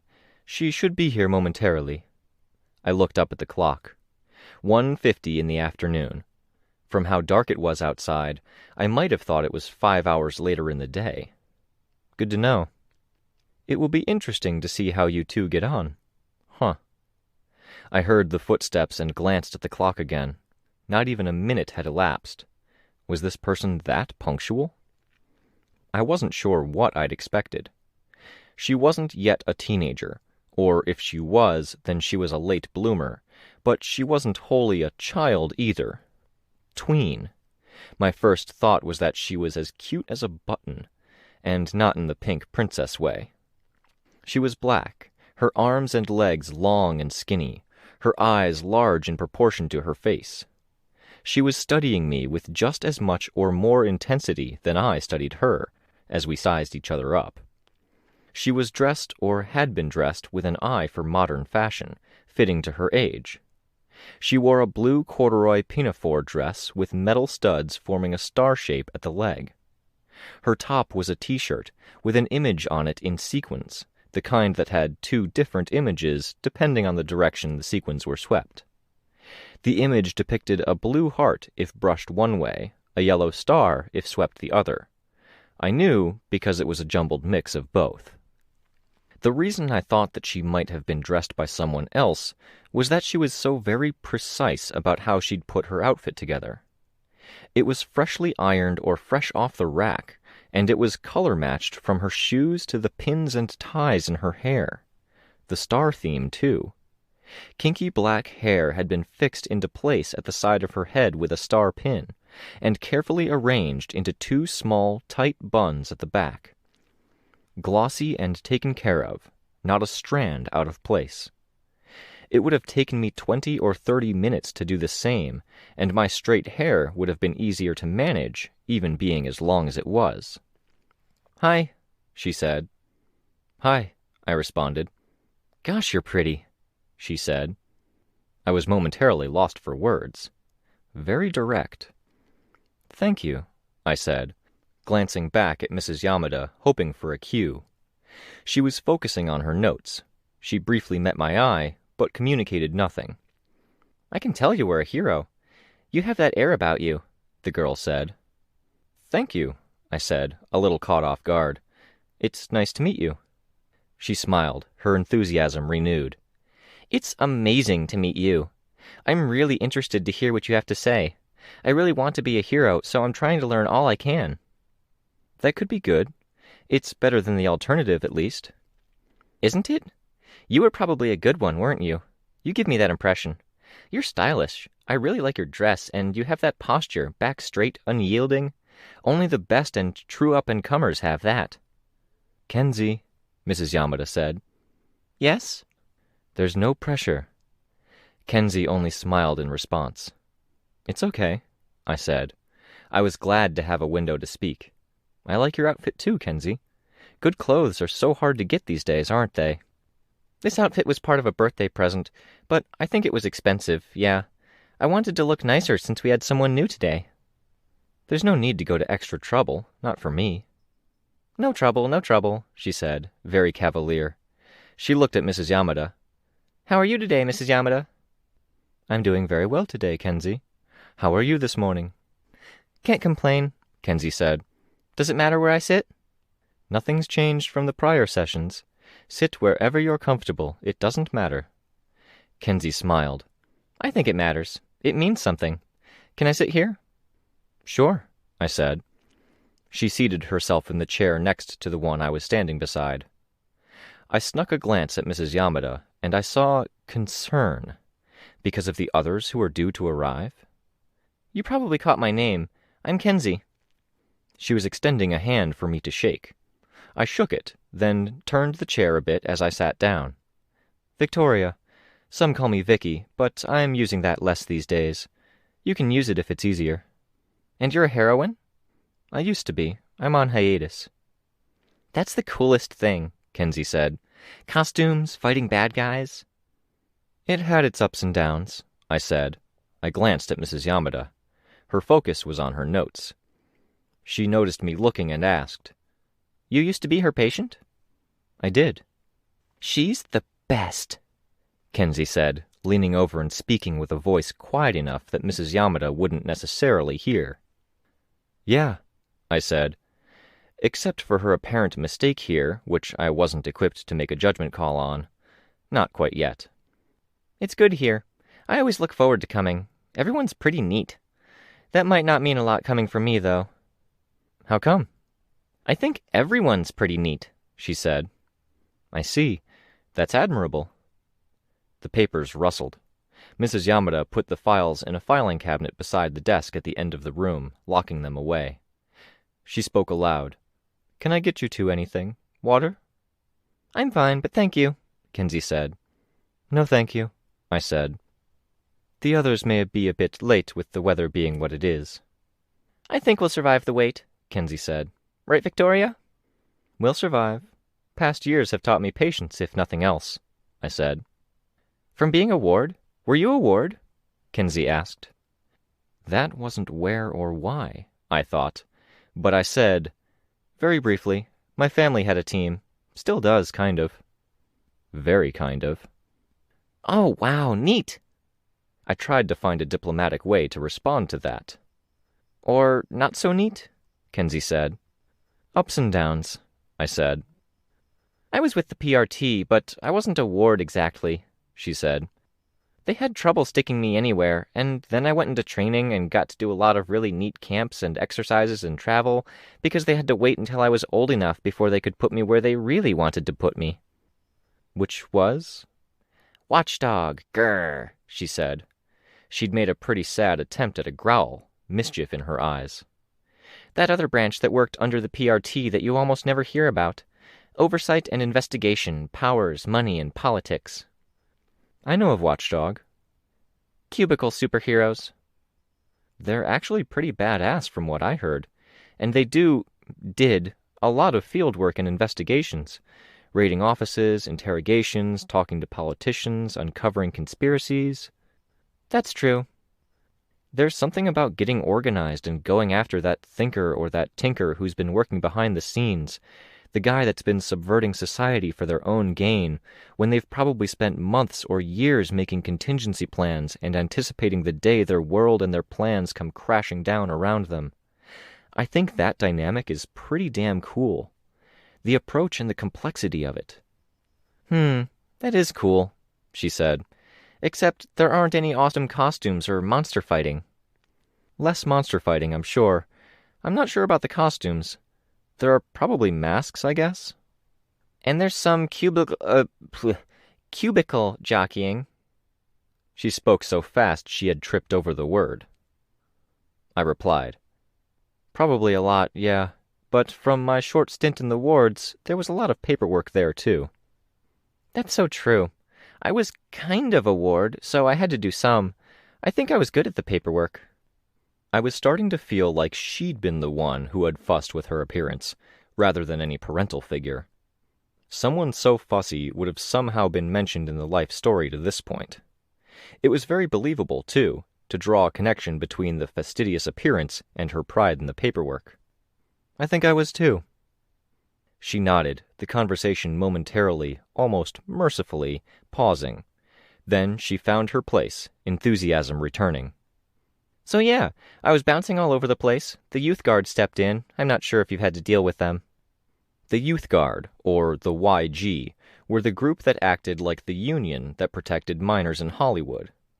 That had protected minors in Hollywood. They were the group that made sure that wards' education and options didn't suffer as a consequence for them being superheroes, that they didn't dress provocatively, that they were safe and sane, that nobody took advantage, and other stuff. They'd reached out to my parents at one point because they weren't limited to the PRT. They were a guillotine that had hung over the heads of any team with under-18 heroes or heroines. I've heard the horror stories, I said. They weren't a horror story for me. They said I was being moved around too much and I needed to go somewhere to stay. Not going to the fun camps and training sucked, but I went back to Baltimore and I got to set up my workshop. Finally. Workshop, huh? Kenzie, Mrs. Yamada spoke up. She still sat at the desk. You might want to be mindful of what you reveal. I'll get into that more when things get started, but take a moment and think before revealing things that might tie into your cape identity, or identifying parts of your background. Yes, Miss Yamada, Kenzie said. Then she leaned close to me, whispering, I took a moment to think, and I think I'm safe telling you I'm a tinker. Gotcha, I said, mimicking her volume and whisper. Yep, she said. She pitched her voice lower. "The youth guard was good to me. I liked the people who I worked with there, even if the people in charge of me didn't. Some of my favorite people next to Mrs. Yamada worked for them. Not that that lasted for long. That was only the spring of 2013. As she talked, I glanced at Mrs. Yamada. It was clear she heard. "And then, well..." "Yeah," I said. Gold morning. I was caught a little off guard by Kenzie on a few fronts. This wasn't what I'd expected. I glanced at the other chairs.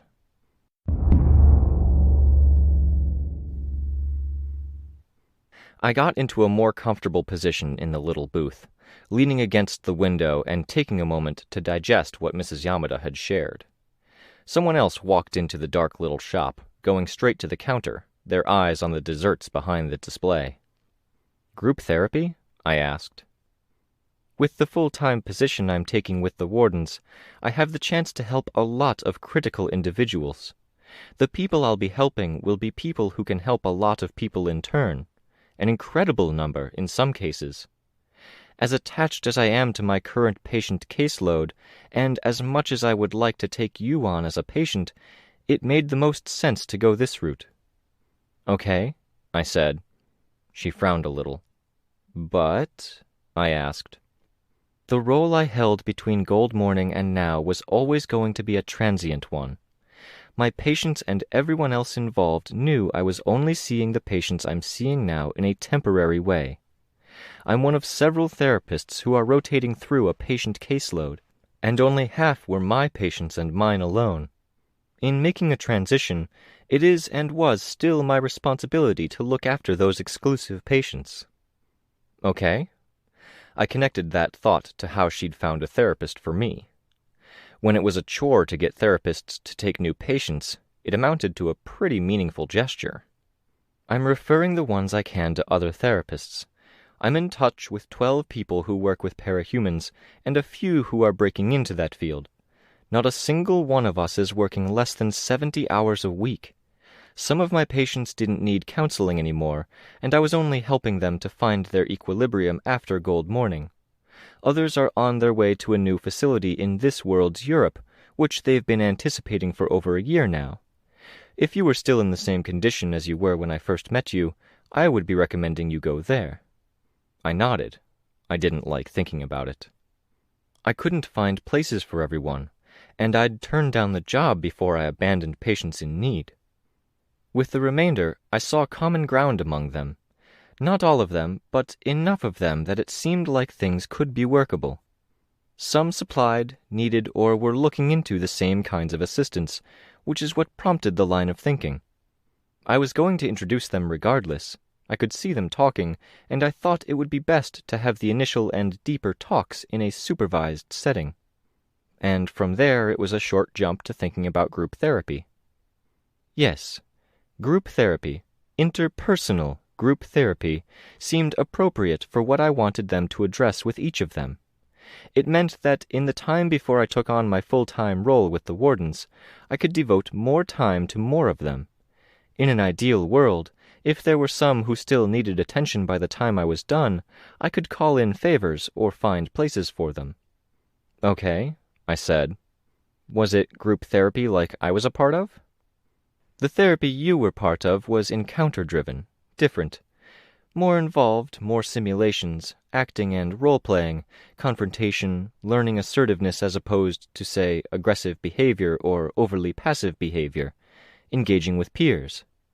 I didn't really do anything except sit there. But you wrote the scripts.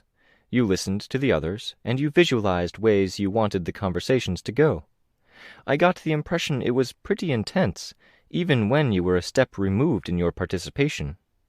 "Sure," I said. A large part of what I'd contributed to those sessions had played into my last interaction with my mom.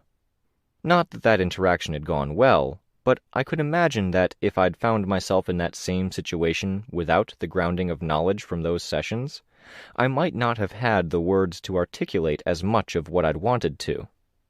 It was even possible that, without the conflict resolution skills, I might have hurt someone.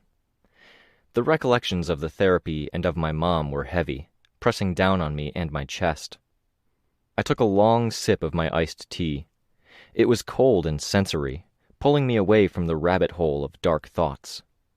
This group was intended to be slower paced, less intense, she said. Even with the time constraint? Yes, even with.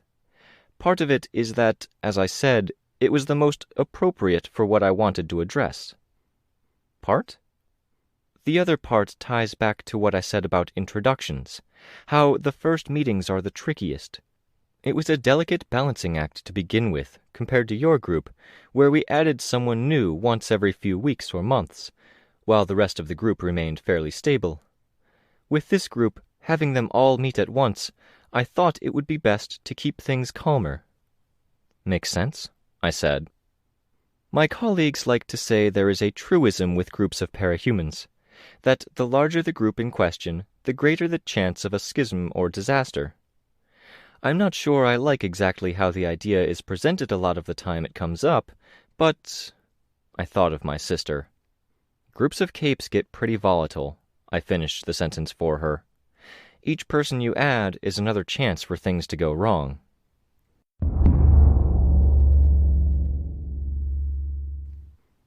Three more members joined the group. An unknown boy and two people I knew, male and female. When I realized who I was looking at, though, my jaw dropped. I stood from my chair. She, for her part, was on a similar page. She stared at me, confused at first, then reality dawned for her as well. She was pale in a way that skin didn't tend to be, and she had a mane of black hair. A small black tattoo marked her cheekbone, partially obscured by skin tone makeup that had streaked in the rain. For all that she was monochrome from the neck up, she was a riot of color from the neck down. Sveta. Her hands went to her mouth. She closed the distance between us with a half-stagger, half-run kind of movement. I caught a glimpse of her tearing up before she threw her arms around me, colliding with me. I caught my bearings and hugged her back. "You're okay," she mumbled into my shoulder. I started, lost for words. I looked at Weld, who stood in the doorway, smiling as wide as I'd ever seen him smile. My arms still around her, I reached out with one hand, groping in Weld's general direction, as if I could get the words that way. "Fantastic," Weld said. "This is perfect." He looked a little less neat than he'd been when I'd known him in Brockton Bay, but not as wild or monstrous as I'd seen in the pictures online, back when he'd been a member of the Irregulars. His skin was dark iron, his eyes silver, veins of more silver tracing from the corners of his eyes. His hair was wire, made to look more free and unruly. He was wearing a Henley shirt, khaki shorts, and sandals that looked like they were made of metal and what might have been tire rubber. I couldn't imagine any other material that would hold up when bearing the weight of someone that was heavy metal from head to toe. Beside him was a guy, brown-skinned, with the sides and back of his hair cut short.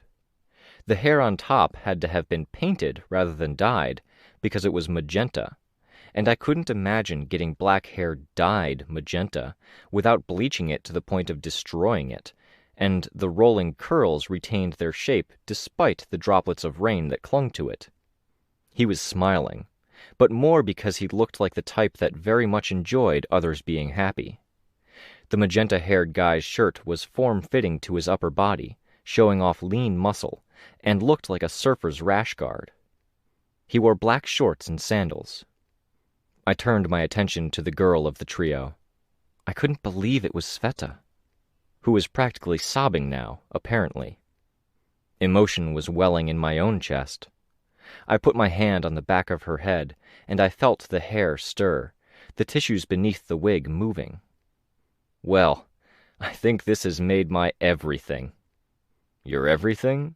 the magenta-haired guy asked. "Saying it made my day, my week, or even my month wouldn't be enough," Weld said, still smiling. "You're okay, Victoria?" "Two arms, two legs," I said. "That's great," he said. "Sveta was so attached to you. She hated leaving you behind." Sveta nodded, head rubbing against my shoulder. And we'd thought you'd died, Weld said. When GM happened, hearing you were alive was amazing on its own, but you're back. Fantastic. Sveta made a sound, emotions pouring over, before hiccuping with a sob. I stroked the back of her head, trusting that someone would tell me not to if it was dangerous. Then again, I didn't have my force field up. I could have mentioned it. I didn't. You have a body, I whispered. I could feel it. It was hard, unyielding. She creaked in places, and the way she'd moved, the colors and textures I'd seen, none of that mattered. She had a body. It took some doing, Weld said. It took a lot of doing. It's been a whole adventure to even get this far. It's not even tinker tech. Regular prosthetics and some inventiveness from some really stellar people. Arms, legs, body, some stuff to keep it upright, some machine learning systems that adapt to meet her part way, and a lot of practice on her part, to operate everything internal. Sveta pulled away. She looked me in the eye, reaching up to wipe at her tears. The hands didn't seem cooperative enough, almost like someone holding a baseball bat by one end was trying to wipe away tears with the other. I hesitated before indicating her face. Do you want a hand? She nodded, and I wiped the tears away with my fingers. She smiled, even as more welled up. You're such a sneak, Jessica, Weld said. Not telling us? I did tell you Victoria was recovered. I thought you meant she was mobile enough to get to the meeting place on her own. I didn't think you meant a complete and total recovery, Weld said. I wanted to turn to see Mrs. Yamada's expression, but it was hard to move with Sveta hugging me. She was silent, though. Behind Weld, someone else was ducking into the room. He looked like he was of a height with Kenzie, but given how boys developed slower, he might have been a touch older. He had a mess of tousled brown hair that would have been over his eyes if he wasn't wearing large headphones as a kind of hairband. He had a very flat expression as he walked around the perimeter of the room.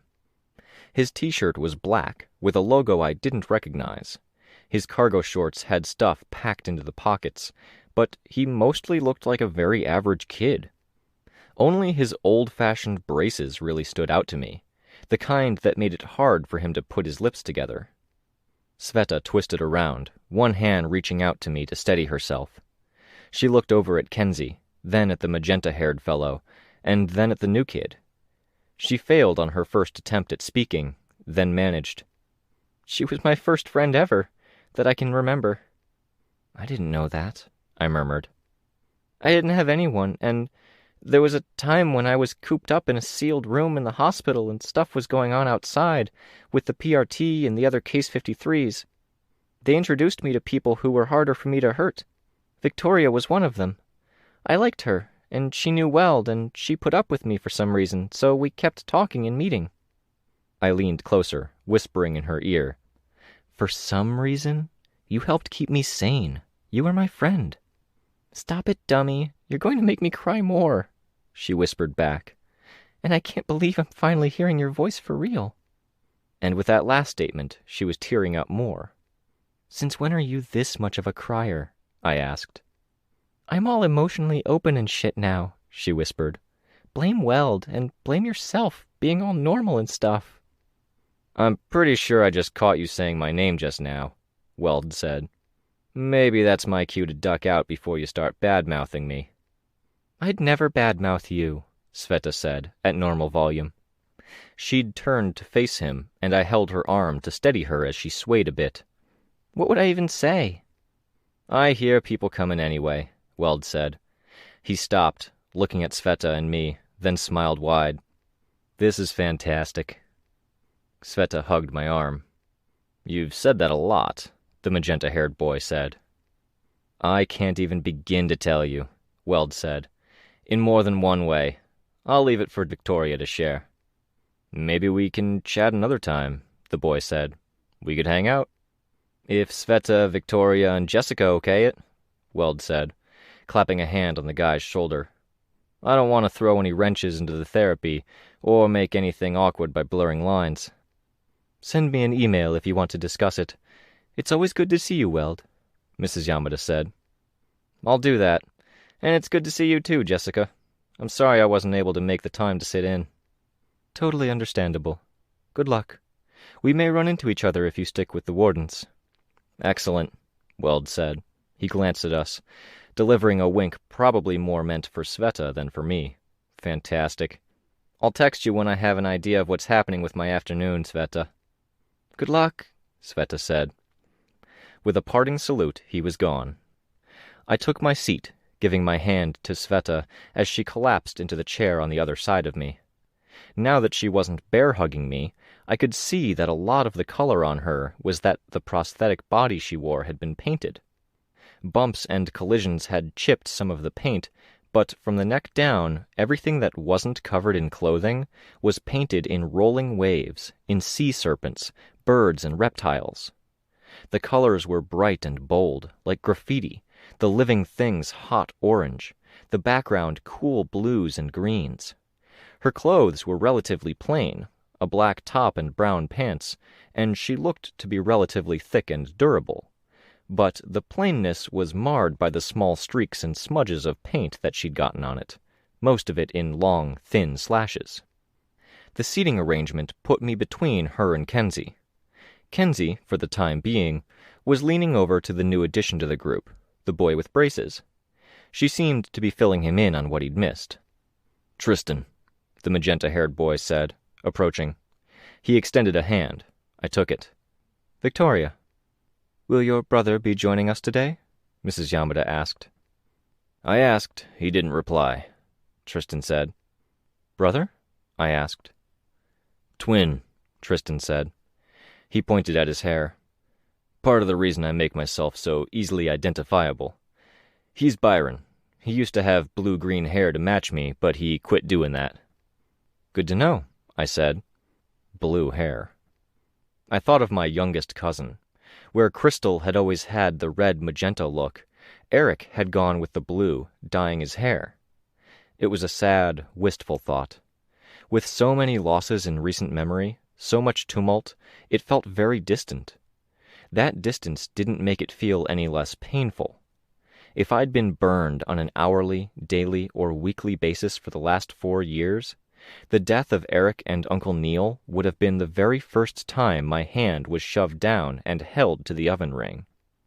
Alarming and hard to process in how devastating and raw it had been.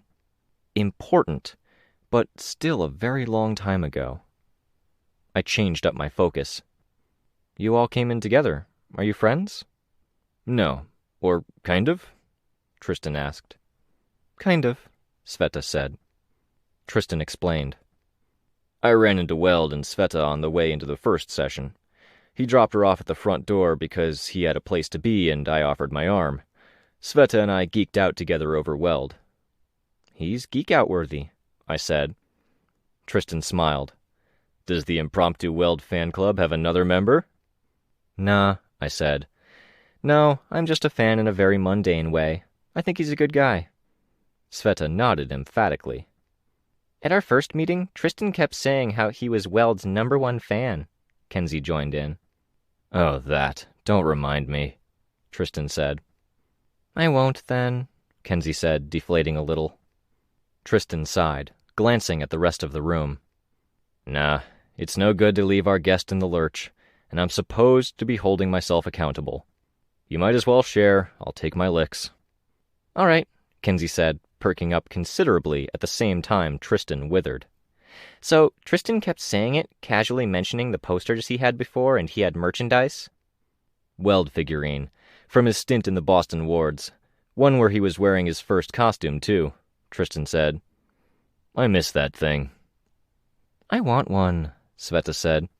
Would it be weird if I had one? Kenzie continued. So he kept saying all that because he was so psyched he got to meet Weld. Then Sveta finally speaks up, and she was very quiet when she said it, but she said, I probably have you beat. I'm competitive, Tristan said. So I was pretty adamant that no, she didn't. Sveta looked like she was on top of the world, smiling to herself. She wiped at her face with one prosthetic hand. She still had tracks of tears on her face. I leaned closer, whispering, Want a tissue? She nodded. I stood from my seat while the conversation continued. And she says she's his girlfriend, Kenzie said. Tristan sighed. Yep. She's living with him, and they sleep in the same bed, and they make each other breakfast, Kenzie said. I liked the mental image. I liked that Sveta was smiling as much as she was. It's hard to beat that, Tristan said. I collected a tissue from Mrs. Yamada's desk, glancing at her. She seemed pretty unbothered by this so far. I don't think it's about winning, Sveta said. I handed the tissue to Sveta as I retook my seat, and she set about patting her cheeks dry. A little bit more of the cover-up makeup came away from the tattoo. Yeah, Tristan drew out the word. He added, Easy to say when you're the clear winner. That's fair, Sveta said. That's a joke, by the way. I'm not being serious here. Yeah, Sveta said. I was wondering there. Another person had entered the room. A boy, Caucasian, with shoulder-length brown-blonde hair. He had a cut under one eye and another cut on the bridge of his nose. His jeans were ripped at the knee and his shirt was baggy, a size too big for him. The sleeves were long, red where the torso was white, and they had been rolled up to the elbow. His sneakers had seen a lot of abuse by the looks of it. The white parts were brown and gray in a way that made me suspicious that even a thorough cleaning wouldn't get them purely white again. He looked 16 or 17. But yeah, damn. I don't look good enough in a dress, so I have to concede. Hey, Rain, Tristan said. Heya, the boy who was apparently called Rain said. He took the empty seat next to Tristan. Why are you wearing a dress? Just joking around. There were still 2 empty seats. One would be Jessica's. There'd be one more then. You made it here okay? Tristan asked. Yeah, I got a ride. How are things? Kenzie asked Rain. She gestured at her head in a way I didn't see, with her head blocking my view of the hand on the other side. Rain seemed to take a second to ponder it. He frowned a little. Not great. Better or worse than last week? Kenzie asked. Let's save the therapy-relevant stuff for the session, Mrs. Yamada interrupted. Small talk and catching up for now, please. We don't want to get started before everyone's here, and I want to go over ground rules and expectations before we ask anything too personal. Kenzie smiled and shrugged, settling back into her seat, hands in her lap. All right, Rain said. He turned his attention to me. This is the heroine? X, kind of, I said. But yeah, Victoria. Hi, I'm Rain. Spelled like the water that falls from the sky. Cape or civilian name? I asked. I hate that you have to ask. Civilian, and before you comment on it, yeah, I know. It's unusual, I've heard the jokes. He said it as if his patience on the subject had run short a long time ago. I threw up my hands in mock surrender, my mouth firmly shut. He said, You said X, but you didn't sound sure. Are you taking a break, or... Trying to get back into it after a break, but ended up taking another short break to focus on some background stuff, getting a handle on things. Yeah, he said, as if I'd said something very heavy, and he'd felt part of that weight. I feel like I've been trying to get a handle on things since I got my powers. For a while now, then, if I can ask? Just under a year ago, he said. I think, along with Chris, I'm the rookie here. Post-Gold Morning. That helped put things in context. Chris, too, by process of elimination, he'd been the boy roughly Kenzie's age. Family thing, you said that once, Kenzie said. Rain acknowledged that with a nod. Second gen? I asked. I wondered if I had any kindred on that front. There's a lot of questions you can ask about the parahuman stuff, he said. When it comes to me, the answer to most of them is, it's complicated. That's fair, I said. For a while now, I've thought that parahumans should get a membership card, materializing in our hands when we trigger, or arriving in the mail at the first opportunity. A warning on one side, handle with care, and then on the other side, shit is complicated, don't ask. Something that we can flash now and again, like a get-out-of-jail-free card. Mine would be worn out both sides, Rain said. I could get good mileage out of the shit is complicated side, Tristan said. Now I feel left out, Kinsey said. I'd like to think mine would be nice and neat, stored away as a just-in-case. Really? Tristan asked. Really? Rahili, Kinsey said, with exaggerated emphasis and a roll of the eyes. Tristan mirrored her pose some. I do like the idea, Rain said. The card. Rain wasn't a smiler by the looks of it, but he'd seemed to relax more as I talked to him. By the way, I should have asked, am I allowed to swear? I asked, twisting around to face Mrs. Yamada. Swearing is fine in moderation, Mrs. Yamada said. Being here wouldn't be nearly as positive if you couldn't say what you wanted to say. There's a point where swearing takes away from the communication and expression I'm hoping to see, where you hide behind the swearing or where it's disruptive. I think you six have a good sense of where that point is. I may referee if we get close to it. All right, I said. I remember the group therapy session we had back at the hospital, Sveta said. Yeah, I said. Sveta had only been there for the initial sessions. She'd left, I'd stayed. Plenty of swearing, but it was different, and we didn't have any kids in the group. Well, not young kids, Sveta said. I looked over at Kenzie and Chris. Will I be overstepping or bothering you if I call you kids? I'm not sure where the comfort zones are. Kenzie snorted. It's fine. Nah, Chris said. Hospital? You were at the asylum? He'd barely hesitated a second. He'd been so quiet up until now, and then the moment I'd given him an avenue to join the conversation, he went straight from negation to asking questions. Not pleasant questions, either. Oh, sorry, Sveta said to me. I should have thought you might not want to broadcast it. I'm sorry. I kind of brought it up earlier, too. On its own, it was something I could handle most of the time, but it might have been a return to the group therapy session, the presence of Sveta and Mrs. Yamada even, and possibly the fact that I'd had a few reminders and it was harder and harder to surface, while it almost felt like Chris was pressing down. Dark, uncomfortable memories stirred, being paralyzed, silent, the interminable restlessness, the way the things on the television and radio had been almost unbearable to see and listen to, not because of the subject matter, but because of my inability to change the channel or shut it off, even though I'd asked for it to be put on in the first place. I had to take a second to swallow and remember normal breathing and cadence again, after thinking about it. Let's not put too much pressure on Victoria, please, Mrs. Yamada said. I understand that you might feel the need to vet her or figure out if you can trust her, and that makes sense given the degree of what's shared here, but let's be fair. Keep the small talk small. I'll outline things as we start, and you can decide if you're uncomfortable. If you are, then we'll figure out a way to move forward. It's okay, I said. If you're sure. It's fine, I said, glad I was able to find and use a normal tone of voice without any giveaway. I turned back to Chris. Yeah, I was there. Arrived midway through 2011. Year and a half, and then the asylum-supported housing after. Right, Chris said. Brockton Bay before that? Yeah, I said. I wondered for a second at his jumping to the conclusion, before I remembered I had the city and its name on my dress. There was a lot of Brockton Bay in the news before, he observed. Yeah, I said. Not a lot of it good. I wasn't sure how to approach the conversation with Chris. He was hard to read, in fashion, in expression. I'd glance at his mouth to see if he was smiling or frowning, and I'd only see the braces. He'd been quiet up until now, too, which meant I didn't have a lot to go on.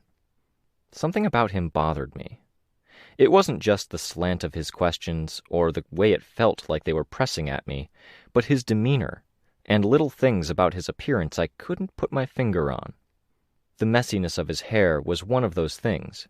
It looked like he had 3 cowlicks, 2 at either corner of his hairline and 1 by his temple. With his hair pushed back by the headphones he hadn't taken off, they looked a little like small bald patches with the way the hair splayed out from those points. He held his hands with his fingers curled in. It was off-putting in a mild way that lined up with how he came hitting me with those uncomfortable, prying questions and comments. I wondered if he was one of the ones Mrs. Yamada had been worried about as part of this group, one of the additions that catalyzed something volatile. That might have been unfair. Weld was there for a lot of it, Sveta said, backing me up. I've heard some of what happened. Things got scary. In all fairness, as fond as I was of her, I did find something amusing in how it was Sveta saying that last bit. Scary's a good way to put it. But if you're still wearing the shirt, Rain observed, you're attached to the city. Sure, it's my city, I grew up there. But you admit it was scary? Rain asked. The city isn't defined by what happened to it, just like we aren't the bad experiences that happened to us, I said. Aren't we? Chris asked, leaning forward in his seat, elbows on his knees. We're the sum of the things that have happened to us, good or bad. We aren't, I said, firmly. Then, on a moment's reflection, I added, we can't be. There's a lot of other things going into it. You're making me think back to science class, Rain said. I sucked at science. What was it, nature or nurture? Nurture versus nature, yeah, Chris said. That's it, Rain said. I should have remembered that. Are you all about the nature, then? I thought of my family. I'm not sure that's much better. Amy had agonized over that one. We are getting into territory that's close to being therapy again, Mrs. Yamada said, rescuing me from the line of thinking. So I'm going to interrupt. But it's a good point to keep in mind for our discussions later today. I'm keeping an eye on the clock, and we're ready to start. Sounds good, I thought. I glanced at the empty chairs. She walked around the perimeter of the room, stopping when she stood behind one of the empty chairs. Let me recap for our visitor and remind the rest of the group what I said at the start of the first session. This particular type of group therapy focuses on self-reflection, effective socializing, supporting each other, helping to problem solve, and examining the patterns we fall into, both the constructive and the problematic. Each of you has spent some time with me working on these things, and this is the platform where we put a lot of that into practice. My role in this, Victoria, is to be the referee and the coach. I'll try to ensure everyone gets their turn and has a voice.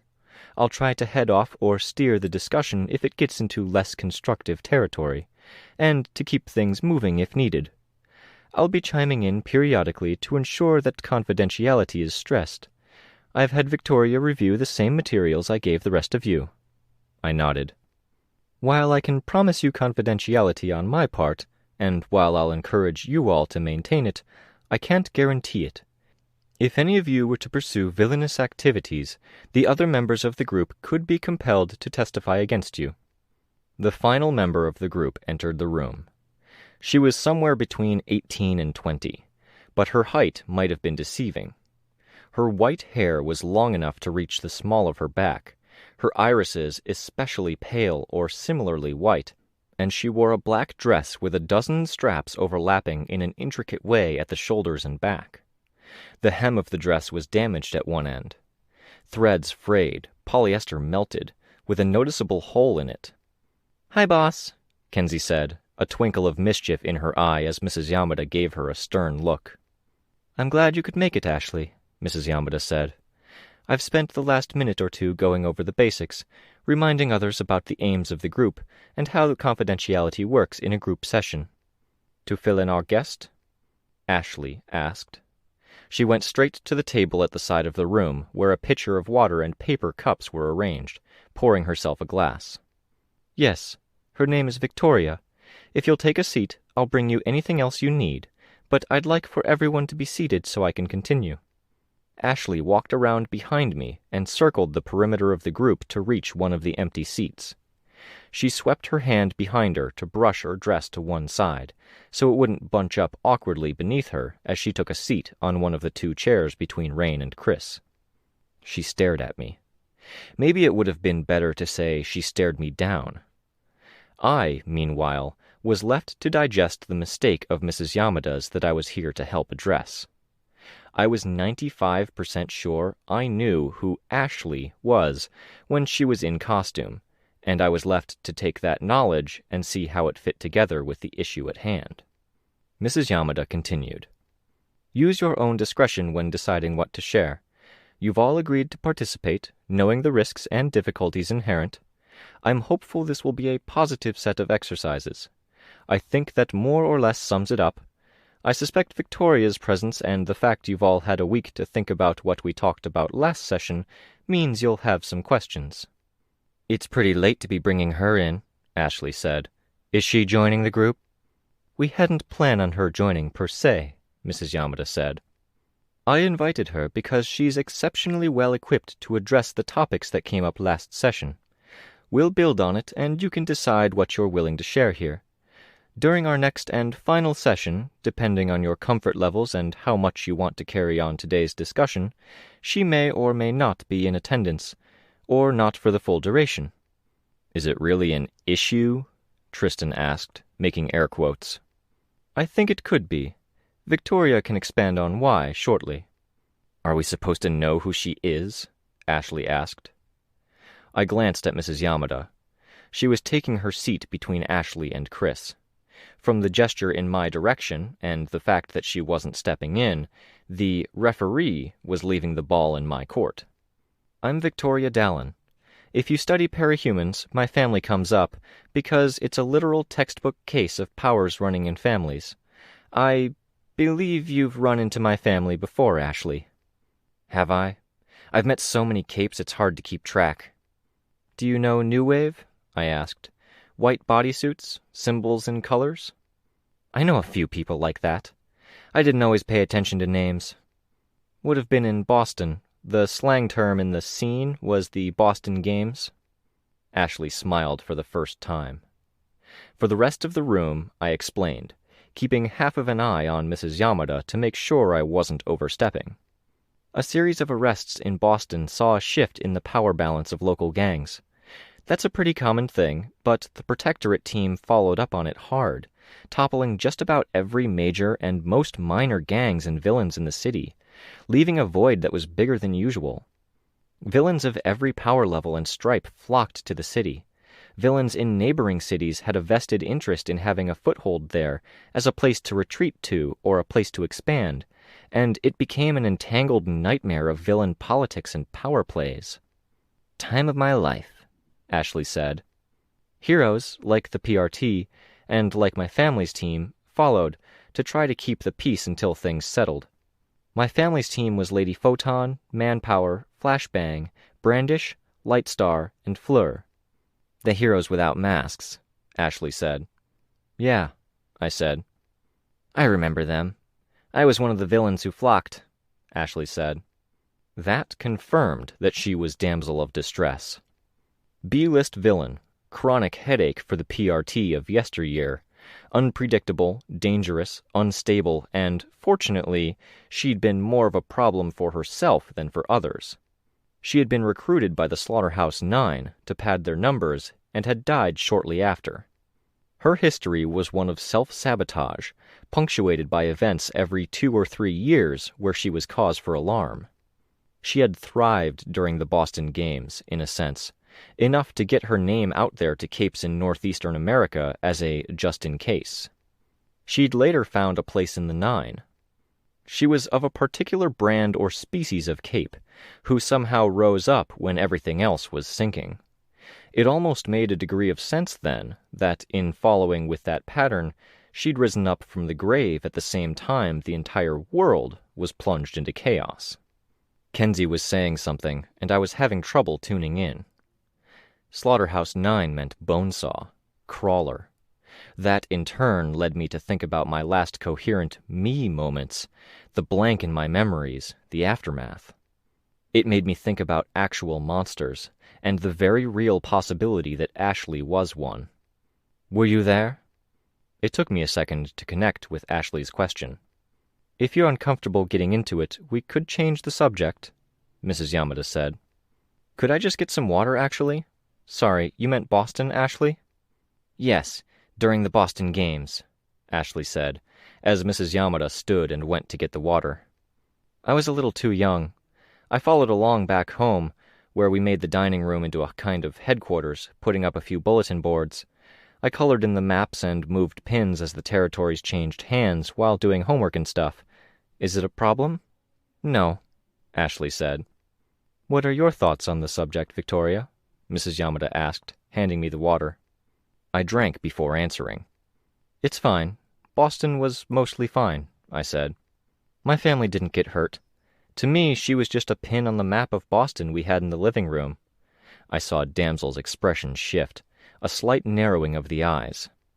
And a few interesting and impressive stories my aunt, uncle, and dad brought home. That amended the narrowing. Lesson learned. Good, Mrs. Yamada said. I'm glad to hear that. Questions, thoughts, observations? Anyone? Ashley wasn't done with the questions and comments. The words she spoke next were an accusation, and she was very good at sounding accusatory. You brought her here to change our minds.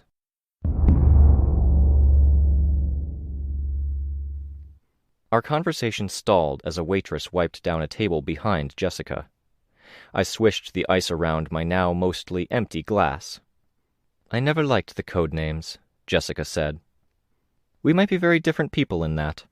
There's something fun about them. They're revealing. They are, but they often reveal just how badly the patient wants to escape, to leave their humanity behind and dive into something well beyond humanity. Some don't surface completely. Some hurt others on the way down. Some drown in that vast, incomprehensible sea. I drew in a deep breath, then sighed. Feeling poetic? My own kind of escapism, maybe. I think sometimes about a world where all of my patients can go by their real names. I'm not following that train of thought, I'm afraid. I arranged the group therapy.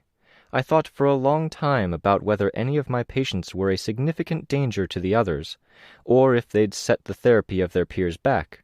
I took precautions. I pored over the notes, trying to visualize how things might go, or the topics I could safely broach or go back to. Like I said, the first meetings are hard. Yeah, I can imagine that. And while I don't like the way the idea is often interpreted, or the conclusions it's taken to, there's the notion of volatility, and the exponentially increasing chance of trouble as the groups of capes grow larger. With parahumans, things are often exaggerated, both in weak points or the hot-button issues they have, or their inclination to push certain buttons. The more you put in one place, the higher the chance of the wrong button being pushed. That was another concern of mine. I nodded. How long has the group been running? 2 months and a week, with 1 or 2 sessions a week as situations allow. We're not quite at the end, but it's close. This was supposed to be the easy middle stretch. Supposed to be? You let your guard down? In a way. Maybe from the beginning, Jessica said.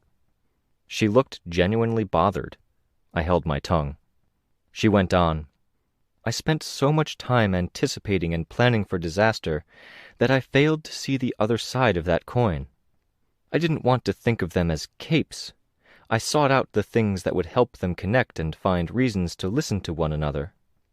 I realized what had happened. Jessica was nodding to herself. That was my mistake. We were approaching the end stretch, and I reminded them of the date we would wrap up and finish. The conversation took a turn, and I was caught flat-footed. They expressed interest in staying together. They want to found a team. A team of heroes, it sounds like. Is that so bad? I asked.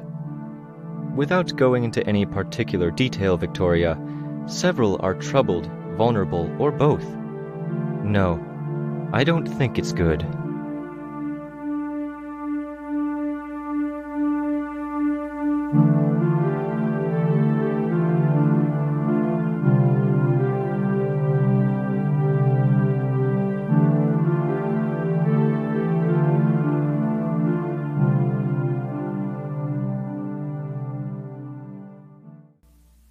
Arc 2, Flare, Chapter 6.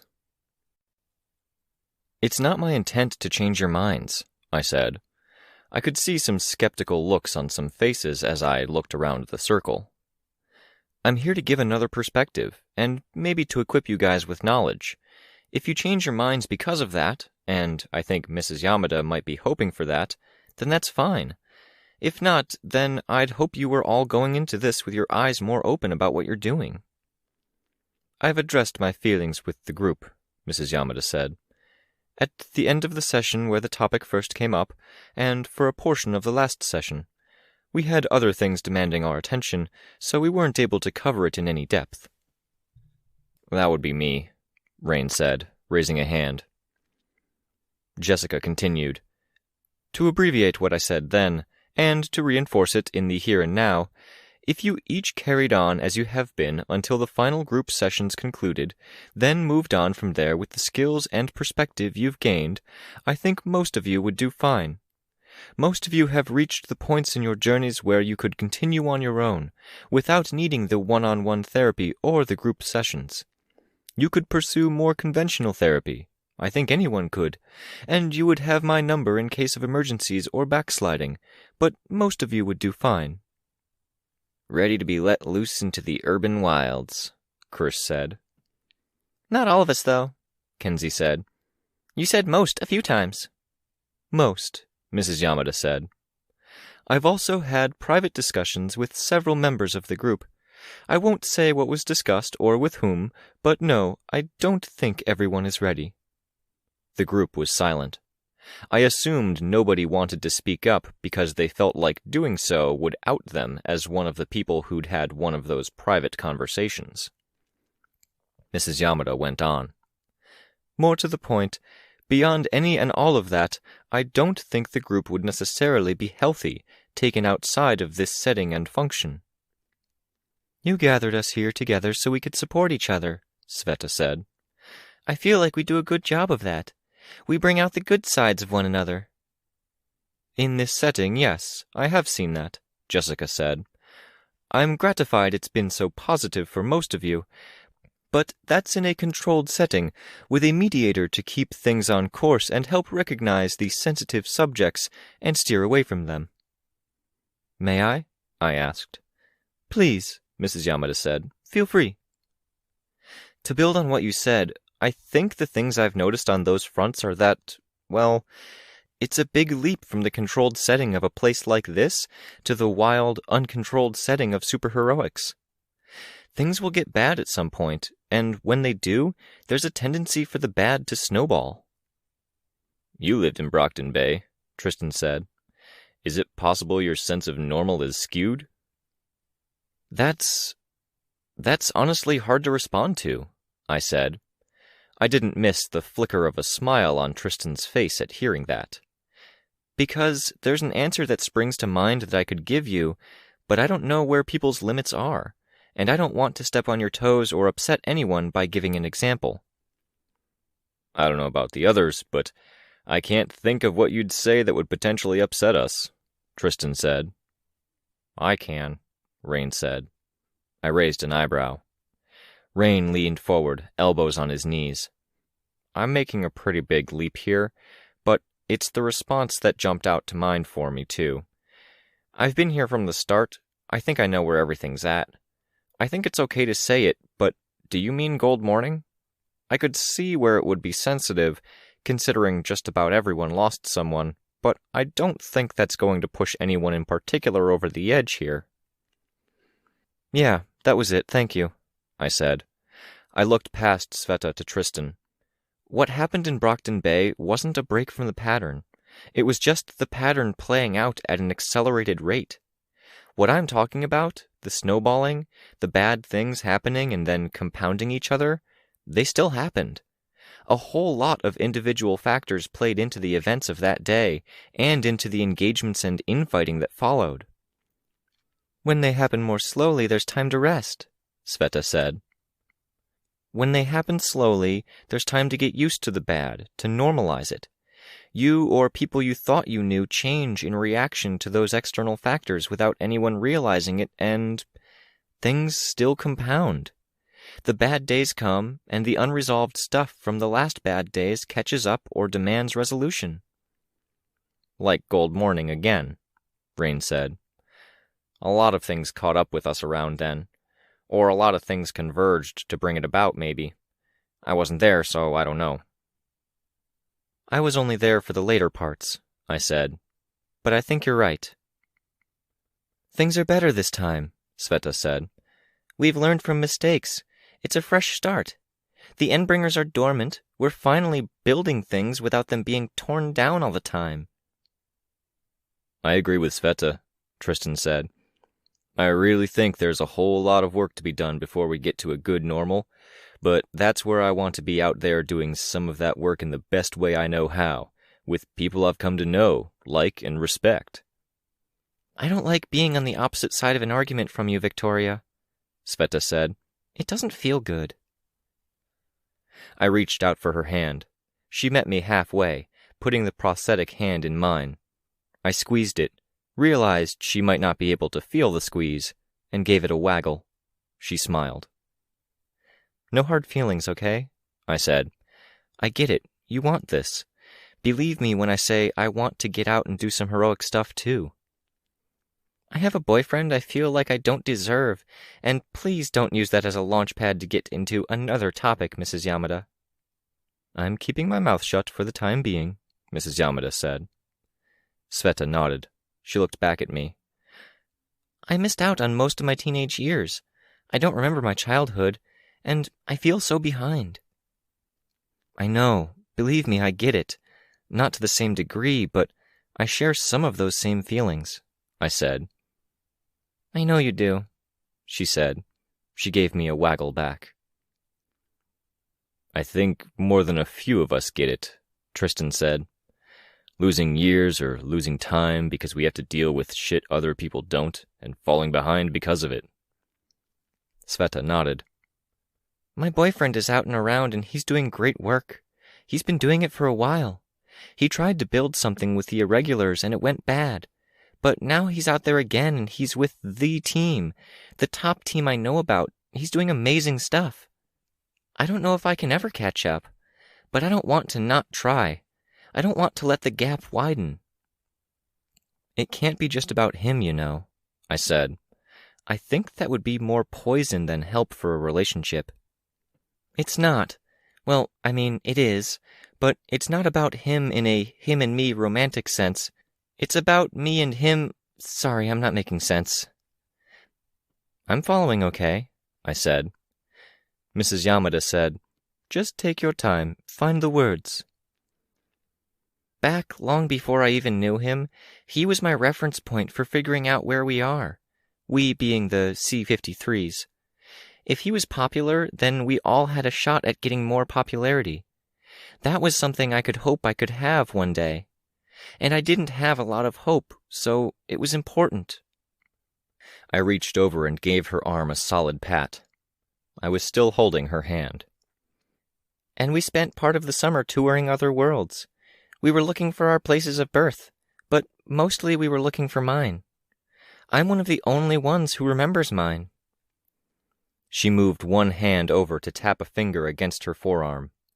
In dark green, almost invisible as a series of dark green images between dark blue sky and dark blue waves, framed by leaping fish in neon orange, were a series of huts. I was waiting for some updates on my body, and so we just had me and my hamster ball, and Weld is so great, so patient. But I don't like being that dependent. I want to be self-sufficient, and I want to do it by being a hero. I think that's kind of the opposite of the toxic path, Tristan said. You've talked about it before, Sveta, how you're worried about how your world revolves around him. Sveta nodded. When you're disabled, and I see myself as disabled, then your world gets smaller. Things get harder. It's easy to become dependent or let down your guard. Everything's hard, and it's really easy to stop trying altogether, to rely on people who want to help, to do what Victoria said and normalize that behavior and let the toxicity seep into things, only to have it come to a head during an already bad day. I'm just going to cut in here, I said. I 100% think what you're saying is cool and good. It's a good mindset. I did catch one thing you said and it made me think. You said self-sufficient, and one of the things I was thinking about mentioning was, heroing is hard.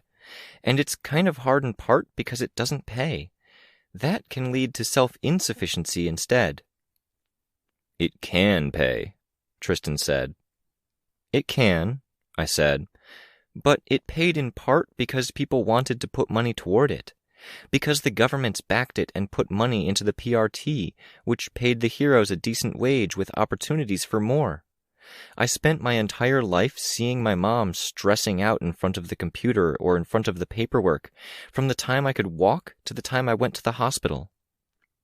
It can absolutely pay, though, Tristan said. He glanced at Mrs. Yamada and then said, I was a member of a corporate team.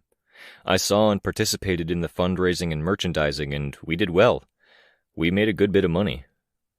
Which team? I asked. Reach. Oh, kudos. I know Reach, I said. I'm not sure I could list off the roster as of Gold Morning, but I'm more than passingly familiar. Good team. Thank you, Tristan said. I mean, I'm not so worried about the money. That's the easy part. I don't think it's easy at all, I said. There's a saying, 70% of couples break up because of financial issues. The same number of Cape teams break up because of the same. What's so hard about it? Sveta asked. You're providing a service, and the fruits of that service aren't immediately tangible. If you do everything right, get crime rates down, clean up the neighborhood, then people look at the clean streets and low crime rate, and they wonder why they're paying you. If the crime rate stays high and things are a mess, then they wonder why they're paying you. How do you get around that? Chris asked. You show your work, I said, and you show it in a way that makes people believe you're doing a good job. Bringing in bad guys, getting on the front page, that's a big one, but you have to factor in the work of maintaining a relationship with the media, marketing, on top of the work you're already doing. You can also get into fights the public is aware of, while not putting that public in danger, because putting people in danger means getting sued. Which detracts from the finances, Chris said. In a big way, I said. Like the prison rep, Ashley said. Having to show you're not to be messed with, without making such a mess that you add to your sentence. Yes, I said. Not an analogy I would have jumped to, but it's a good one. I wasn't aware you went to prison, Sveta said. I didn't, Ashley said, fixing Sveta with a level stare. I watch TV and read books. I was going to reply to that, but Tristan was already talking. He said, I'm not worried about the money side of things. PR, rep, image, media. I had advice and lessons from masters in the field when it came to that. From what I remember of Reach, I believe you, I said.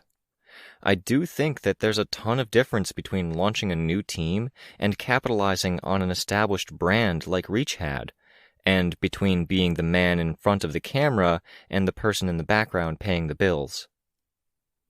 I have to ask, Ashley said. She waited for me to look at her before speaking. What are your qualifications exactly? You were on a struggling team? I don't want to bully Victoria, please, Sveta said. I was feeling the numbers disadvantage. With many things I was saying having two people responding, a number of changes in direction, and the periodic challenging questions. Mrs. Yamada hadn't spoken up recently. I'm a Cape geek, I said. We're all Cape geeks, Tristan said. It comes with the territory of being a Cape. Then I'm a Cape geek of a tier higher, I said. Listen, my mom and dad were Capes, and they were talking shop around me since I was born. My aunt, uncle, cousins, my entire immediate and pretty much my whole extended family, they were all Capes. I was giving interviews about what it was like to grow up with hero parents when I was 10. Tristan cut in. Okay, but that doesn't... Hold on, I said. I was asked. I'm answering. I triggered at 14. I was patrolling within 6 months. I had 3 years of time as Glory Girl, 1 Endbringer fight, and... I paused. Sveta squeezed my hand. And 1 run-in with the Slaughterhouse-9, followed by almost 2 years in the hospital. I glanced at Ashley.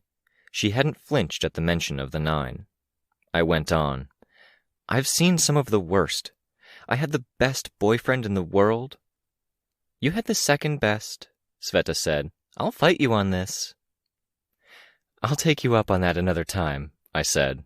I smiled. Some of my family members were some of the most amazing people. One of those family members is still with me, and I count myself lucky in that.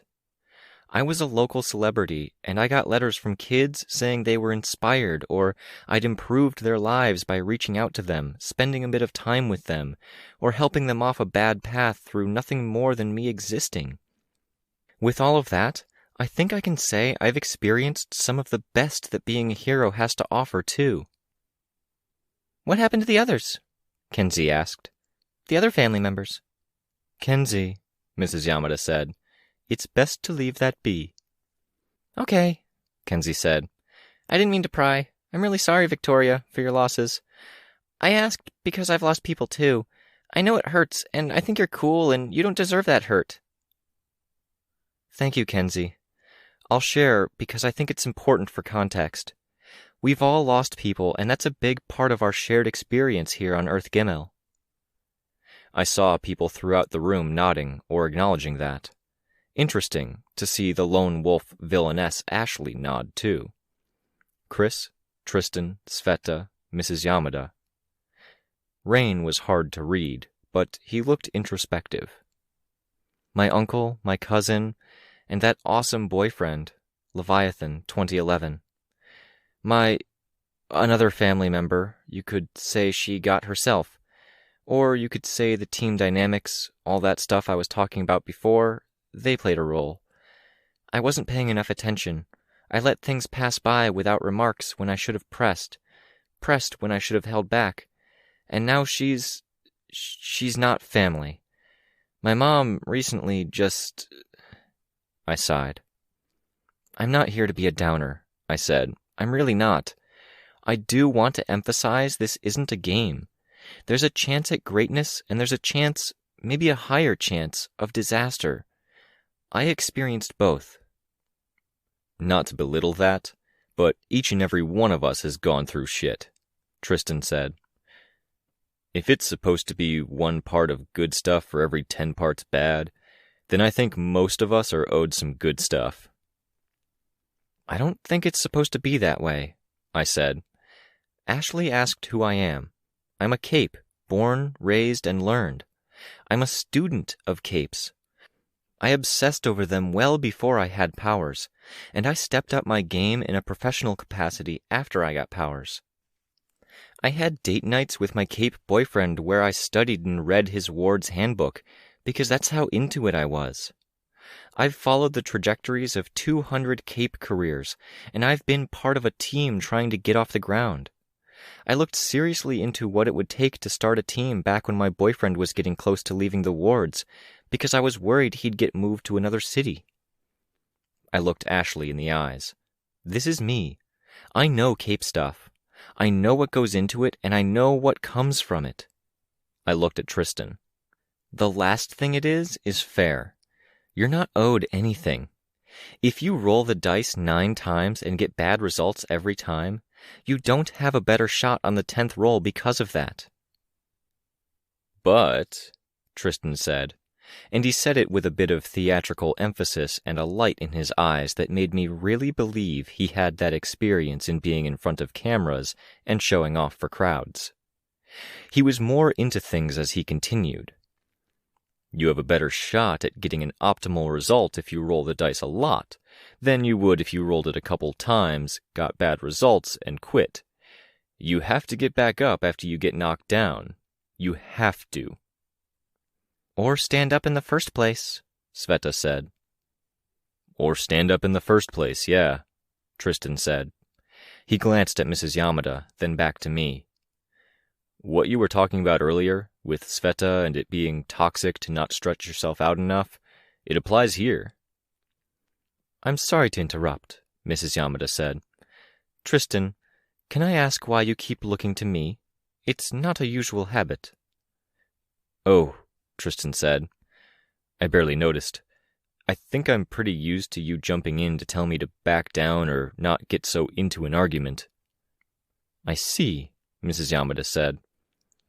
"I guess the fact that I'm checking means I'm already aware I'm doing it again, and I should self-moderate. Back down on my own instead of being told to. Look at that. Pavlov's dog can ring his own bell now, Chris said. I'm all about the goats, thank you very much, Tristan said. He touched a more pronounced lock of his magenta hair. See, like the curling horns of a ram, right? Chris rolled his eyes. Team Reach and goats? You're Capricorn?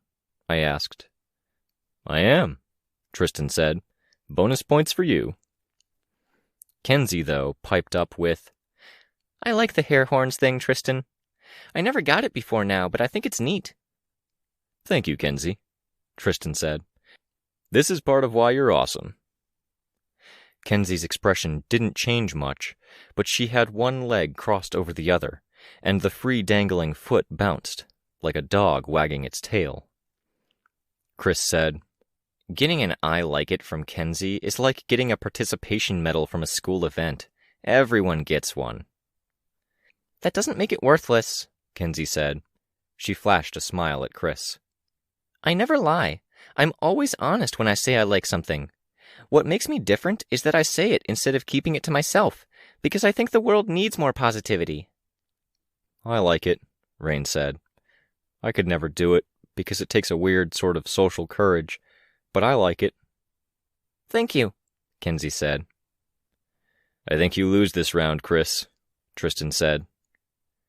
How do I lose? I wasn't playing. And, Tristan said, again, that one word, almost a pronouncement, volume and emphasis shifted just a bit to get attention. On the topic of rounds and games, I feel like Mrs. Yamada is up to something, so I'm going to play this on a meta level, and I'm going to shut myself up. I recognize I've been trying to win this conversation with Victoria, and I've been monopolizing things by jumping in every time there's an opportunity. I'm supposed to be listening more and trying to win social interactions less, so I'm going to shut myself up. The others should chime in. I trust them to say what needs to be said. I'm proud of you, Tristan, Mrs. Yamada said. Tristan nodded.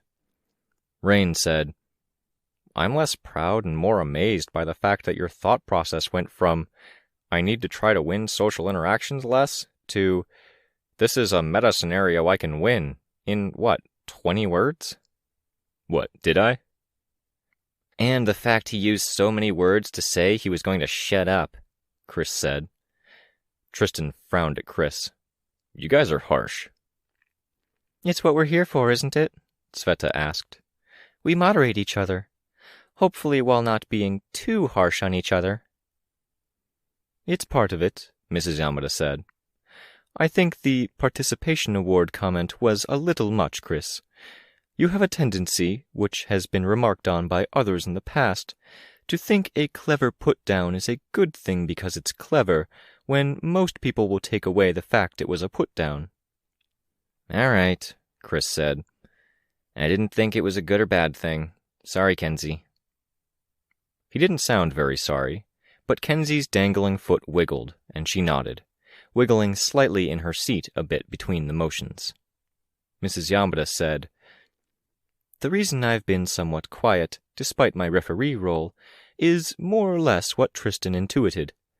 I've done this in the past, taking more of a back seat, giving you all more of an opportunity to respond to one another and push back against one another, rather than relying on me to keep things under control. In the early stages, I had to step in rather quickly. I'm glad that with minimal prompting, Tristan stopped himself before reaching the point where I had to tell him to stop. We're being toyed with, Ashley said. Not that, Mrs. Yamada said. The end goal is to get you all ready for the real world. Early on, the rudder needed a firm hand. As time goes on, I'm periodically hands-off, seeing how you interact, until I see that you're faring reasonably well on your own. It's a gradual process that requires I give you more and more trust, okay? Ashley nodded. It might be worth pausing to take stock in this moment. Snapshot the feelings and thoughts you're experiencing. Some of you haven't spoken up much at all. Depending on how you view the conversation, your participation or non-participation, Some of you might be feeling frustrated, offended, worried, or even guilty." "Is that last one aimed at me?" Tristan asked. "Oh, wait, sorry. I'm supposed to have shut up." "It's not aimed at you, Tristan," Mrs. Yamada said. "I want each of you to think about where you stand right now. What are your feelings and where is your focus? Have you felt like you've had a voice or that you've taken things in a positive direction? Outside of the classroom, in a stressful situation with high stakes, these feelings could be magnified manifold. As Victoria suggested when she was talking about the slow progression of background negativity, the bad feelings aren't always resolved or solved, and it would be very easy for a sliver of frustration to carry forward, nettling at you or being joined by other similar feelings until you felt compelled to do or say something you regret. Handing that irritation off to someone else, I said. Yes, Mrs. Yamada said. And, as a final comment on the topic from me, I brought Victoria here for several reasons. One of them is that I do believe she knows what she's talking about.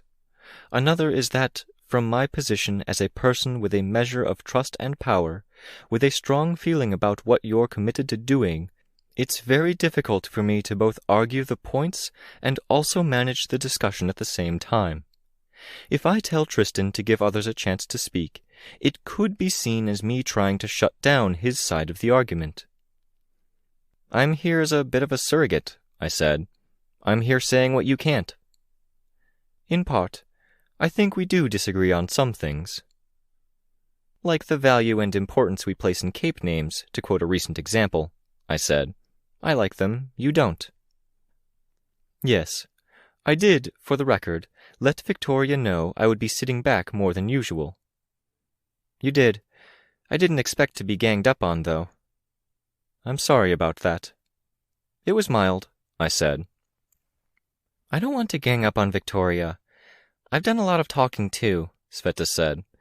But I think that's because I know Victoria. Even if this is our first time really talking properly, there's a bit of trust. I nodded. Yep. For what it's worth, Sveta said, that trust means that much like Mrs. Yamada, I do believe Victoria when she says she's worried or she thinks things could go badly. I know she knows stuff, but I do want this. I want to stand on my own 2 feet. Sorry.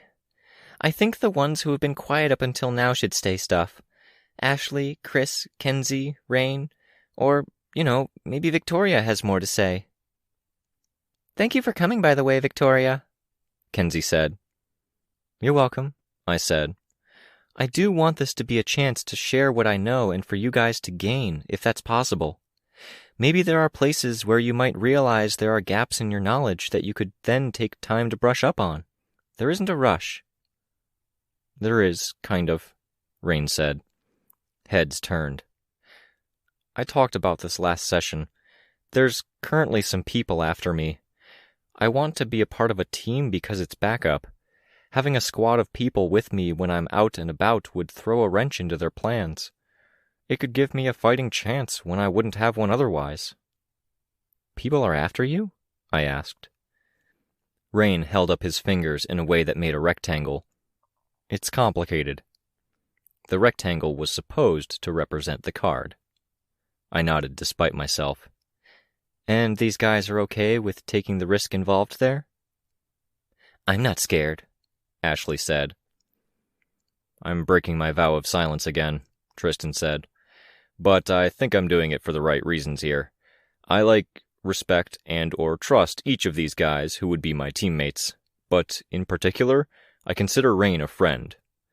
I'm already willing to throw my helmet into the ring and do what it takes to help save his life.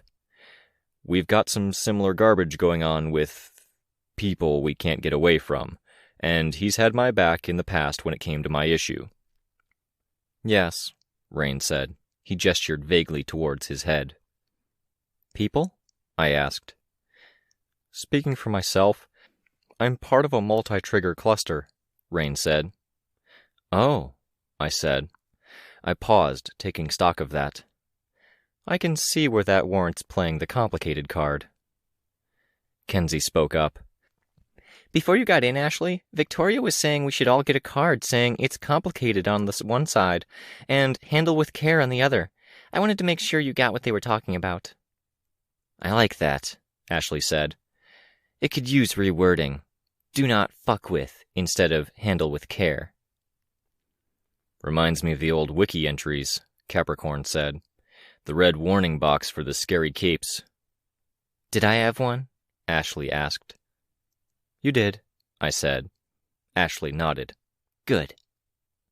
Was it? I decided to leave it alone. You were motioning toward your head before, I said to Rain. Are you referring to bleed over, kiss and kill, that sort of thing? Huh, Rain said. You weren't lying when you said you'd studied up. I'd pulled my hand away from Sveta's at one point, and I only realized it because she reached out and took my hand again, placing her hand over mine and giving it a congratulatory squeeze. Is it part of it? I asked. I don't know, honest to God, Rain said. When I'm vague and saying it's complicated, it's because I can't give a 100% clear answer. I'm still figuring out the rules this works by. I've wondered about the bleeding through. My personality changed after, but I don't know how much of that is them and how much is how a trigger event is a wake-up call. We like to give things hard labels, but sometimes they're blurry around the edges, I said. Rain nodded. If your own cluster is coming after you, I'd say you could chalk it up to kiss and kill. Again, blurry. Might as well throw it in that bucket. I won't object, Rain said. And while I'm on that subject, I'd feel compelled to stress that the term uses the word kill for a reason. Yeah, Rain said.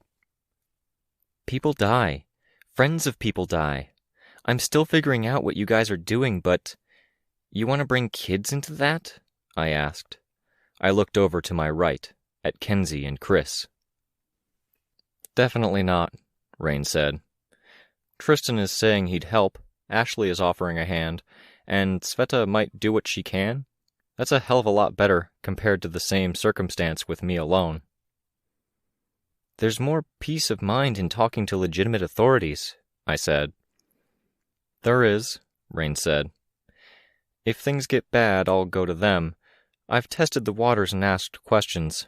It doesn't seem like they'll offer help against a nebulous threat with an unclear window of time where it might occur, and villains I don't know the names, locations, or details of. It's more like they want me to call them when I've got a claw at my throat. Everyone's busy, Tristan said. Claw? I asked. Tinker Claw?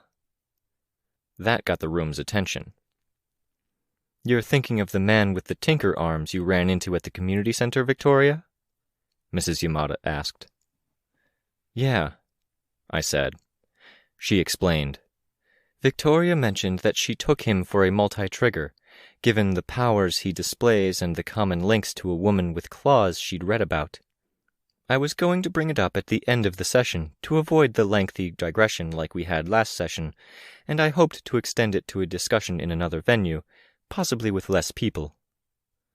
I derailed us early, it seems, I said. You ran into a member of my cluster? Rain asked. Big guy, beard, heavy coat. Long hair, hood, rough voice, Rain said. And a glare, like if looks could kill. No hood, glare, I don't know. He wore a mask with a built-in glare, but he seemed like the scowly type. Definitely on the voice. Of course, Rain said. When did you fight him? When? I asked. 13 days ago? First Monday of September. High school had just started. Rain held up one hand, counting on his fingers, his lips moving. Why? I asked. Timing matters. It was Tristan who had replied, while Rain was busy counting. He was strong then, Rain said, finishing his counting and dropping his hands. He was a bit of a bastard, if I'm being honest, I said. Not fun to go up against. He was one of the ones who's after you? Rain nodded. Why the counting? It's complicated, Rain said. He must have seen the look on my face, because he added, "The powers wax, wane, and shuffle around. I try to keep track. He was loaded to bear on that day, if I'm remembering right. The only power he didn't have a lot of was mine, and maybe a little bit less of his own." "Right," I said. "Which is yours?" Mine is a blaster power," Rain said. "It's pretty mediocre. I shoot things or people and they're vulnerable to being broken for a short while after, to put it simply." "Mediocre is sort of the name of the game when it comes to clusters," I said.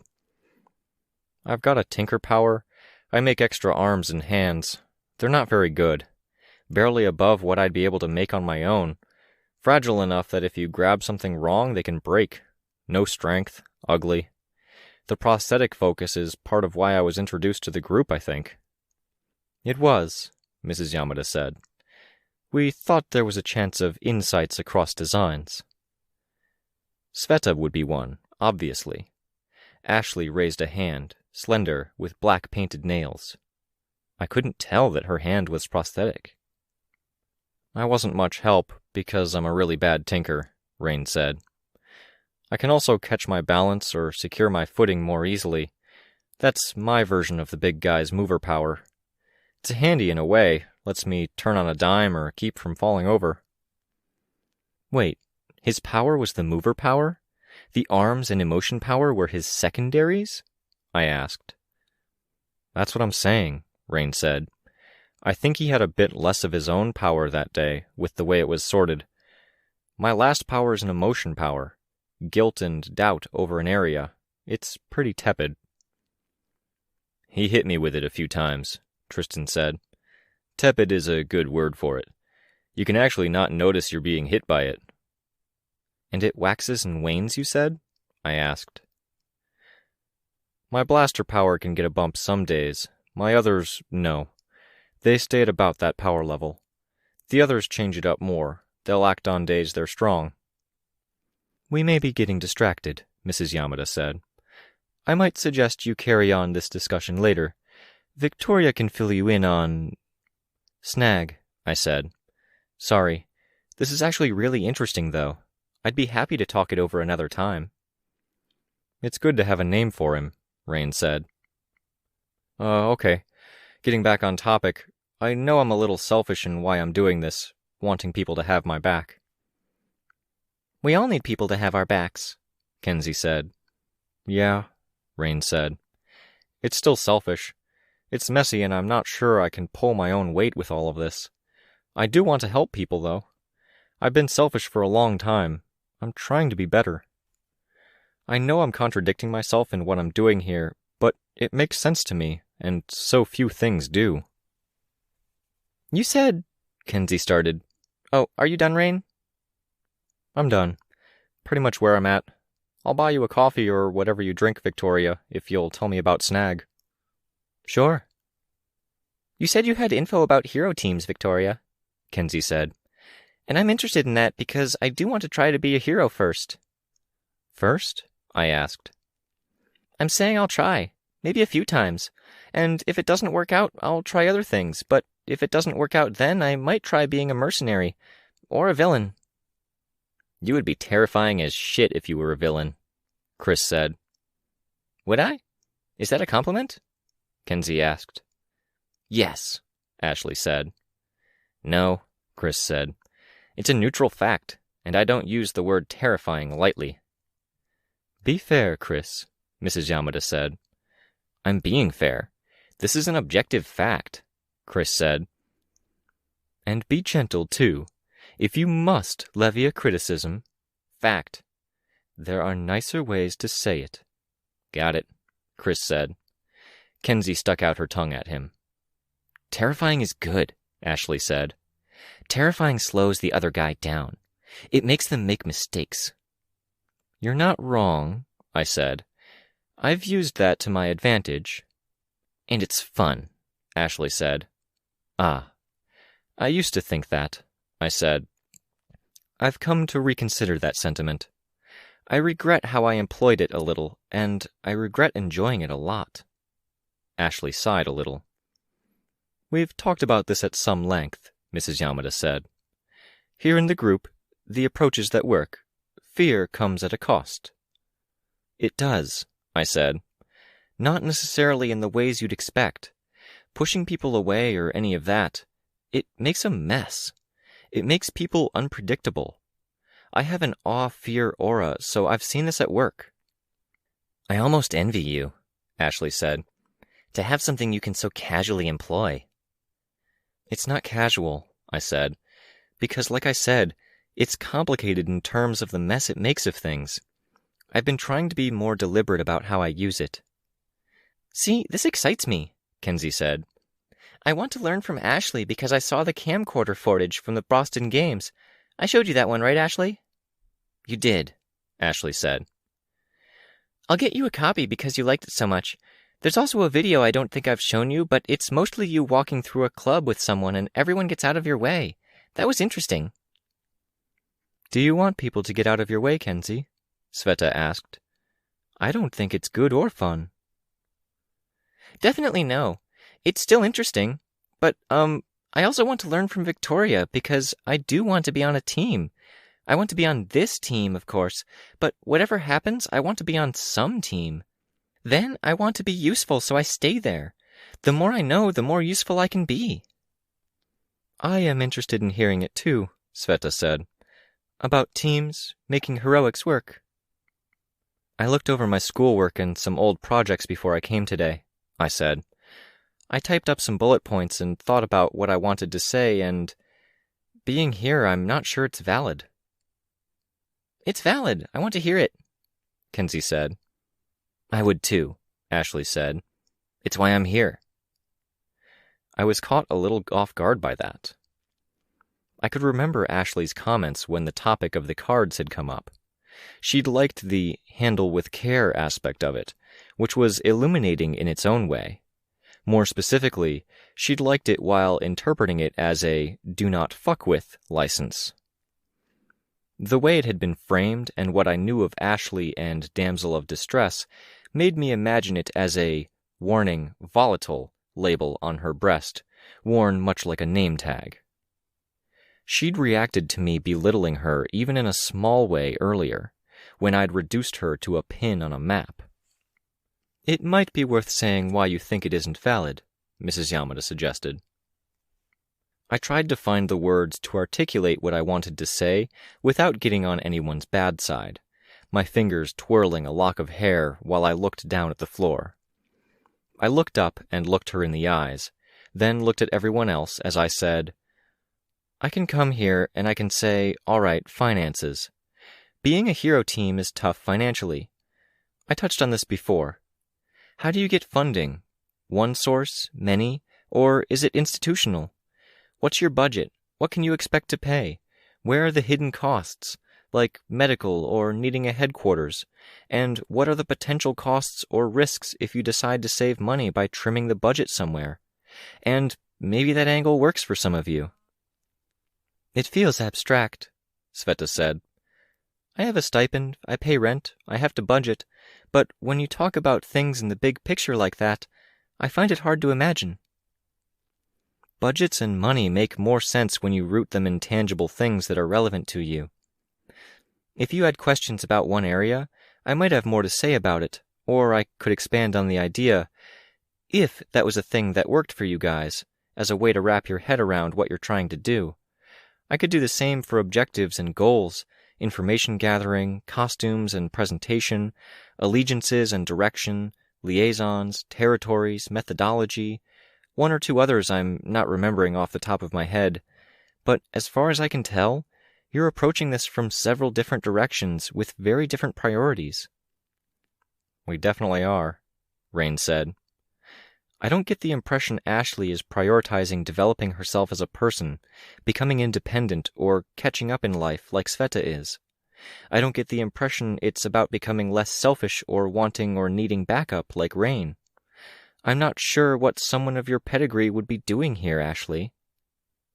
Pedigree? Ashley asked. It means aristocratic background when used to describe humans, Chris said. She's not calling you a bred animal, I'm pretty sure. I'm not bothered. I like the word choice, Ashley said. She had half of a smile on her face. It was picked to be liked, I said. I'm here to learn, Victoria, Ashley said. Her gaze with the narrow pupils and lack of irises was intense. That's positive, I said. No, it's not, Chris said. I'm here to learn how heroes operate, so I can be more effective against them when I return to being a villain, Ashley said. I looked at Sveta and Tristan, then at Mrs. Yamada. She's not lying, Tristan said. It's positive, really, Sveta said. She's agreed to stick with us until we crash and burn. Until you fail, Ashley said. Until we crash and burn, Sveta said. We went over this. If you leave at the first sign of failure, you'll be gone in the first week and you won't have learned anything and everyone loses. Irritating, Ashley said. Reality is irritating, Rain said. We're low-key confident we can get her to stick around on the side of the good guys, with sufficient friendship, ass-kicking of our opponents, and time to convince her of the upsides, Tristan said to me. You vastly underestimate how much I enjoy being a villain, Tristan. You enjoy being a villain, but you don't like the life that comes with it, Rain said. It had its merits, Ashley said. Sure, Rain said, and a lot of other misery besides that. Ashley sighed. I've already agreed. I'll join you. I'll defend you from your cluster. In exchange, I learn about heroes. I get information about the Cape scene, and I may get training. If it fails, I'll go back to what I know and enjoy. You'll have your chance to convince me that being a hero is great. I doubt you'll succeed. Most heroes I've met have been imbeciles and nuisances. Okay, I said. I put a hand to my forehead, closing my eyes. Capes were so damn weird sometimes. You said it was better than the alternative before everyone arrived, Kenzie said. Being a hero. I did, I said. I might be regretting saying that now. The fact that Kenzie paid attention to what I'd said and was quick enough to bring out the salient points was good, objectively, but it was kind of a pain here. I could see where some of Mrs. Yamada's worries were rooted here. You have a strong drive to learn, then, Ashley? What I want hasn't changed. I want to be on top. I want to destroy my enemies and give potential enemies a reason to fear me. I'm going to do it right this time. This time. There were 4 different things I wanted to reply to there, and I settled on the easy one. Reports were that you died. I did, she said. Now I'm back. My power isn't holding me back anymore. You get sparky sometimes, Kenzie said. So long as my hands are maintained, I'm fine. I have contacts. I'm eating well, I'm sleeping, I'm studying, and I'm training. I'll do it right this time. I won't die this time. All right, I said. That pretty much sums up what I'm trying to say here. You guys have your reasons. I can't show you a spreadsheet or make a list that meets your needs because your needs are diverse. It's not about hard stats like dollars and viewership. It's about dollars for me, Tristan said. Right. I'll note you do have a very different idea than I do about how much money there may be, I said. Kind of, Tristan said. I don't know if it's that different. The thing I wanted to say that I couldn't without offending people was that a lot of them were coming at things from an irrational or emotional perspective, from their self and not from logic. To challenge Sveta's approach on this was to challenge the woman she wanted to be. Challenging Rain meant putting his mortality at risk. Damsel was too volatile to push too hard. She had her motivations, and I couldn't imagine scaring her off would do any good to anyone. The team would go forward without her, dejected and possibly upset with me or Mrs. Yamada for inviting me. My impression was that Tristan was looking at the money from an abstract, emotional perspective as well. I barely have a high school education. It's not like there's a lot out there for me, and money is tight everywhere, Tristan said. I like the hero stuff. I like the notoriety, and I like being out there. We need a fix, and the two ways I see of us getting one would be if we get the money together to pay the right cape, or we chance into meeting the right cape. Fix? I asked. Sorry, I missed something. With how quick you were about cape terms and names and how you knew reach, I thought you might have realized. I figured out you're Capricorn. More to it than that. You know how two brothers can get in a pissy fight over who gets to have the remote and decide what to watch on TV? We're stuck doing that, except it's way more fucking intense. Two brothers and one power? Or... Oh, I was an idiot. That we are, Tristan said. We. You're a case 70? I can't tell you how bummed I am that it isn't case 69 instead. But no, that number went to a Bigfoot sighting or something stupid. A stupid bit of immature humor would have been the one good thing in this mess of a thing. Case 70s in North America included Knot, Tandem, Zigzag was one, I think. There was House of Three in Quebec, and you, it seems. One or two of them might not be 70s, but they get called 70s because they're close enough. Blurred lines, like you said. When twins trigger, the powers are identical or nearly identical. When twins trigger and they're touching one another, like you said to Rain, things get blurry. The agent is too stupid or careless to tell where one starts and the other ends, or it wants to fuck with us, and it jams everything in together. 2 minds, 2 similar powers, and 1 body to be shared.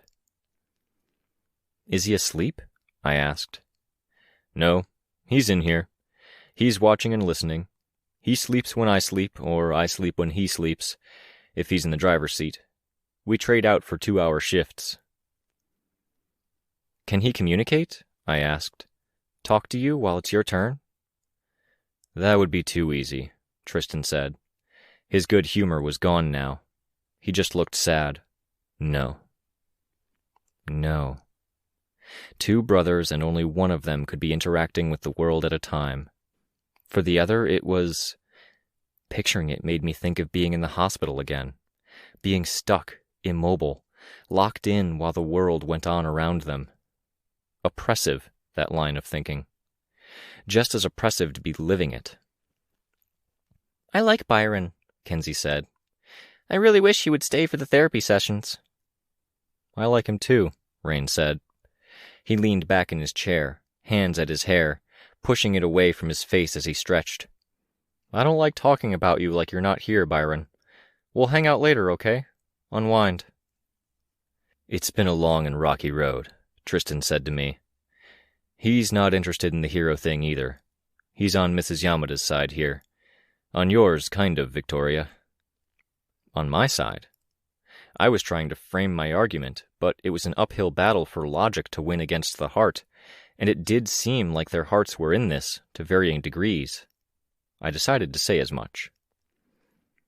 I might not be winning any points with Mrs. Yamada in this, I said, and I don't know enough about your individual situations, but you have personal, thought-out reasons for wanting to do this. At this stage, I'm not telling you guys you shouldn't do this. I'm definitely not saying you should. I think there are a few things to work out. I'm honestly really concerned about Ashley. As anyone should be, Ashley said. That would be why I'm concerned.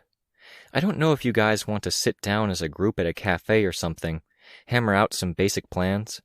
You'd probably want something like an outline or playbook that you can take with you when you're talking to the wardens or whoever's managing the territory closest to you. I think the hero teams are covering different sections of the city, and you wouldn't want to step on jurisdictional toes, if you want to do this. That could be great, Sveta said. Kenzie nodded, very enthusiastically, as in most things. Chris and Kenzie, Mrs. Yamada said. You've been quiet. I've talked about wanting to pick Victoria's brain, and she listed some topics, Kenzie said. I like this whole conversation as a recap, seeing where everyone's at, instead of trying to think back to previous sessions and think about what people's reasons are. I'm glad we're talking like this, and I want to have that meeting and figure things out. Chris, Mrs. Yamada prodded. Can I just say I don't want to share with the guest here? You can, Mrs. Yamada said. Is it the truth?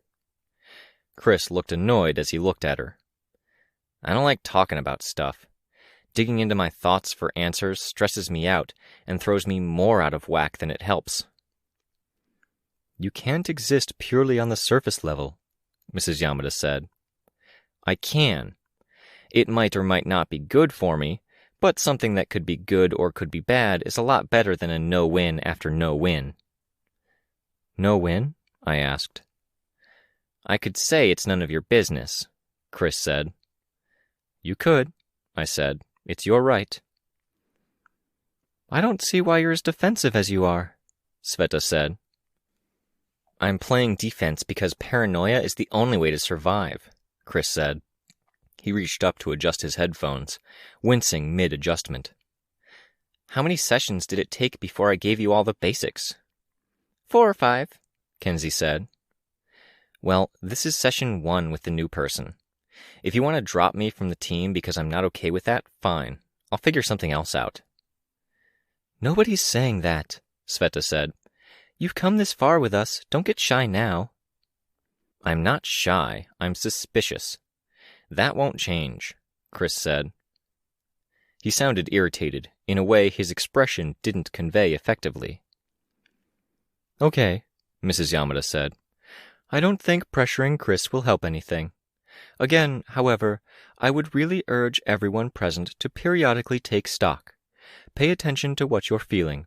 Imagine this dialogue extrapolated out to a greater, higher-stakes situation. How will you handle your feelings? And will you feel you have both a voice and the ability to effect the changes you need? You're worried we'll get railroaded, Rain said.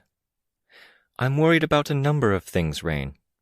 I wish you would be willing to put things off for 6 months or a year, maintain contact, see how you get along as simple friends and acquaintances, let the ties solidify or break as they will, and then move forward if it is still what you want. There are a lot of issues to hammer out, I said. You're coming at this from so many different directions. How do you even get started in terms of the kind of team you end up being? In other things, I'd join my voice to Mrs. Yamada's and urge you to take your time. Like I said, I'm feeling the pressure, Rain said. My cluster is homing in on me. I can talk to people if you want. If you need another cape to back you up, I might be able to help. I mean, that sounds nice, Rain said. But I can't help but lie in bed some mornings, wondering if this is the day. If, in the next 24 hours, the other 3 members of my cluster come after me in an organized way, with a lot of money and a lot of resources poured into things. When I see it playing out in my head, I know they're organized, and I worry we're not. If we're part of a team, if we're training, coordinating, then maybe we can work together in an organized way too. There's a lot that goes into making a team. You can stay together and watch Rain's back, meet, talk, and plan. Without getting the practice in? Tristan asked. Sorry to butt in again, but it takes time to learn how to work with teammates, some more than others. What you're wanting to do on the heroism front is hard enough without added complications. It's a bad climate for heroes to try to get started. That could end up being more distraction than the training is a boon. Imagine how bad the climate would be if nobody new got started, Tristan said. Yeah, I said. I won't deny that. I have serious reservations. But I also recognize I probably won't be changing any minds. Instead of trying to get you to reverse course or stop, I'm saying maybe change trajectories a bit. Go slow. Focus on what needs to be focused on, instead of getting distracted with the many, many side things that go into getting a proper team started. Focusing on keeping Rain safe as the priority thing? Sveta asked. Yeah, I said. I can meet you guys at a coffee shop or somewhere. We can make it a regular thing. I can back you up. I might be able to introduce you to people, and we do what Mrs. Yamada suggested, and take months or a year to get a really good game plan put together. You're committing to a lot, Victoria, Mrs. Yamada said. It won't conflict with your other plans? I like doing this sort of thing. I'll find a way to work it in. It gives me an opportunity to stay in touch with Sveta, too. I was elbowed hard from my left. If you think I'm letting you drift away or lose touch now, then you need a reality check, Sveta said. Wasn't planning on it, don't worry, I said. I don't like it, Kenzie said. It was an abrupt statement, cutting into the dialogue, the serious tone different from the easy back and forth. We wouldn't be leaving you out, Sveta said. You said you were interested in what Victoria knew about heroes, and you'd be part of the team when we got started. No, I wouldn't, Kenzie said. Because you all would be doing what you have to do to help Rain, and I'd be on the sidelines. You said you don't want to have a kid there in a dangerous situation, so I wouldn't actually be there when things went down. And if you thought there would be an attack soon, you wouldn't want me hanging around in case I got caught up in it, so you'd all meet and I'd stay home then, too. It could be over in a couple of weeks, Rain said. It could not be over, too, Kenzie said. She smiled. Come on. I've done this before, again and again. I did it during the leadership camps and the exercises in San Diego. I did it during the branding in L.A., and I kind of did it with the Baltimore wards. Did what? I asked. Got left behind. Or sidelined and ignored. The reasons were good, or maybe I'm a stupid, gullible idiot and the reasons are bad, and I believed them anyway. I liked your contributions to the group. I'd want you to stick around, I said. I know you mean well, Victoria, but this is the way it always goes, Kenzie said. She shrugged. The compliments, the softening of the blow. I think you're nice and you're trying to do the right thing. But again and again, because I'm a kid, or because I'm small and weak, or because I'm a girl, or because I'm black, or because I have school, or because I'm vulnerable, or I'm annoying, or because they want to be careful around me because I have problems, or because I've said the wrong things because I'm an idiot a lot of the time, or because whatever the reason, good or bad, hateful or kind. She trailed off there. She was staring down at the ground, head down where I couldn't see it. She huffed out a small laugh. Her hands were on either side of her hips, gripping the sides of the plastic chair. Articulate what you want, Kenzie, Mrs. Yamada said.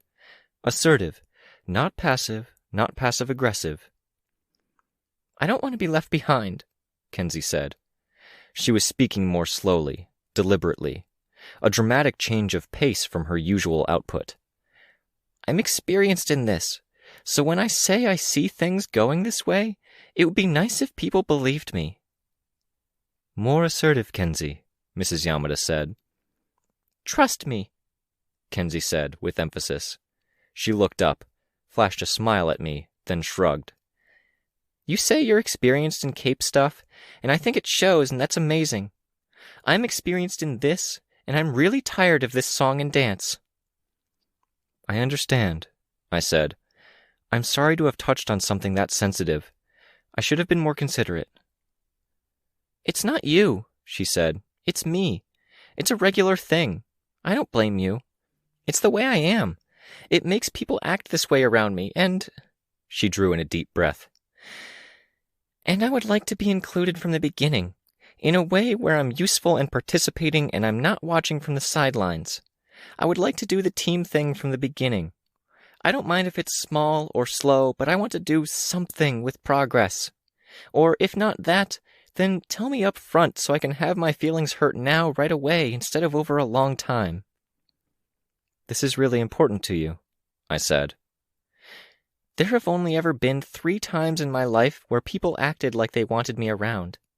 Not counting the adults who get paid to look after me. Sorry, Mrs. Yamada. The first one, it led to my trigger, so you can imagine how well that went.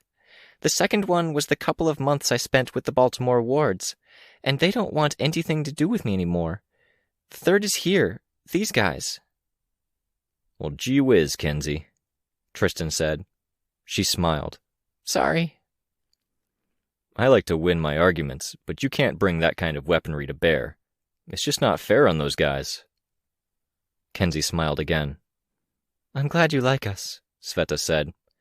I do want to include you, and I hope this thing works out the way you want it to. We'll figure something out, I said. We?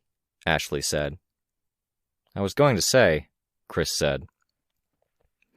I'm not trying to step on your toes or insinuate myself into things, I said. But if you'll have me, maybe I could take on a role as a coach or something. If you really want to do this.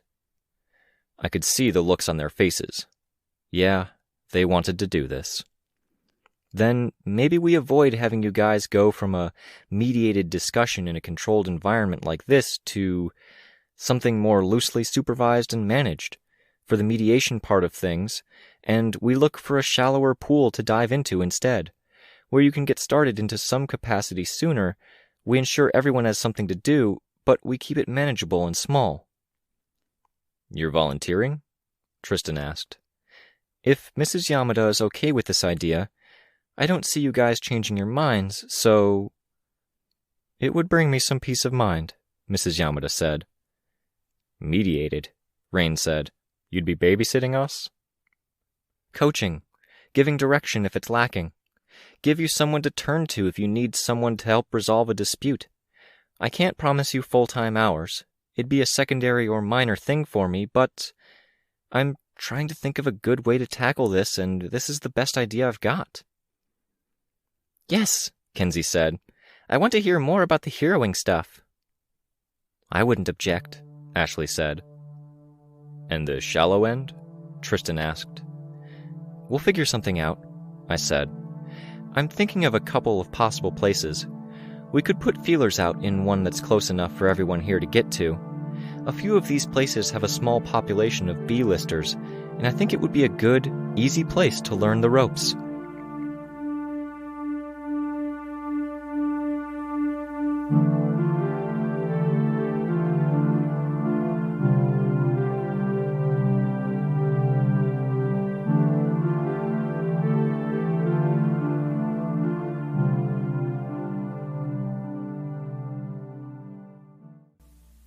Arc 2, Flare, Chapter 7. I felt energized after, I said. Can you elaborate on that? Mrs. Yamada asked. My cousin remarked I looked better, more in touch with the world. Normally I get these intrusive, non-thoughts. Non-thoughts? Rain asked. Like, not intrusive thoughts, not ideas that I can't get out of my head, but my mind has these places it tries to go, and I reflexively shut them out. Like, one thing, I spent 2 years in the hospital and in the care home, obsessing, I said. I know what you're talking about, Sveta said. Yeah, and I feel like I've devoted enough thought to that. 2 years of time, more than a lifetime's worth. So I lock up, mentally, or trip over the subject. I get that a lot as my mood gets worse. I have it for things I do, like using my powers.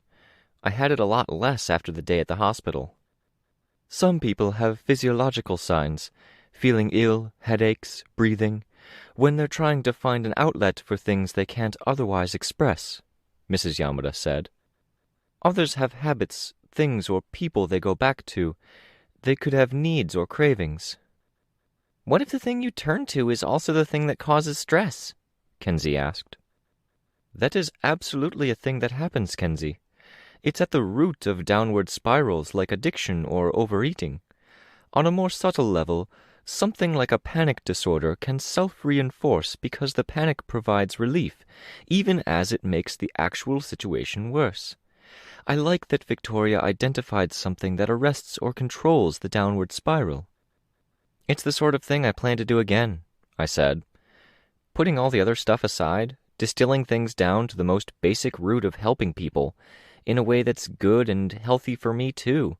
Or... Mrs. Yamada had started speaking at the same time I added the or. We both stopped. Go ahead, she said. Or, where there's bad, the good is enough to outweigh that bad and leave me better off, I said. I shrugged. Here in the group, we often discuss the issues we're facing, how we relate to what others bring up, and we talk about solutions. I'll periodically try to turn things to more positive topics, but with 6 people here, it's common for people to come to the session with something they want to delve into. I like that you're dwelling on the good things, Victoria. and that you're giving me an excuse to turn things towards a better note as we wrap up. Does anyone else have something to share?" Tristan raised one hand a little, and Mrs. Yamada nodded, giving him permission to say. "It's not positive," he said. "I don't know if that's all right." "It's fine. Go ahead." "What Victoria was saying, how she was happy, seeing the kids happy, and how she felt energized after. I don't have that. I don't have a way to recharge when I'm not at 100%. "You definitely have things you're passionate about," Rain said. "I like people, parties, noise, really letting the walls drop away and having fun. There are things I'd want to go out and do which I can't. Things I'm not comfortable talking about with Kenzie present." Kenzie smiled at him. "Rude stuff. I'm not that young." "I know you probably know. I'm still not comfortable talking about it like this," Tristan said.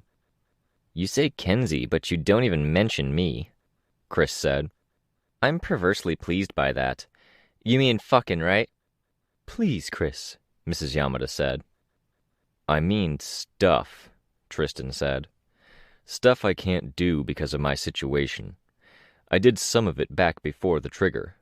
More like sophomore high schoolers stealing their parents' booze and having way too many people in a house while the parents are away. But that was the time of my life. It was when I was the most excited to be on that planet. Now I can't do stuff like that. The pressure release valve is screwed up for the same reasons I'm screwed up." "The K-70 stuff," I said. "Yeah," he said. "Now, me passing out drunk might mean I screw up the time window for passing back control, however many alarms I set, and I can't do that to Byron. I can't go have a one-night stand because the way things are mean I'd be involving him in it as a bystander or voyeur." "Can you find new outlets?" Sveta asked. "One thing I've learned over the past little while is that I still had a lot of growing to do. It's easy when you're in a bad place to think, this is it, this is me, but there's always more out there." "I'm trying," Tristan said, "but it sucks to know that the stuff I want to do and the people I want to do are out there, and I can't do that. I know it's the same for Byron. It's different for him, though, because he's a quiet guy. He wants to take it easy, but you get the weird conflict where you want to chill out, but you can't because you also want to maximize your use of time when you only get to live half your life." "I'd like to talk about that at a later point, when we're not a minute away from wrapping up," Mrs. Yamada said. "I'd also like to have a word with Byron and you after the session. Make sure everything's okay." "Sure," Tristan said. "On a positive note, if nobody minds," Sveta said, sitting up with the faintest of metal-on-metal sounds. "I got to recharge too, but it was a big one." "Your trip?" Kenzie asked. "I know we talked about it last week, but we mostly talked about Rain staying safe and the hero team thing. It wasn't a little pick-me-up. It was big, and I really want to find the chance to go and do stuff like that again." "Traveling?" I asked. Her smile was contagious. "Traveling. We had a boat, and when we weren't around people, I got out of my hamster ball. We stayed pretty close to the coasts, Weld sailing or driving the boat and me swimming. It was really, really nice." "I can tell you got a lot of sun," Tristan said. Sveta smiled. Her face was so pale that her complexion was borderline impossible for a human. "I like swimming. I want to find a way to get out and do it more. It's the first time I can remember moving and having there be resistance. Everything else is too hard or too reflex." "Anyone else?" Mrs. Yamada asked. "Final words? Thoughts?" "I'm glad you had a good time," Kenzie said. "I really did," Sveta said. There was a pause. No responses. The only sound was a clack as the wind blew the blinds away from the window and they swung back into position. I wondered how bad the rain was. Mrs. Yamada looked up at the clock, then said, "Then we should wrap up. Tristan, a word. Everyone else, have a good week. There won't be a Friday meeting this week, so I will see you next Tuesday." I'd like to exchange people's contact information, if that's okay, I said. If you're wanting to do this. You keep saying that like you're hoping we won't, Ashley said. It might make things simpler, I said. The others have my number, she said. I don't keep track of it. Sure, I said. Do you guys mind giving Victoria my number while you're at it? Tristan asked. Can do, Rain said. People were standing now. Tristan gave Sveta a hand in getting to her feet. The group, Tristan accepted, filed out into the hallway. A few people had coats draped or hooked on the stacked plastic chairs along the hallway's length. I'd left my bag on the ground. I pulled my phone out before I slung it over one shoulder. A message from Crystal, asking if I was coming home for dinner. Pass me your number? Rain asked. His phone was as battered as he was, with a crack running down the case. I thumbed through the concentric rings, put my thumb on the phone number and profile information, and then flicked it in Rain's direction. Got it, he said. His info appeared on my phone at the top edge. It was soon joined by Tristan's, then Kenzie's and Ashley's, near simultaneously. Kenzie's name was framed with colorful symbols. Chris's and Sveta's were the last to appear. Rain had handled sending me Sveta's, Ashley's, and Tristan's, it seemed. Ashley was pulling on a raincoat, and Sveta's hands were clasped in front of her. Sveta might have sent me hers without using her hands, now that I thought about it. It was possible she had a phone in her suit. I glanced back into the room to see if Mrs. Yamada had anything she wanted to convey with a look or gesture. Instead, I saw her talking to someone who wasn't Tristan. Byron had black hair, shorter than Tristan's, slicked back with something that shone in the room's lights. He wore a jacket, black V-neck shirt, and jeans. The contrast between him and Tristan in everything but facial features were striking. Tristan had been bright-haired, his top and shorts all about contrasts with light and dark, color and lack thereof. He'd brimmed with confidence. Byron didn't. He looked distinctly uncomfortable. His hands in his jacket pockets, shoulders forward, a look of concern on his face. The muted gray-blue of his jacket, the black V-neck shirt, the jeans. There weren't any of the intentional contrasts I'd seen in Tristan. Are we going to wait for Tristan and try to have a quick chat about things? Rain asked. I have dinner, Kenzie said. She looked at me. I try to have dinner with my parents every night. We're trying to reinforce that normalcy. Is that going all right? Sveta asked. It's going, Kenzie said. She smiled. Which is better than the alternative. I'm all peopled out, Chris said. Most of you guys are better than some, but I'm done for now.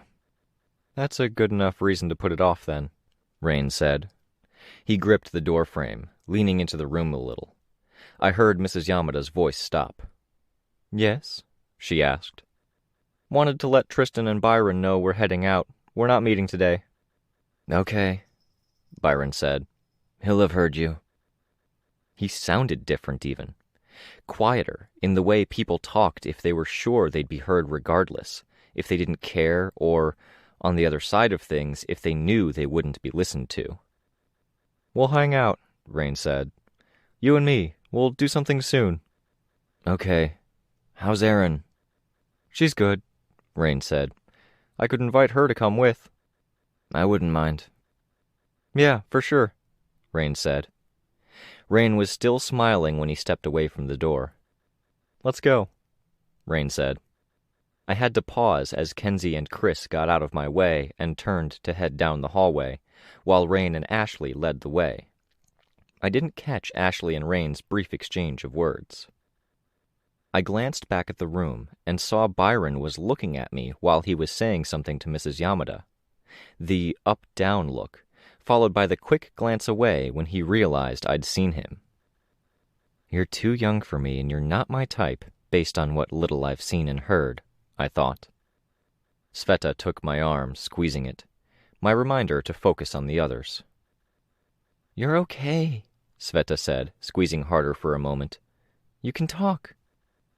You seem to be doing okay yourself, I said. I'm great, she said. "Today was a good day." We walked to catch up, and I could feel Sveta periodically leaning harder on me as she worked to maintain her stride. For all that she was in there, no doubt pulling on multiple components and relying on intricate machinery, she managed pretty darn well. A little less so on the stairs to the ground floor, but I gave her my arm and plenty of support, and she did okay. She hugged me with enthusiasm as we walked the 5 feet from the stairs to the side door, where the others were waiting under the rectangle of roof that jutted out from the side of the boxy building. "I'm going," Chris said. "Bye." "Bye," Sveta said, amid a few other scattered responses. I raised one hand in a token wave. Chris removed his headphones as he walked away, stowing them in one pocket of his cargo shorts. He didn't use an umbrella or wear a raincoat. He seemed content to get rained on. Kenzie had a blue raincoat with duffel coat toggles on the front, and was standing a bit in the rain, head bent over her phone. Ashley stood on the sidewalk, her hood up. Rain had settled for an umbrella, but hadn't opened it yet. "I'm walking to the bus station in Webster," Rain said. "Normally Tristan, Sveta, and I walk that way." "I can head that way," I said. "I'll walk with you guys for a bit." "I'll come," Kenzie said, not looking up from her phone. "There's still some time before dinner." "You sure?" Sveta asked. "Yep." Kenzie looked up from her phone. "And Ashley?" I asked. She didn't reply, turning away to look down the length of road. She turned around, looking the other way. In that moment, a car appeared. "I've got a ride," she said. "Spending time with the old guardians?" Sveta asked. I didn't miss the word choice, the forced cavalier attitude. Awkward. "I try to get as many of my appointments into the same day as I can," Ashley said. "It's nuisance enough to have my day disrupted with this inanity. I don't want it taking over my weeks." "We're inanity, are we?" Rain asked. "You can be," Ashley said. "Checkups and tests, therapy, group therapy, being supervised without it being official supervision, interviews, prosthetics tune-ups. It becomes inane." "It's all for good reasons," Sveta said. "I'd do better without all of the distractions," Ashley said. She looked at me, and she did the up-down assessment too. It was somewhat different from what Byron had done. "I look forward to learning what you have to teach." "It was nice to meet you," I said. I wasn't sure if I was lying, but it seemed like the thing to say. She walked down the little dirt path that extended through the grass from the building's side door to the road. A black sedan. She opened the back door, climbed in, and closed the door with more force than was probably necessary. "I have so many questions," I said. "Weld's kind of dad figure was the director in charge of the Boston PRT," Sveta said. "He was also kind of in charge of looking after Ashley, because her town was so close to Boston." "Making sure she didn't do too much damage?" I asked. "Yes, and gradually trying to get her used to the idea of cooperating with the good guys, making sure she was staying reasonably healthy. They reached out regularly, letting her know there were better options. Except that Ashley was a different Ashley." "Yeah," I said. "She's going to be on your team?" "Yeah," Sveta said. I didn't have a response for that. She squeezed my arm. "I spent a lot of time with a lot of people who never got a chance, Victoria. I feel like it's my duty to give her one." I drew in a deep breath, then sighed. "I don't disagree." "But you don't wholly agree either?" Rain asked. "I believe in second chances.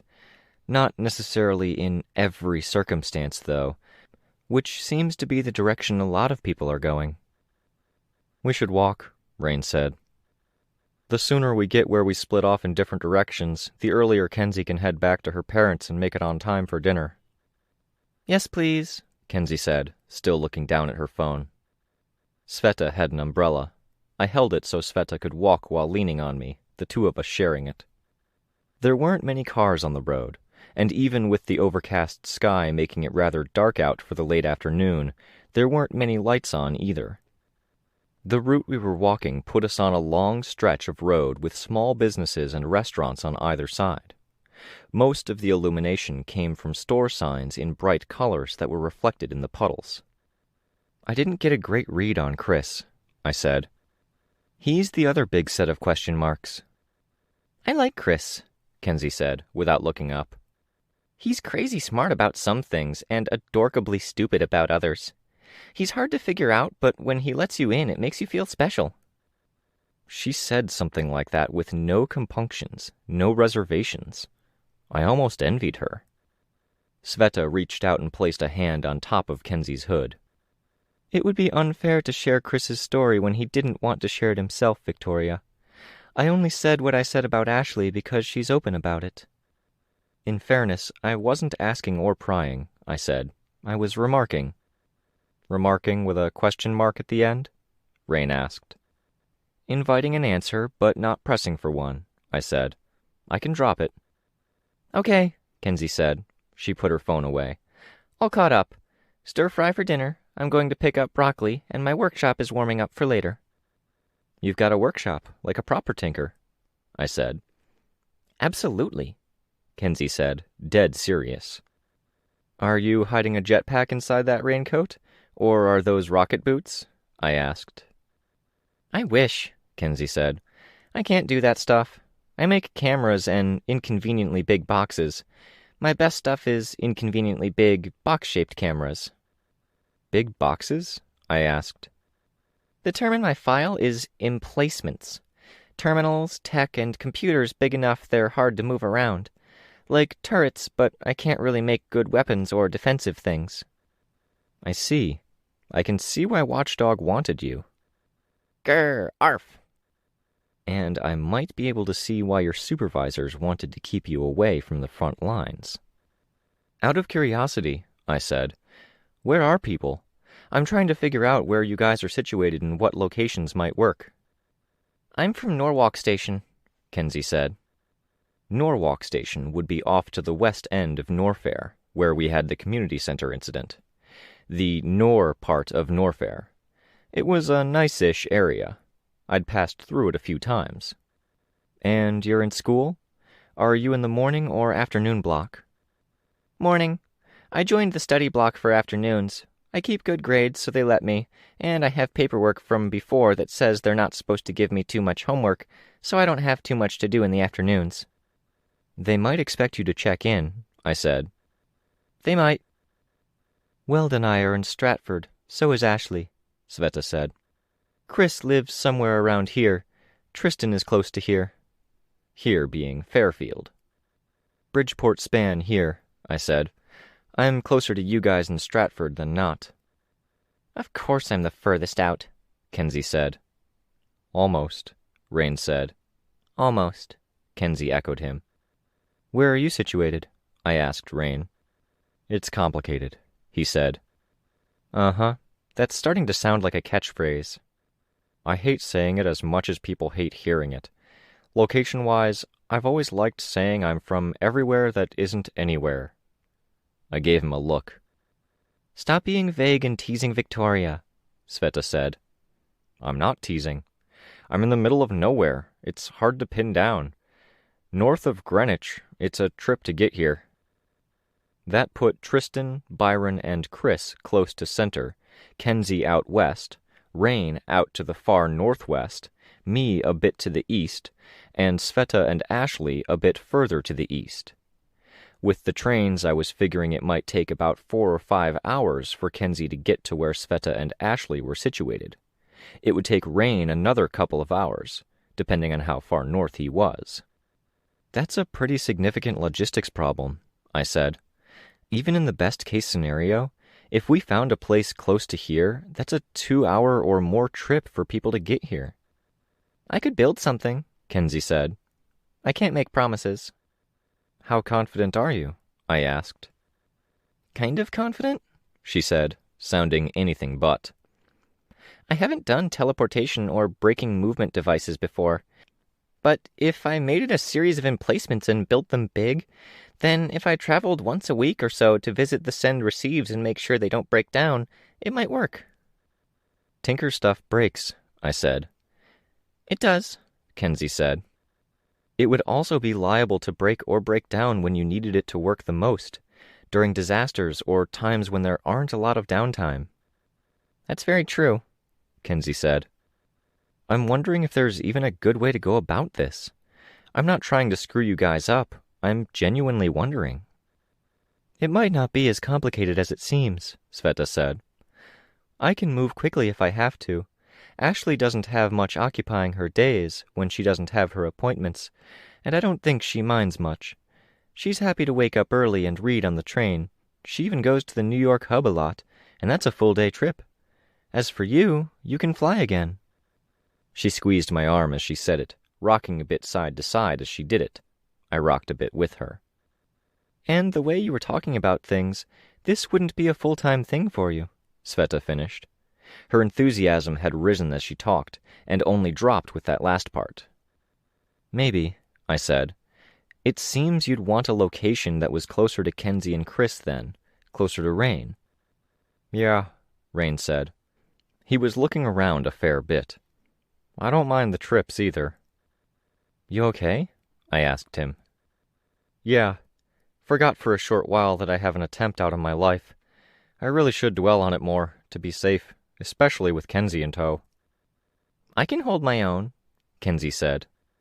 It's an attempt on my life, Rain said. Lives could be lost.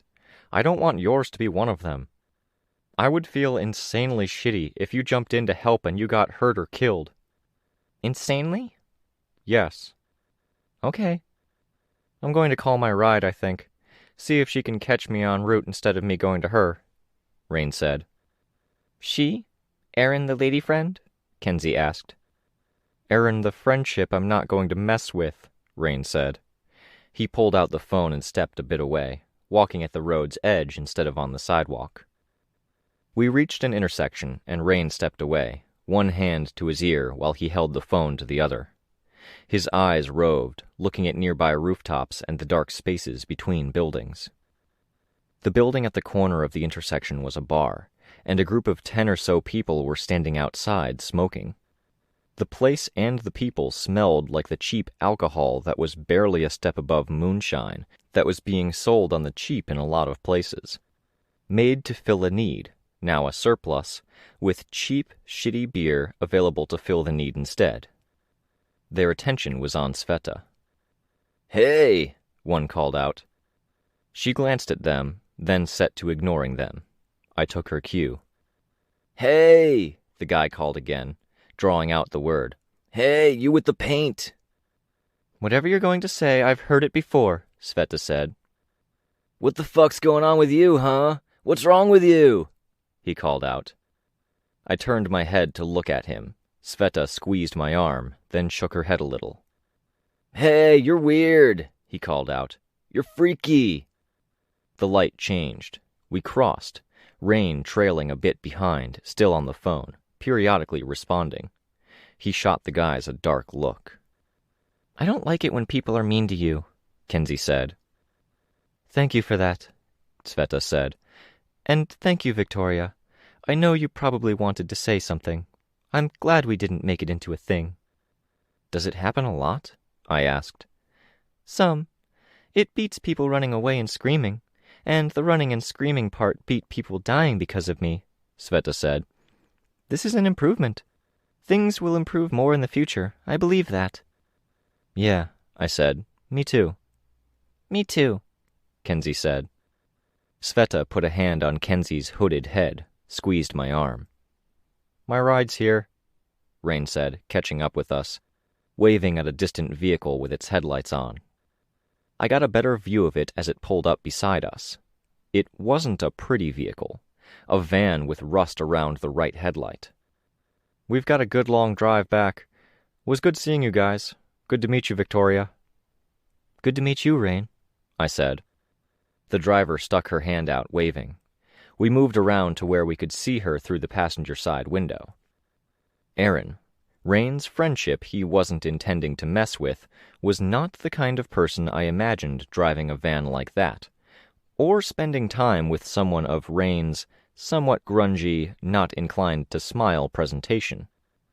There were women where someone's first thought might be, they could be a model, and there were women where the first thought was, they have to be a model. It's not fair if they aren't. She was the latter. Short black hair with a long swoop at the front, dangly jewelry, more piercings in one ear, and one of the memorial shirts, much like how the dress I was wearing served as a way for me to represent and remember Brockton Bay. She was from New York, it seemed, or she wanted to represent it. "Erin, you've seen Kenzie and Sveta before." "Hi again," Erin said. "And this is Victoria. We were talking about having her be our coach." "Hi," Erin said, leaning toward Rain to get a better view of me, extending her hand in another wave. Rain looked momentarily like a deer in the headlights, with Erin's face close, with Erin doing a very good job at not noticing or not looking like she'd noticed. "You look a lot like Glory Girl." "I am," I said. "I was." "Huh," Erin said. "That's really cool. Maybe I'll see you around?" "It's likely," I said. "You guys have a good night." "You too," Kenzie said. She held up her phone like she was trying to get a signal. "Drive safe." "We good to go?" Erin asked. "Yup," Rain said. "You want to ride somewhere convenient, Kens?" "Sure." Kenzie climbed in behind Rain, giving us a wave before the door was closed. Just Sveta and me left. We watched as the van pulled away. "I have a lot of sympathy for Rain," Sveta said. "Are you talking about the attempt on his life, or the long car trip with the girl he very clearly likes?" "Oh yeah, the dangerous thing too," Sveta said. "Mostly the long trip." "Yeah," I said. "But that's all negative. We're going in the same direction, right? We can catch up?" "We can definitely catch up. I want to hear more about that vacation." "And you can come over for dinner, right? Sometime? You're not far. I can't promise any good dinner because I'm still trying to find food that Weld can really taste that won't make the neighbors evacuate their apartments. But there's takeout. Or delivery. I'm sure there's something we can do." "You couldn't keep me away," I said.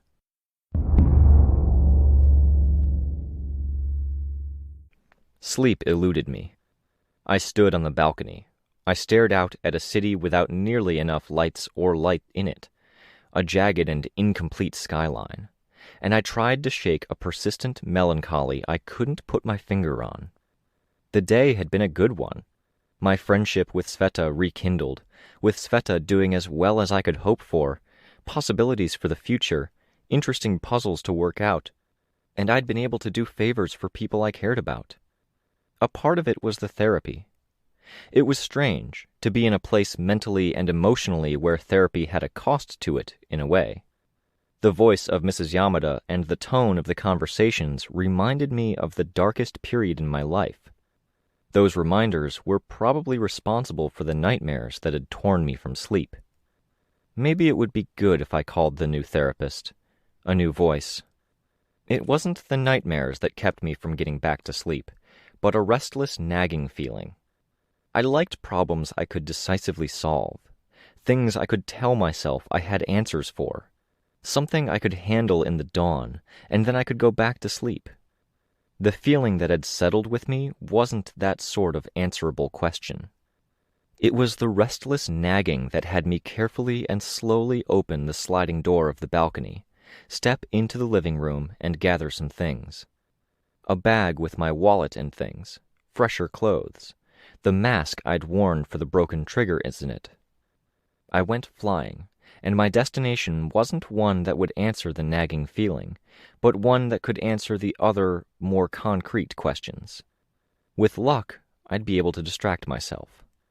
There were cities and areas I'd considered for the therapy group's expedition. Ones in need, ones I knew didn't fall neatly in one jurisdiction or another. I used the highways and major roadways as my waypoints, so I wouldn't pass them or find myself flying too far north or south. The sun was rising by the time I reached the first, Sherwood span. Too low a population, I could tell right away. Too many farms, the houses too spread out. It took me 20 minutes to reach the next. The area was slow to wake up, which was a surprise given the amount of construction sites I could see from above. Usually the work started first thing. It was a nice slice of city, with a view of the water, tall buildings, shiny, modern, with nice, large houses, but it was only halfway erected. There were cars in driveways, but there wasn't much life. I flew low, stopping at one of the gates to a construction site for a taller building. Laminated sheets had been put up on the gates. Construction suspended until we're given what we're owed. The same was on display in other places, with laminated sheets of paper and graffiti. Some of it was angrier. I was reading a very bold, large bit of text about how certain people should be choking on cocks when I saw I had company standing in the corner of my field of view. A cape. I turned to face them. Not anyone I recognized. A man in armor with spikes on it. Plate mail and plate armor was hard to get done right, especially in this modern day. He carried no weapon I could see. Spiky plate armor wasn't exactly original or new either. He didn't say anything or do anything, but he was holding a piece of paper. I approached him, my force field up. He didn't budge. When I was in arm's reach, he put his gauntlet toward me, paper in hand. I dropped my force field to take it. "What's this?" He wasn't someone who sounded more intimidating from the inside of a helmet. His voice was very normal as he said, "We saw you fly in, we discussed, we called some people, this is our message for you." "Got it," I said. I looked around. Quiet town. When my head was turned, he reached for my throat. I put my force field up, and I knocked his hand aside. Forcefully enough, I almost put him on his ass. The sound rang in my ears. "Our town," he said. That said, he trudged off. I watched him go, and then I walked in the opposite direction. People were watching from doorsteps with coffee in hand, or standing by cars now. I didn't want to back down or look weak, not if this was possibly a place I might be visiting with any regularity, so I walked slowly, like I wasn't bothered. With all that in mind, I still stopped in my tracks when I read the note. "Turn around and fly home, glory hole. T.T." They'd asked around, huh?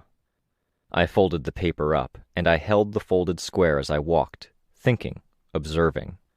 A slice of city, paralyzed, a clear villain presence. The guy with the spikes might have been Cleet, a low-tier cape with some background in fighting rings and mercenary work. Unlike most infighting rings, he'd never found enough success to get traction in other circles, ironically. I'd left Brockton Bay in the middle of a situation, or I'd been taken from the city during. I'd put in the hours and put heart and soul into trying to combat the badness that was taking over the city, and at the end of the day, I hadn't ever enjoyed a resolution to that situation. I'd never felt like I'd made enough of a difference in the end result. It was tempting, the idea of coming here to a place like this and somehow completing that journey or using a success here to convince myself I could have made a proper difference if I'd been given a chance. But this wasn't about me. It was about those teenagers and kids in Yamada's group. A sign was erected by one construction site. It was covered in graffiti. Cedar Point Apartments was written at the top, but Cedar had been covered in paint, and Hollow had been written in its place. Cute, and from some cursory investigation, the rebranding had been performed elsewhere throughout the district. Graffiti and other signs of anger were clear as day, much of it vile and senseless. Did I really want to pit those kids against this? They might give it a shot, and if it was insurmountable, Mrs. Yamada might be happy, and if it was surmountable, everyone would be happy. I wasn't sure. I looked at the graffiti, getting a sense of the atmosphere here. Vulgarity, obscenity, drawing of vulgarity, hate, anger, vulgarity, possible gang tag, hollow point appearing again. I stopped in front of another piece of graffiti. It wasn't crowded in with anything else, so it stood out, almost a piece of art in how it was spelled out on a ruined wall, half toppled. This is how things are now. I had the paper in my hand. I had my doubts, but the nagging feeling ceased being nagging and became acutely clear as I looked at the statement. "Fuck that," I said.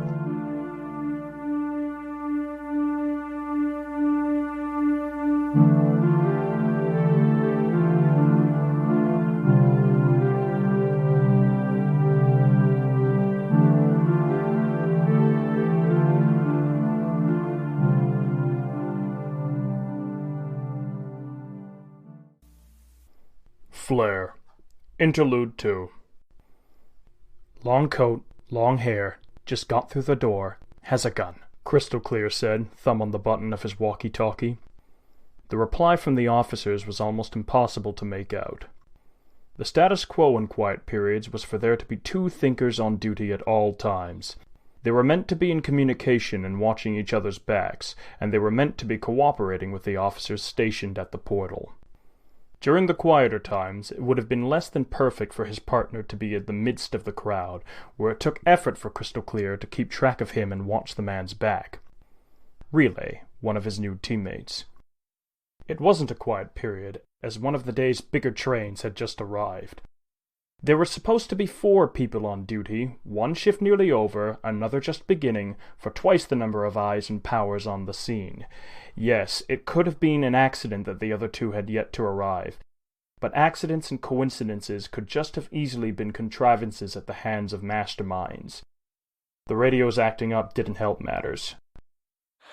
"Off the gun, good cat," the voice on the other side of the walkie-talkie reported, the static cutting off the very beginning and the ending. Sure enough, the officers had the woman in the coat. One of the officers had the gun now. "Red jacket, jeans, pointed boots, group of 3, Relay communicated. Words and ideas conveyed without being spoken.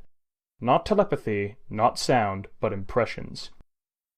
Crystal Clear's vision didn't give him color that wasn't the blurring around the white outlines that defined everything. Red jacket meant nothing to him. But he could see the crowd, seeing everyone at once, and he could check the shoes. It took some focus to narrow things down, to look for the pointed shoes, to observe for another few moments to see who was grouped up. 3 people, all about the same age, all men. Their heads radiated with distortions. Their focus not on anything in particular. He saw what they were dwelling on as a series of fractures, distorted angles, and breaks that surrounded them.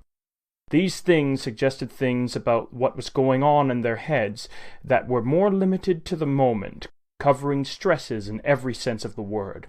Stress as an emotional upset, stressing the importance of something, stress as intention and wear. He was glad he could use the landline for this.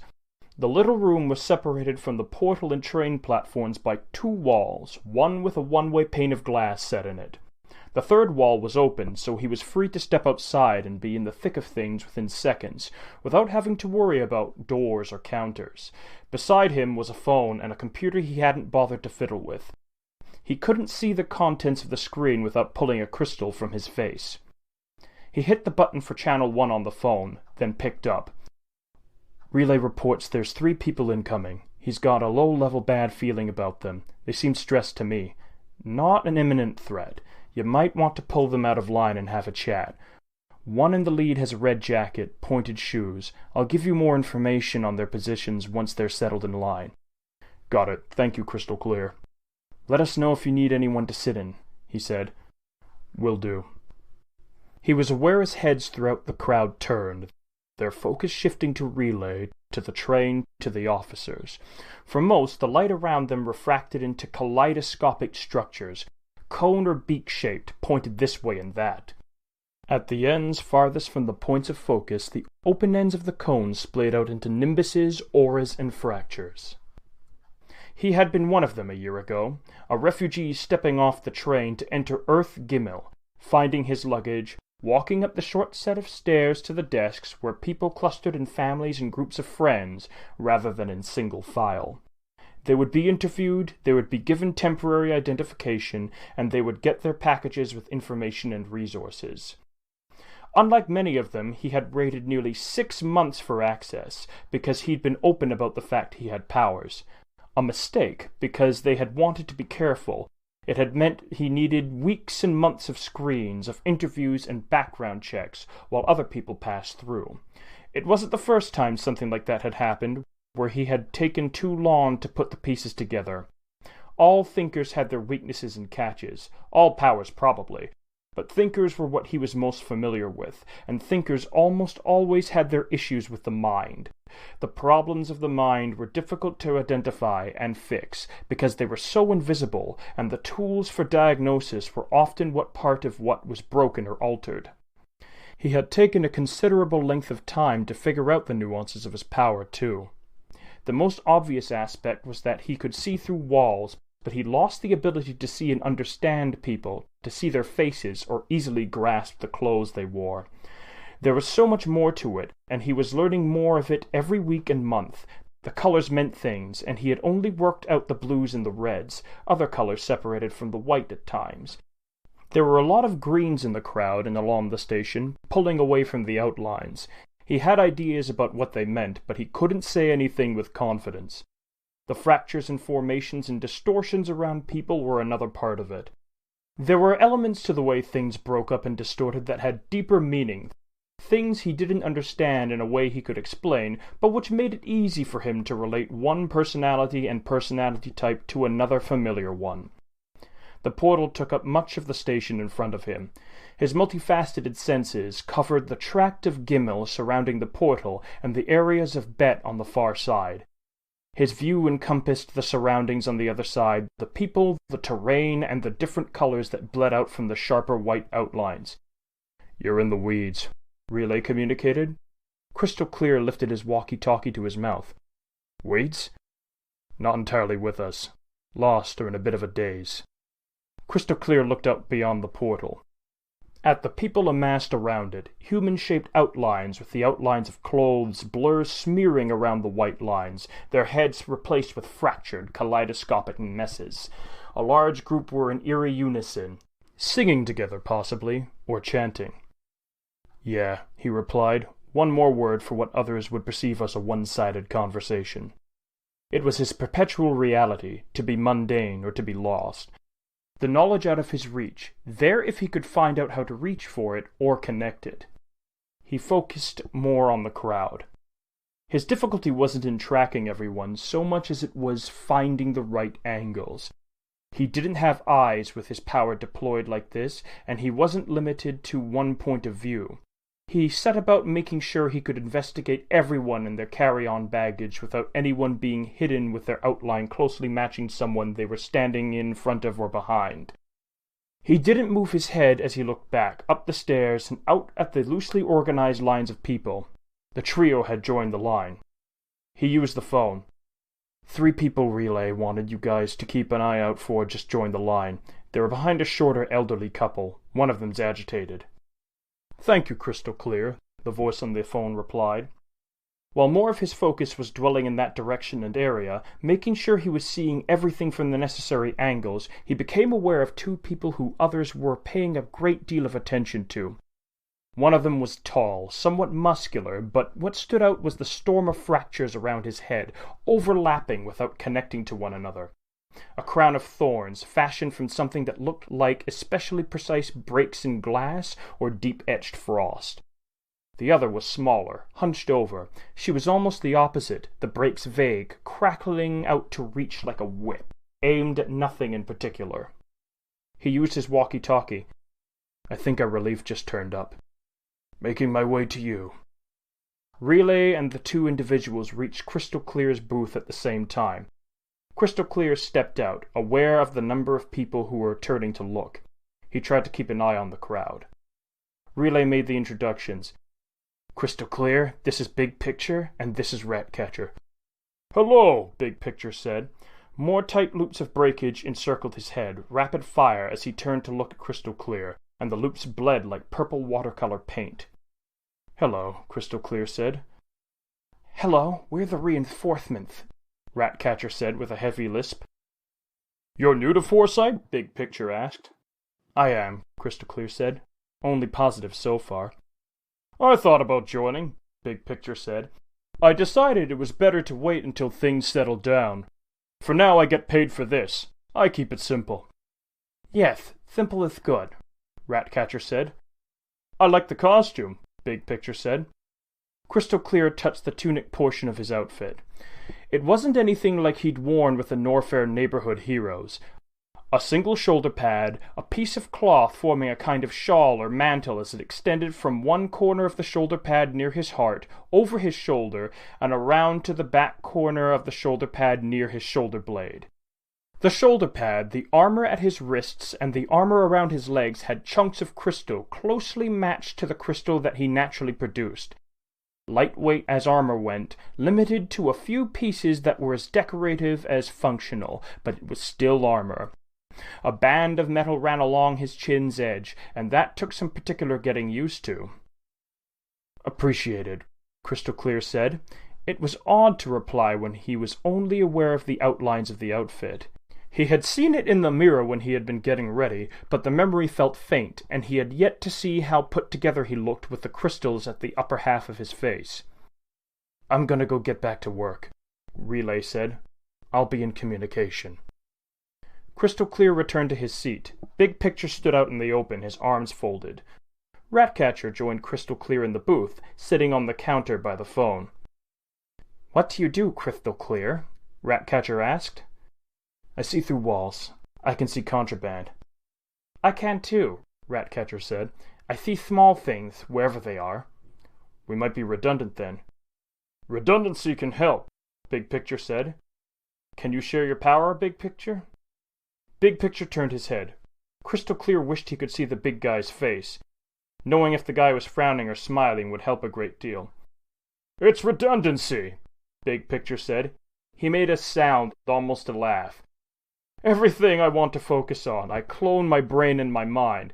I can give each and every detail every bit of my attention, and I can slow down my perception if I want to study it more. There are a few other nuances, other things I can do with the parallel takes, sharing, but you don't need to know all the details." "You can spend the equivalent of a few minutes studying every possible clue?" Crystal Clear asked. "Weeks, months if I want." "Sounds as if it could have its drawbacks." "Don't we all?" Big Picture asked. Crystal Clear was aware that Ratcatcher wasn't alone. He turned his head a little, then pointed at the pocket at Ratcatcher's top. It was a sleeveless top, tight-fitting in the way a costume was supposed to be, but it had a hoodie-like pouch in the front. There was a small life form in there, the thing's perspective fuzzy in a way that suggested it was asleep, in whole or in part. Ratcatcher made a pleased sound, then reached into the pouch. The disturbance woke the creature, but she didn't act like it was upset as she held it in her two hands.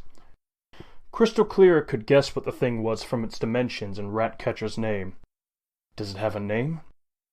"Rasputin," Ratcatcher said. She picked up a walkie-talkie. "The attractive older gentleman in the pea-coat, hairy earth, and eyelashes to die for. Something thrown into the coat. Naughty." "I can see Ratcatcher's joined us." The walkie-talkie buzzed in response. The buzzing turned into crackling. "My colorful commentary." "Radio's garbage today," Ratcatcher observed. "It is." "I'm sorry we're late," Big Picture said. "Feels like we took a step backwards citywide. There's word of a potential transportation strike. Our usual bus driver didn't show. We had to wait for the next. Construction sites between NYC and Boston are locked down. They aren't doing anything except getting in the way." "Feels like we should be out there, not here," Crystal Clear said. "I know that feeling. It's often a trap." Crystal Clear turned toward Big Picture. "I joined the military before I got powers. I was thinking something similar when I did, that things at home were shit, but I needed to be out there. We didn't fix anything out there, and we came home to find things were worse." Crystal Clear was going to reply, but he was interrupted by the lisping young woman. "Buxom lady stepping off the train," Ratcatcher said. "Bra that doesn't fit. Run in her stocking. Cavity thirst, if you please. This isn't you being funny again, Rat? Big Picture asked. I'm being good, thank you very much. Crystal Clear looked. There was something suspended in the middle of the blur that was the woman. He held up his walkie-talkie. Seconding Ratcatcher on this one. She's got something stowed. I see her, Relay communicated. Noise surrounding her is similar to a few others we spotted earlier. I remember, Crystal Clear said, through the walkie-talkie. He'd noticed, but he hadn't been sure how common it was or how much of a thread ran through it all until he'd had it point out. That weakness of his again.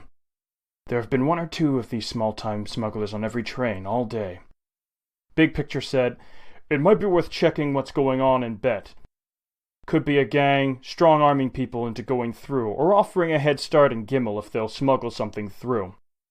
It might not go that well, Crystal Clear said. Too easy to get sucked in right from the start, and not being allowed to leave once you've made that delivery. The ugly kid with the runny nose hath clutter in his bag. Therinth. Hacking. The radio crackled. Big Picture picked up his walkie-talkie. The woman with him isn't his mother either. Better have them get picked out of line and taken away for an interview. The radio crackled with the affirmative. Slowly, the train and the platform emptied. They kept an eye out for the drugs, for the violence, for the people who were especially angry or scared. One of the train cars remained filled. Crystal Clear looked through and saw the people within sitting calm, not reaching for their things. What's the status of Car 5? He asked. There are a few guns in there. Ratcatcher pulled the keyboard closest to her. She typed and then responded, Spethelcath, VIP. They've got a case 53 in there. Well, according to the computer, escorting. Well, Crystal Clear said. He was familiar with the name. Good to know. Crowd is thinning out. Relay communicated. I'll go say hi. Crystal Clear watched his people sorted out. The platform emptied, and the officers on the scene did what they could to get the others moving along, helping with bags and pointing people in the right direction. You're bleeding, Ratcatcher observed. Me? Crystal Clear asked. At the corner of your eye. He checked, touching the spot in question and finding the beat of blood with his sense of touch. Sure enough, she was right. It's a thing that happens. Doesn't mean anything. Excuse me. Excused, she said. He touched one of the crystals that was sticking up and out of that eye socket, gripped it, and hauled it free. He could feel the glass head slide against the inside of his eyelid, the root of it hauling free of the floor of his eye socket, and he could feel the fluids inside his eyes stir. You just made it worse, she said. I'm fine. I never bleed for long. I try to be careful so I don't scare people, but it doesn't bother me much. Good to know, she said. I know all about that. He pulled it free, a foot-long block of crystal, and laid it carefully down on the counter. He blinked a few times with his one eye, noticed that Ratcatcher had taken off her mask, grey-furred and full-faced, and decided to keep his gaze averted, for privacy's sake, and because looking at her would let her see his face. He concentrated, and he produced another chunk of glass, feeling it stab from the underside of his eye and out, sliding through everything in the way without doing real damage. He was careful to shape it in his mind so there wouldn't be any sharp edges resting against his eyelid or brow. He turned to face Ratcatcher's way. How do I look? Symmetrical? Yes. Thank you, he said. Thank you, she said, with emphasis on the you. Why? Not many people look me in the face when my mask is off and keep from flinching, she said. Crystal Clear's response was cut short. Weld wants us, Relay said. Diplomatic thing. Weld is asking for me, Crystal Clear said. Good luck, guys. We'll get to know each other, I'm sure, Big Picture said. Good luck, Ratcatcher said. Relay was already coordinating the officers. The path that led from the platform to the intake center was being closed off, a metal shutter door sliding closed. Another set of doors were being unlocked and opened. VIPs indeed, it seemed, from what Crystal Clear could see. They were only human. Crystal Clear approached the train car, standing beside Relay.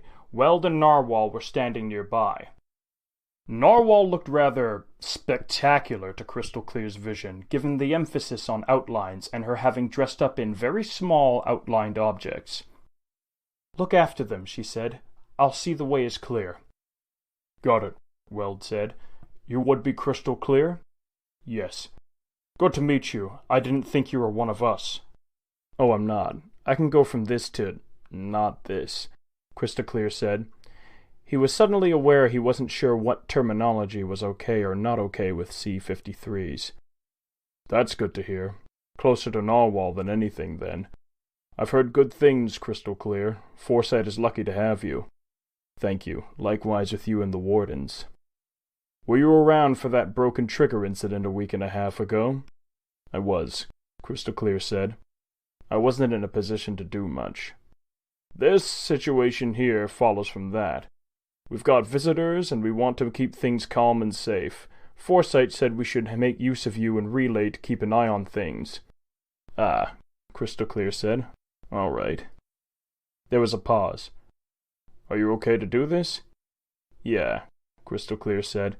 He realized he didn't sound confident and tried again. "Yeah." He wasn't sure it was all right. He'd been volunteered for something, and he hadn't explicitly been told. It was a level of disconnection from the authority that felt uncomfortably familiar and disconcerting. It made him think of his aunt. It also made him think of big-picture statements about it being better to wait. "We're bodyguards and protection for the Gimel side of things. The other guys brought their own protection." The other guys? Crystal Clear thought. All thinkers had their weaknesses. Most hated not knowing things. Most, by way of how their powers gave them an edge in one respect, had a way of missing other things. Crystal Clear's vision gave him a lot, but it made some obvious things impossible to grasp. Crystal Clear's focus broadened as he tried to take in everything necessary to keep an eye on things. He looked at the crowd, noted who was reacting to the shutters being closed, and tried to keep tabs on them. He watched the other heroes, tracked the officers, and tried to wrap his head around the fractured messes that were their heads and the ever-shifting contents of those heads. "Ratcatcher seemed to take to you," Relay commented. "Did she?" Crystal Clear asked. "That's the impression I got. You don't seem to be too bothered either." "She seemed like a nice kid. Weird, but good." Relay made a small sound. "Don't, say that around her. She's older than you." Crystal Clear smiled, but he felt just a little anxious. There were things he had liked about the NNH group with Tempera, Lawn Scratch, and Fume Hood. Big Picture had talked about the merits of simplicity. Thinker issues. He hated being out of the loop. It constantly felt like he was, even when it was with things that pertained to himself. "Sorry," Relay said. He'd apparently picked something up. "It's okay," Crystal Clear said. The group was departing the train now. "We'll be using the emergency stairwell," Relay said. "We go upstairs, we'll find a vantage point, they'll have their meeting with the people who are already waiting there, then a few of them are going to go tour Gimel. Things are out of our hands once they do, they've been warned about that. The newcomers want to see the city they've been helping to build." "I heard about some of this," Crystal Clear said. "These are people from an alternate Earth?" He didn't get his answer as the people approached. 3 men with their entourage, men with guns. Their heads were interesting. Leader and soldier, they were very in sync, much like the group that was still gathered outside the Bet portal were of similar minds as they chanted or sang together. They felt like an odd fit. Foreign worlders? Leaders of Earth Chite, Abrahamic theocrats. They're our guests. Hear about the people of theirs who died in the broken trigger incident. A serious subject.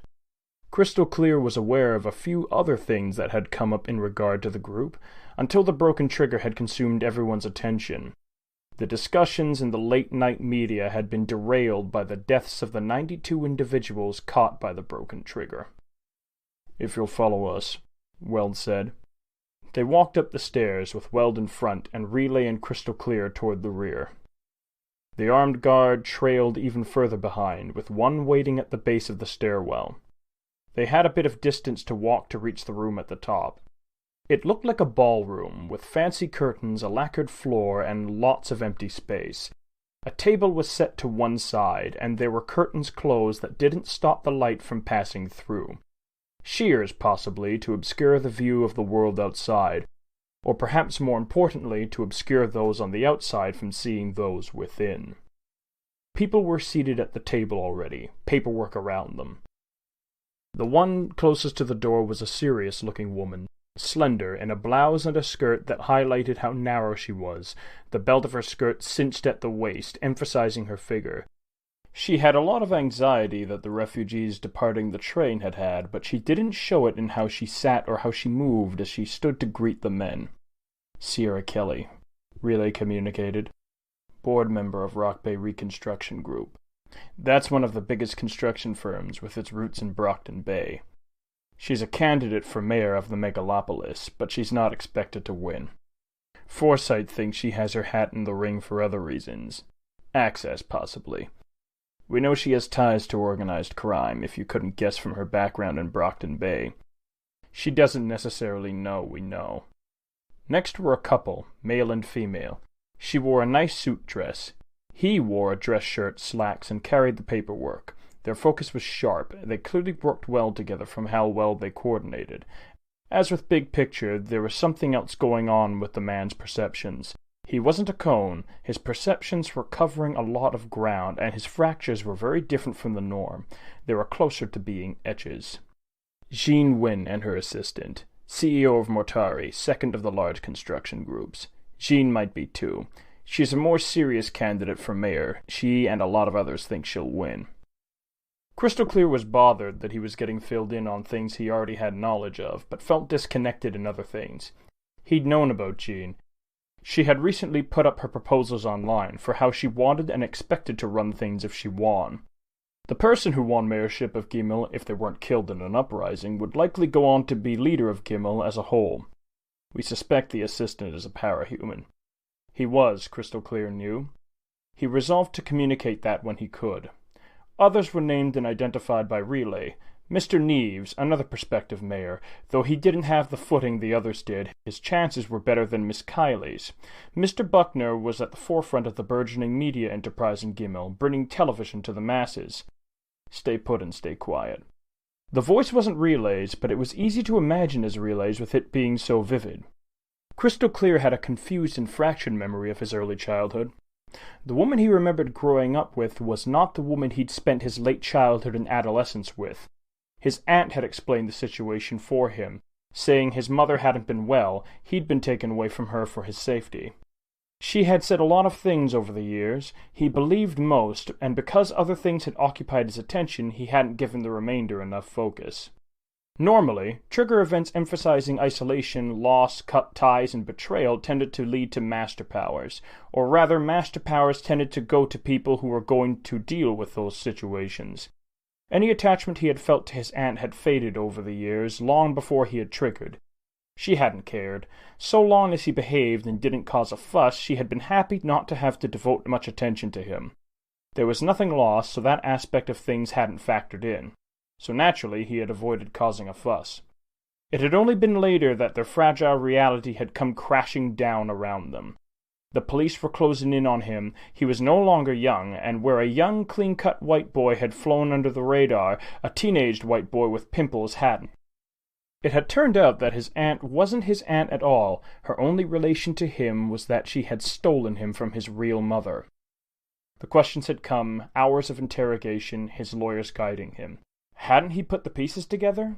Hadn't he seen? Why hadn't he asked more questions? He hadn't looked at what he was delivering to homes even once in the past few years? No, he'd said. No, he'd never looked. He had never really considered. He had only wanted to exist. The police had been upset, angry, hostile. His lawyer had been frustrated because anything at all could have led to a plea deal or him getting off free.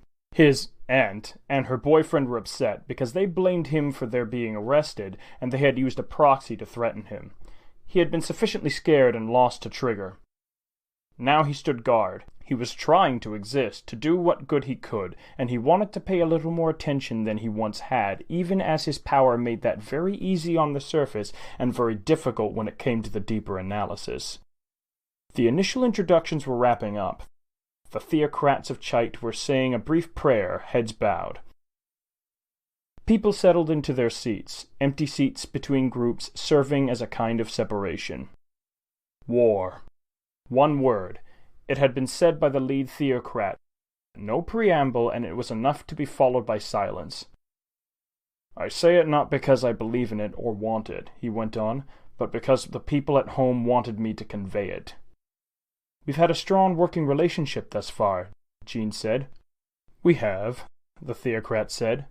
Forgive me, Neves said. I'm lost. It came up before, but things got in the way. What exactly is the working relationship? Jean explained. Chite has graciously provided Earth Gmail with supplies for reconstruction. They supplied us with food and other things that enabled us to weather the first winter. A hard season. I remember, Neves said.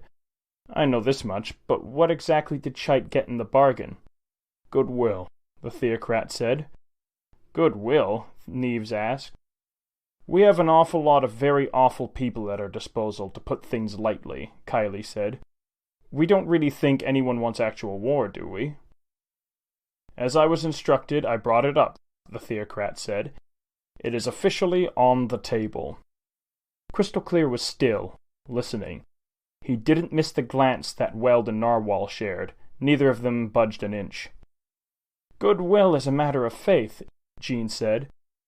The understanding was that they would share their excess out of the goodness of their hearts. We, in turn, would manage our own. 6 of Earth Chite's citizens are dead. 5 godly men and a woman, all with their families. By all accounts, they died in a terrible, protracted way. Because of a broken trigger, Jean said. Outside of our control, surely you understand. These triggers, as we understand it, are the result of strife and upset.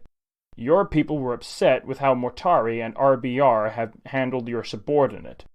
Crystal Clear watched carefully, his eyes on all of the people present, on the nearby rooftops and on the area below, to make sure nobody was attempting entry. Jean and the theocrat seemed to be the ones in control over this conversation. Jean had a parahuman with her, and the parahuman was studying the room, but nothing suggested he was communicating with his superior. Nothing about the way things refracted and moved around his head, nothing about the colors. Purple here and there, but spotty, brief. If she was a superior at all, that was, it was very possible the assistant was the one truly in charge. What would you have us do? Kylie asked. The theocrat answered, We want you to be in control. Control your people, organize, avoid similar situations. We are happy to be generous to our less fortunate neighbors, but we cannot have your troubles become our troubles. We're working on that, Kylie said. Are you married, Miss Kylie? The theocrat asked. I don't see how that's relevant. That would be a no, then. I prefer to work with married individuals, like Mrs. Wynne here. They understand the difficulties of a long-term relationship and the compromises and deeper knowledge it takes to make things work. I wouldn't be where I am if I wasn't competent. Trust me, Mr. Aguirre, I've earned my place. So I've heard, the theocrat answered. His tone was such that it was cutting a response as an outright denial or dismissal. Mrs. Wynne, you're prepared to organize and control things? We've already taken steps. You'll see measurable change in the coming weeks. Good. Miss Kylie, you're welcome to prove me wrong in my judgment about you. A lot depends on this. We are happy to keep supplying you with everything you could need. We believe in generosity, but it's contingent on your successes. We know which pies each of you have your fingers in. If one of you succeed, we'll gladly back you. If both succeed, we'll back you both. If others step up and prove themselves, we'll back them. Provided we do well enough at making the most of what you provide. Please don't disappoint, the theocrat said. He placed his hand on the paperwork in front of him. You know what's on the table. Miss Kylie said, I don't think I'm in your good books, Mr. Aguirre. I think I don't lower myself any further in your eyes by saying this. What you say or don't say has little to do with what I feel about you, Miss Kylie. I believe in deeds. You do not want a war with Gimel. We have so very little to lose, and I can tell you I know this very well. We have some very awful people at our disposal. You can threaten bombs and armies. We can threaten nightmares come to life and life turn to nightmares." "I believe you," Aguirre said. "I know the kinds of people you interact with, Ms. Kiley. Part of the reason I'm here is that I've worked directly with some individuals in the situations of that breed who appeared in Chite. I wish I could say with confidence that I could make the people I report to believe the same. They would need to see it with their own eyes, and by then it would be too late." "That's possible," Kiley said. "I've laid out what the people in charge believe. I can report your feelings on this and come back another day, but I don't think this is liable to change. We want security, you want supply." "Succinctly put," Jean said. "Tell me what you would need if we were to extend good faith and renew supply for your construction." "Construction is stalled, transportation is stalling, crime is surging," Neve said. "Which are things we'll get a handle on," Jean said tersely. "Yes, please, let's talk supply. Concrete, lumber, and food to start with." "Let me see. Paperwork, papers. Thank you, Charles." The discussion continued. Crystal Clear held his tongue, but he could see the way the constructions around the other parahumans' heads were operating, the cracks that were forming and gathering, and the bleeding of the colors. Blue-green tints for many.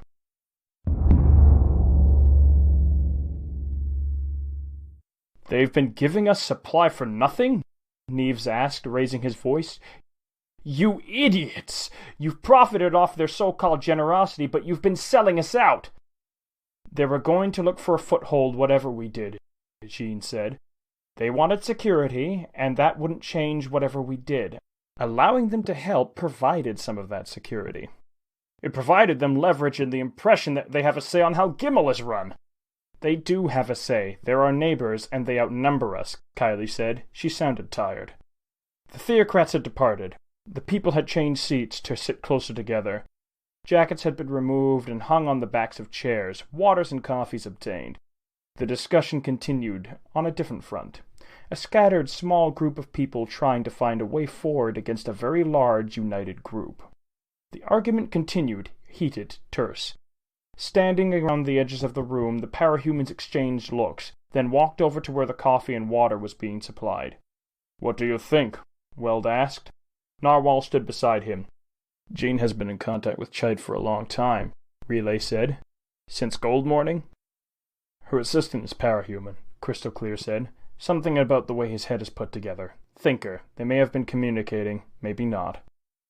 "Kiley was communicating with people throughout. Earpiece," Relay said. "You didn't see?" "Heads and surrounding objects get murky," Crystal Clear said, his voice quiet. "We asked you two here for a reason," Narwhal said. "You have strong backgrounds, and people see you as trustworthy."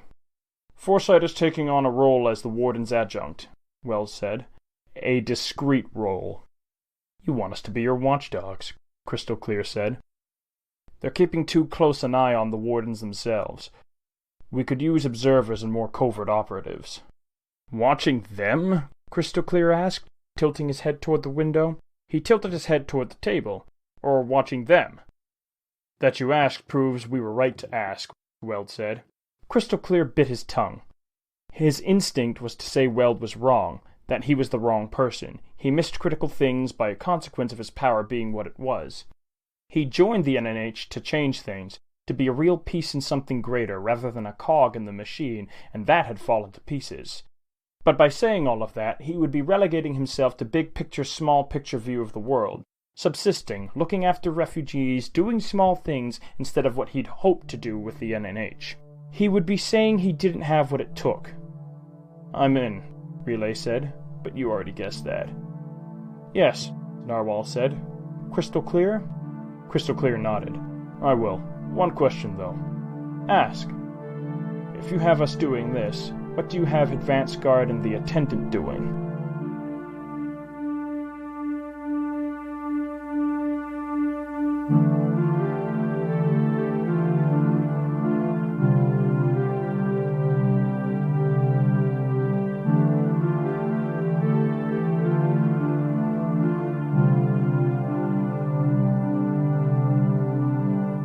This was a production of Ward by Parahuman Audio. Ward and the Parahuman stories are written and owned by J.C. McCrae. You can find the original text and support the author at parahumans.net. For more of the Ward audiobook, as well as other community works, please visit parahumanaudio.com. Music for this chapter was by Eric Toribio. Find out more at erictoribio.com. Editing by Elliot Diebold. Narration by Robert Rain Ramsey. Find more of their work at our website. Thank you for listening.